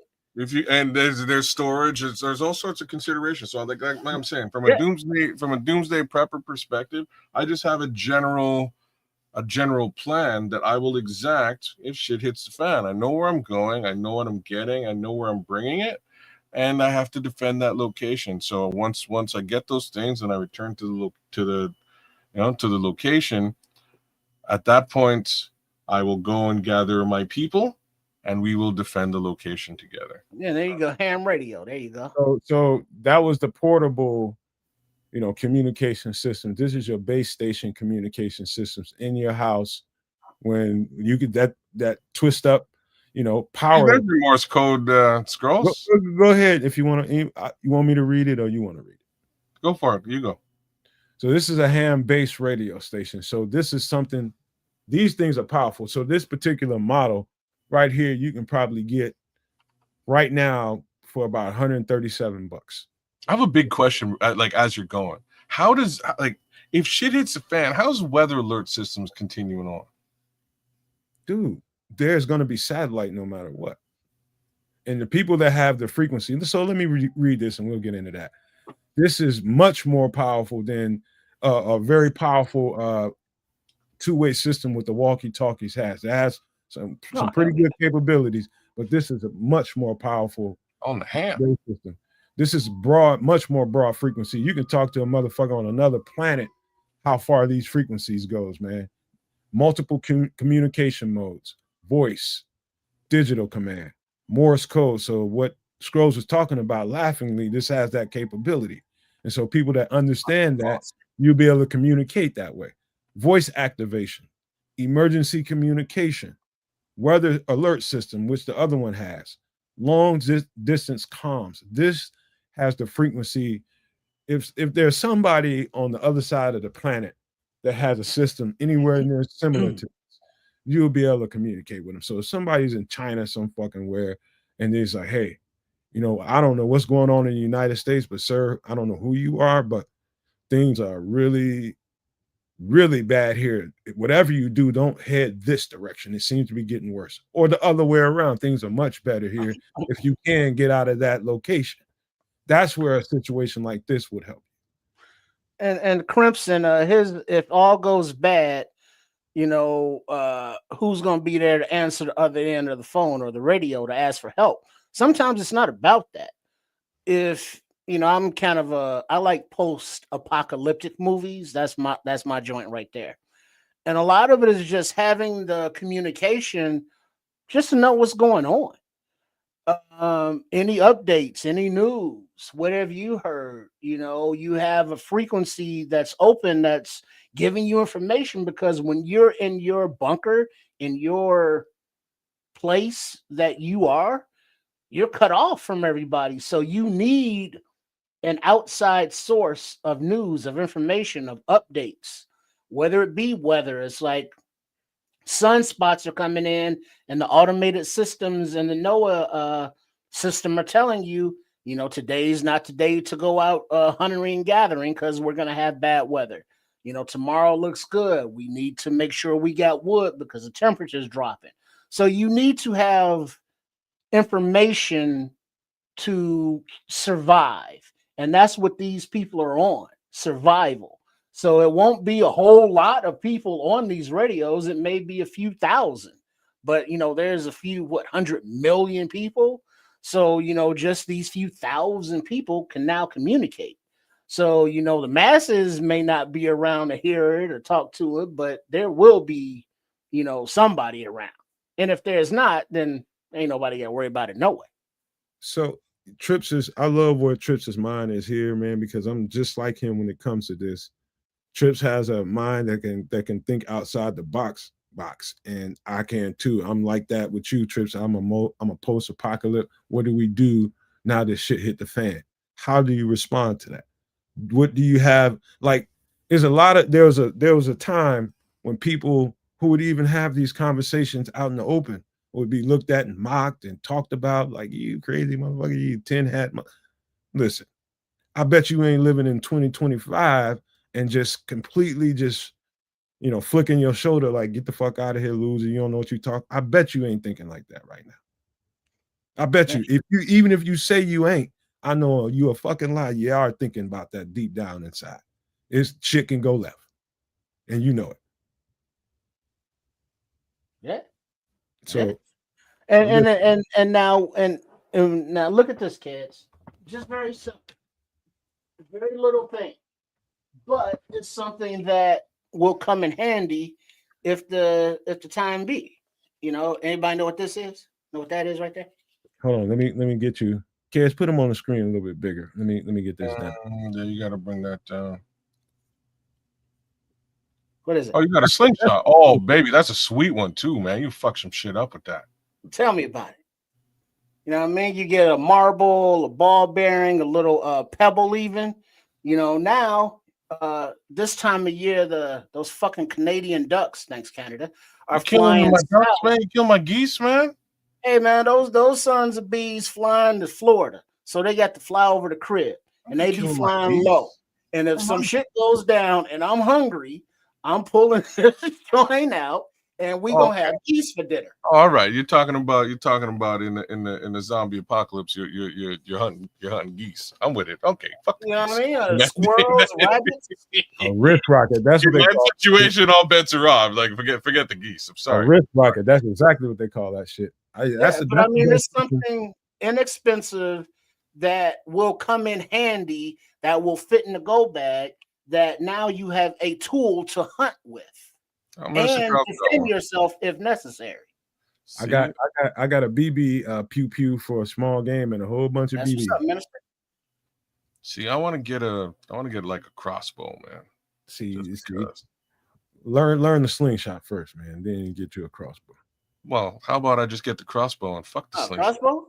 Yeah. Well, YouTube. That ain't gonna help you if you can't get nothing but a squirrel.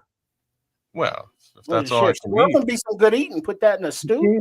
He gonna get that with a crossbow. Hey man, however you get it. All right. So let's go over this one more time because we should. Ham radio base station. The frequency, I'm talking about VHF. I mean, every frequency. There's not a frequency unless there's some frequency NASA has figured out that no normal American can get to, or no person around the world can get to. If there's a frequency out there that they have created that I don't know about, outside of that, this motherfucker is powerful. Let me tell you my little experience. I've only seen this up close at someone's home. And this is what, again, the job that I had, I learned to take this a little bit more serious than your average bear. And in his place, it was nice. When I say the situation was nice, it was It was almost like in a bunker, but it was in his home, but it was in the upstairs room. It's almost like it was his like hobby or something. That's what it looked like. Because I told him, I'm just like, dude, if some shit really, really went down, why would you have this in the very top of your house? Why would you put this down? And he had a basement. Why wouldn't you have this downstairs behind some kind of, some kind of lock and key at least to, have protect? Because everybody would want this, right? If you didn't have this system, wouldn't you want it? Some kind of communication. So I thought that was the only flaw, but beautiful system. What I liked about his, and this is what I prefer, to find an older used system that has actual knobs for the frequency span. This one has that too, but something about the old shit, I just like that shit that was made in the 60s and 70s.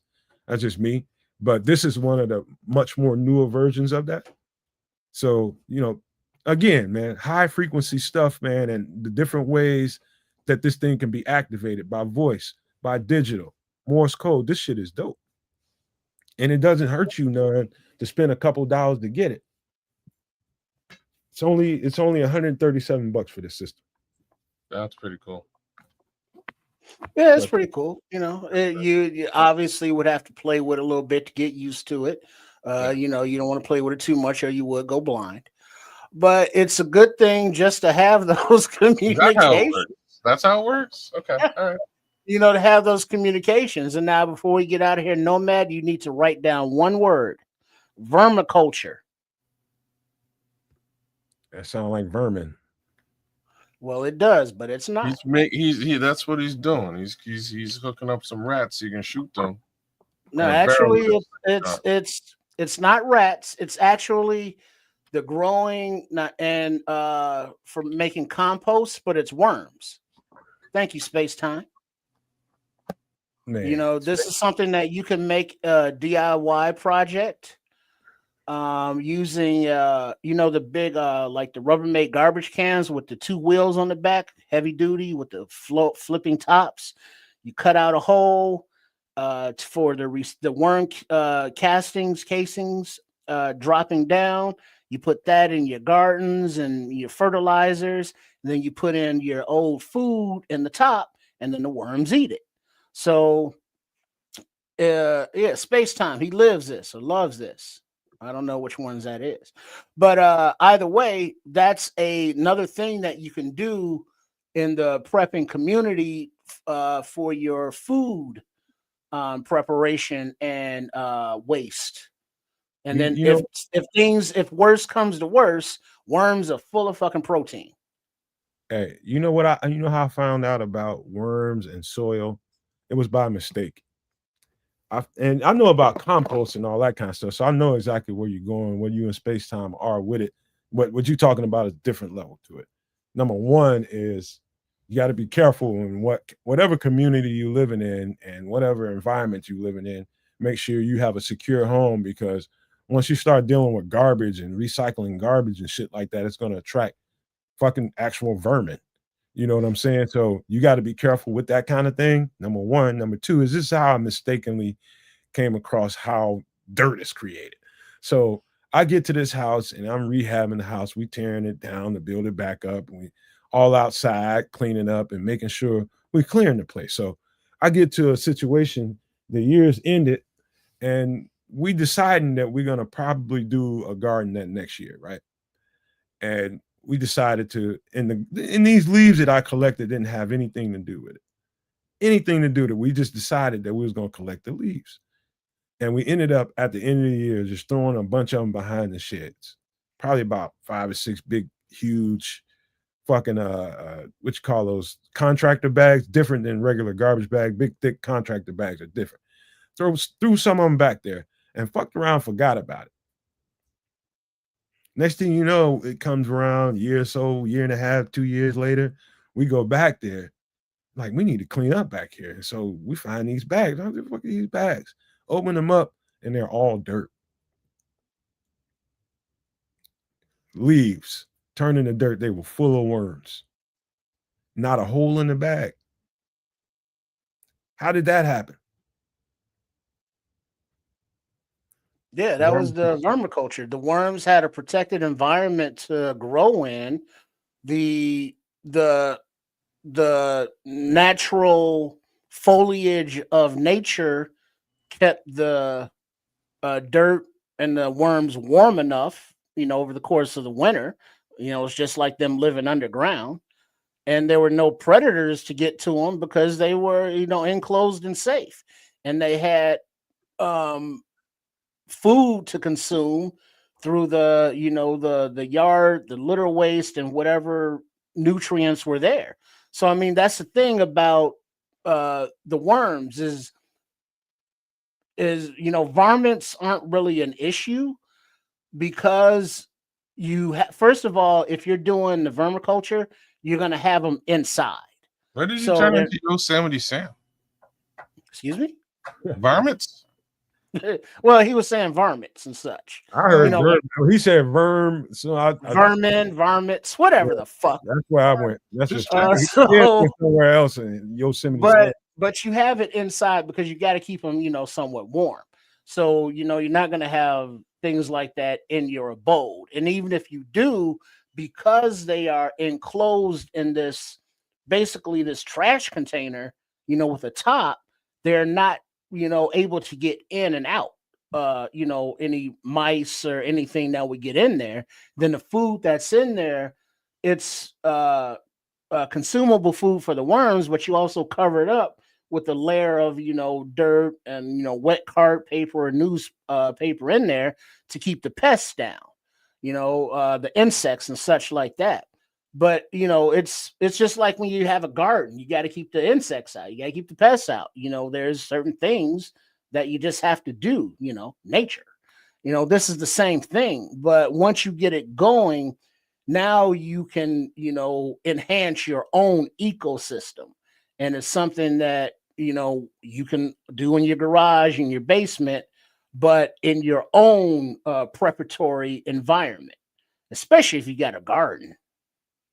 Hey, Space Time, if you're interested, man, because these conversations are going to continue, just for the record. And I don't want to come across like I'm this all-knowing prepper guy. I'm on what you want to call a new booty to this. And I'm not that big prepper like I might come across when I talk. I'm not. I would love to have somebody on here that really, really lives this for, I've just got my basement. Probably if you walk down there, you would think, oh, he's a prepper, because I have a little grocery store down there. That's just something we did intentionally to make sure that we have the storage space and the shelving to put away some things in case of a emergency. There's all kinds of stuff down there. It's like, it really is like going down to a mini grocery store and getting items that you would get from a grocery store. And so that's the way I started. And again, I would love to have somebody on here that can really take this thing to another conversation that I can't have. Now, this whole thing is interesting to me because not very many people take it serious enough for me. And that's kind of alarming for me, man, because I don't think here in the United States in this month in 2025, I don't think anybody should be thumbing their nose to these conversations whatsoever, because shit happens. It really does. And I just wanted to say, man, if you guys want to, I did have a whole ass 8-foot man on 9-foot man on the screen. But if we can't get to it today, we can't get to it today. We can save it for another week if y'all want to. It's up to y'all. Yeah, we can save it because I just want to real quick space time. Glad to have you. I see another name that is new to the Nomad Network. Welcome. Or if you have been here before and I just haven't seen your name, my bad. Welcome. But he was talking about that the vermiculture with the worms is actually pretty neat and clean. And at the bottom is a spout for the liquid. That's the fertilizer tea, if you will, which is a like liquid gold that you can use because it's a natural waste product that you can flip back into other things. But also the levels of dirt are occupied by different worms because what is it? The red wigglers and night crawlers, and there's another kind, but they all operate at different depths in the soil. and they eat different foods, and then they poop it out. Then that goes by, and then some of those worms eat that poop and then re-poop that out. So it's a whole ecosystem within that can. It's a very interesting scientific thing to do, just like if you got kids or something, like a project. It can be fun and beneficial, in your preparatory endeavors. Hey kids, how you think, how enlightened would you be? Because I probably forgot more than I, retained as far as what I learned in high school. Like say for instance, in high school, all the basic learning you learn in high school when you're going through grade school, middle school, high school, all the stuff that you learn. And some people took it a little more serious than me and can retain a lot more than I. And some of the stuff comes up and I'm like, yeah, I remember that. And it's like, okay, this is, and then you use it. It's like most of the shit a lot of the stuff that I learned really had no use for my regular life. And so all the stuff that I learned about the ecosystem, photosynthesis and all that kind of shit in science class, I forgot that you can take things from the earth, leaves from a tree, put them into something, and it decomposes and turns into actual dirt. So I'm sitting back there with like 6 big bags of dirt, fresh dirt from my garden, not even realize how. I'm like, what the fuck? These was, and so I just wanted to make a point of some of the things that we learn. You never know when you're gonna have to activate some of the things that you learn and use them. That was one good example of it. Mm-hmm. Oh, and space time, don't forget the crushed eggshells. They need that roughage or some sand. Yeah, I didn't know we were going. We're getting into worms today. I got nothing out of the plethora of things I know about. I know absolutely nothing about worms, and I don't compost. But it's something that I might wind up getting into, given some of the considerations we've had over the past couple of weeks with aquaponics and hydroponics and stuff like that. So maybe I'll do that. Maybe I'll do this. Why not? Yeah. And this is so much, like, this is such a learning tool. And I'm sorry, Quato, man. I had a whole Where's other. Quantum? He tell us to go to Mars? Yeah, he Get wanted your us ass to go to to Mars. Mars. I'm sorry, Oh. Quato. We kids put a scammer on the screen, and no, that's not the reason. We just got carried away Yeah, tonight. you know what? They I'm mad. just fucking with you, man. Don't get mad. Don't get mad. No, I'm not mad. I'm saying they're mad. They're saying it's not a scam, and they actually responded within 2 minutes of me saying, I think this, maybe it's a scam. They don't. Quattro? Either way, just touch that shit out. Quattro And wants us to go to Mars. if it's not a scam, we will make it up to him. Oh, cool. If it's not cool, that's what I want to hear. Yeah, we'll make it up to him. But hey, Quato, I'm sorry, and all the people that came here for the for the extraterrestrial talk, I had a doozy for you all. And part of what we were talking about was that big motherfucker on the screen. But guess what? We'll be here next week to do that again. I promise you, we will get to it and more with that, man. So I did a lot of work to get to that tonight, but obviously we don't have time because we've been on here for almost 4.5 hours. So, oh Lord, that's the way it is, man. Trust me, I got some shit for y'all. So make sure y'all here next week. I'm just gonna tell you that. The boobity pop. Kes knows a little piece of it. A little piece of that boobity pop. Yeah, that'll be fun. But look, are we getting out of here? Are we shutting it down, or what are we doing? It's some pleasantries, man, so we can get up out of here. Pleasantries, fine. Big shout out to my guy Space Time who jumped in. Yeah, he's holding it down the chat. You know what I mean? Become a super no maniac and a no maniac. Space Time. Shout out to Catfish Polly. Always big love for It's Crimson. He's holding it down with us all night long. Quatu sending us to Mars as per normal, but today we'll stay on the planet Earth. We'll go. We'll do some Mars stuff, I assume, next week when the chef is visiting. So I may not be here next week. I'll give you guys a little caveat there. I may not. Let's just say I might be a little bit late. Might be late to the dance. I'll let you guys know how things go, but I wanted to let the No Maniacs know. Dante Purify, shout out to you. Thanks for coming. Again, Dante is a super No Maniac. You should be as well. Big ups to the minister, the good minister, Charles Johnson, for holding it down with us right until the bitter end of the night. Big ups to Neo Anderson, obviously the Scrolls for sure.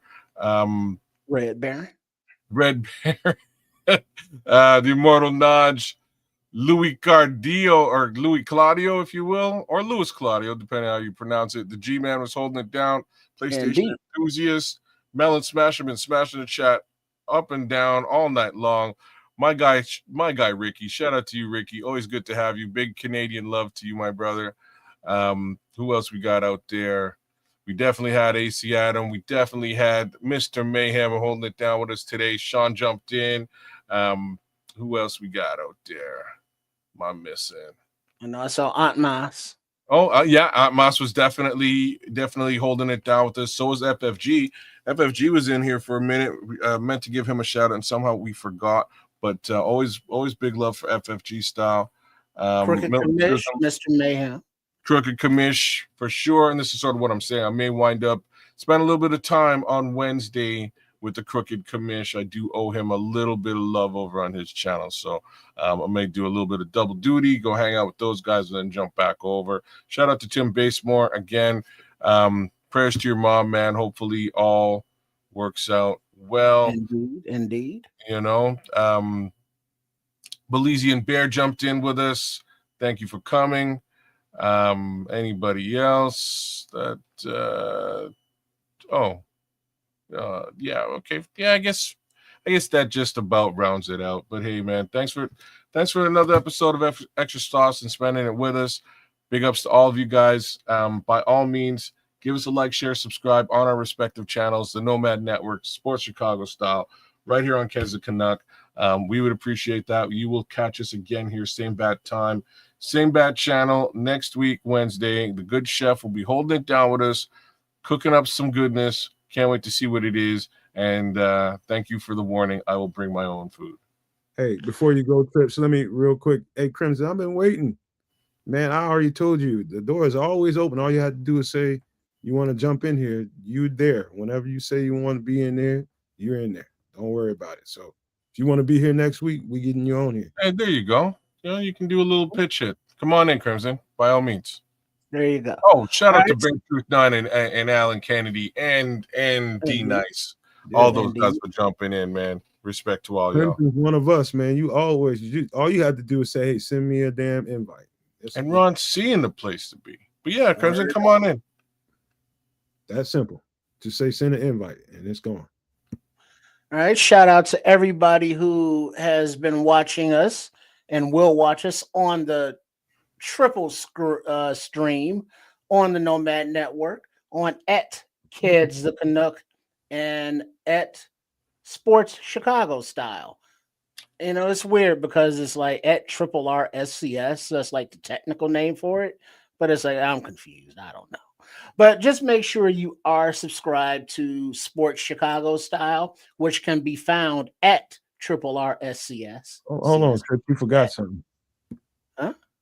Oh, I gotta get those baby kids. Oh, he's been updated. Look at this guy. Look at this. It's the Rasta kids. Rasta baby kids with the still messed up. But you got a flag and a guitar. That looks a little bit more commensurate. Oh, he in the room like he Prince or somebody. What's going on? His ass got bigger. He got bigger than the furniture and the guitar. Wow. Okay. He's growing. We know baby kids getting bigger. Oh, baby kids is growing. That's good. That's good. Oh, I still get those baby kids Zerberts. I still get those Zerberts. But yeah, @Sports Chicago Style, Chef Trips for those healthier recipes. And, you know, as mentioned, Chef Trips will be live and direct next week, last Wednesday of the month on Extra Sauce.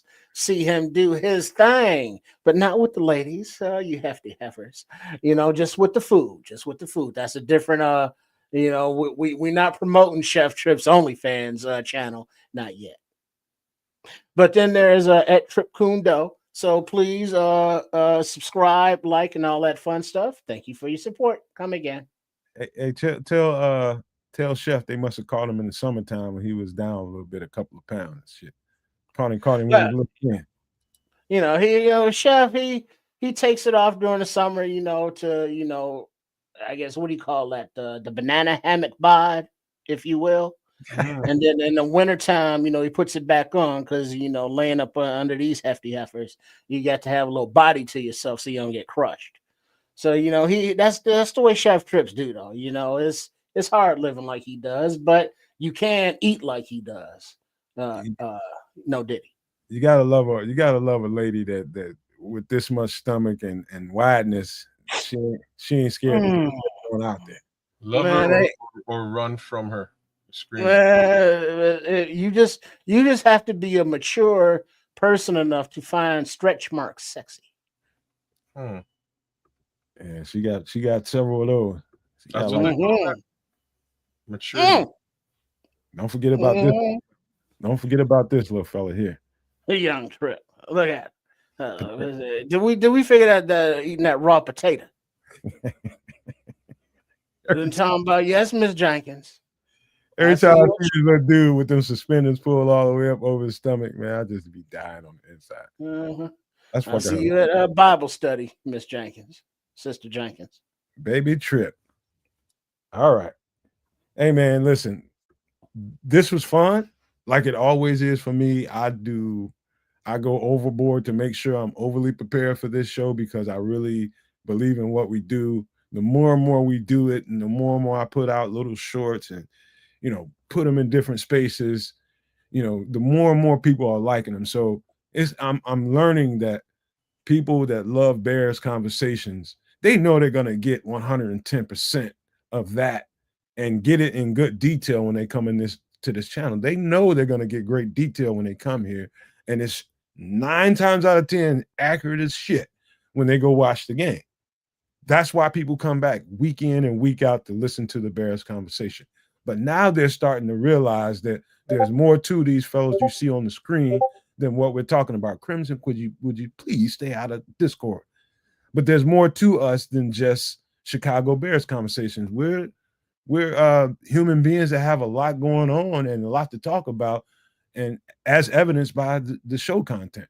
And so we're just trying to open up the parameters of what we can do. And I'm glad that you all are receptive to it, and we appreciate the hell out of that. As far as everything goes, trust me, if you want authenticity, this is definitely the podcast and the channel to come to, because whether we agree or disagree, contentious or not, just know that's how you know it's not bullshit. That's exactly how you know.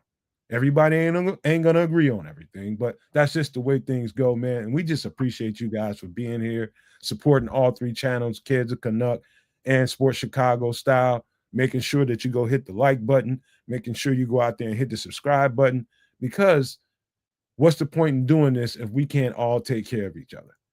I just really wish people would see it that way.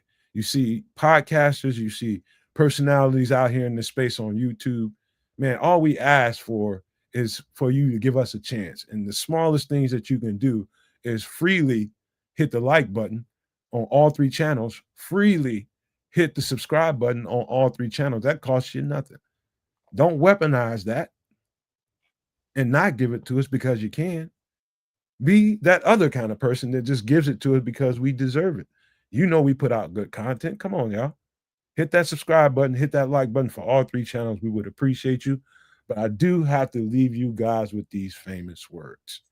If you can think it and you can see it, there's no reason in the world why you cannot absolutely manifest it. Do not, and I repeat, do not be a prisoner of your own mind. But with that being said, we are out.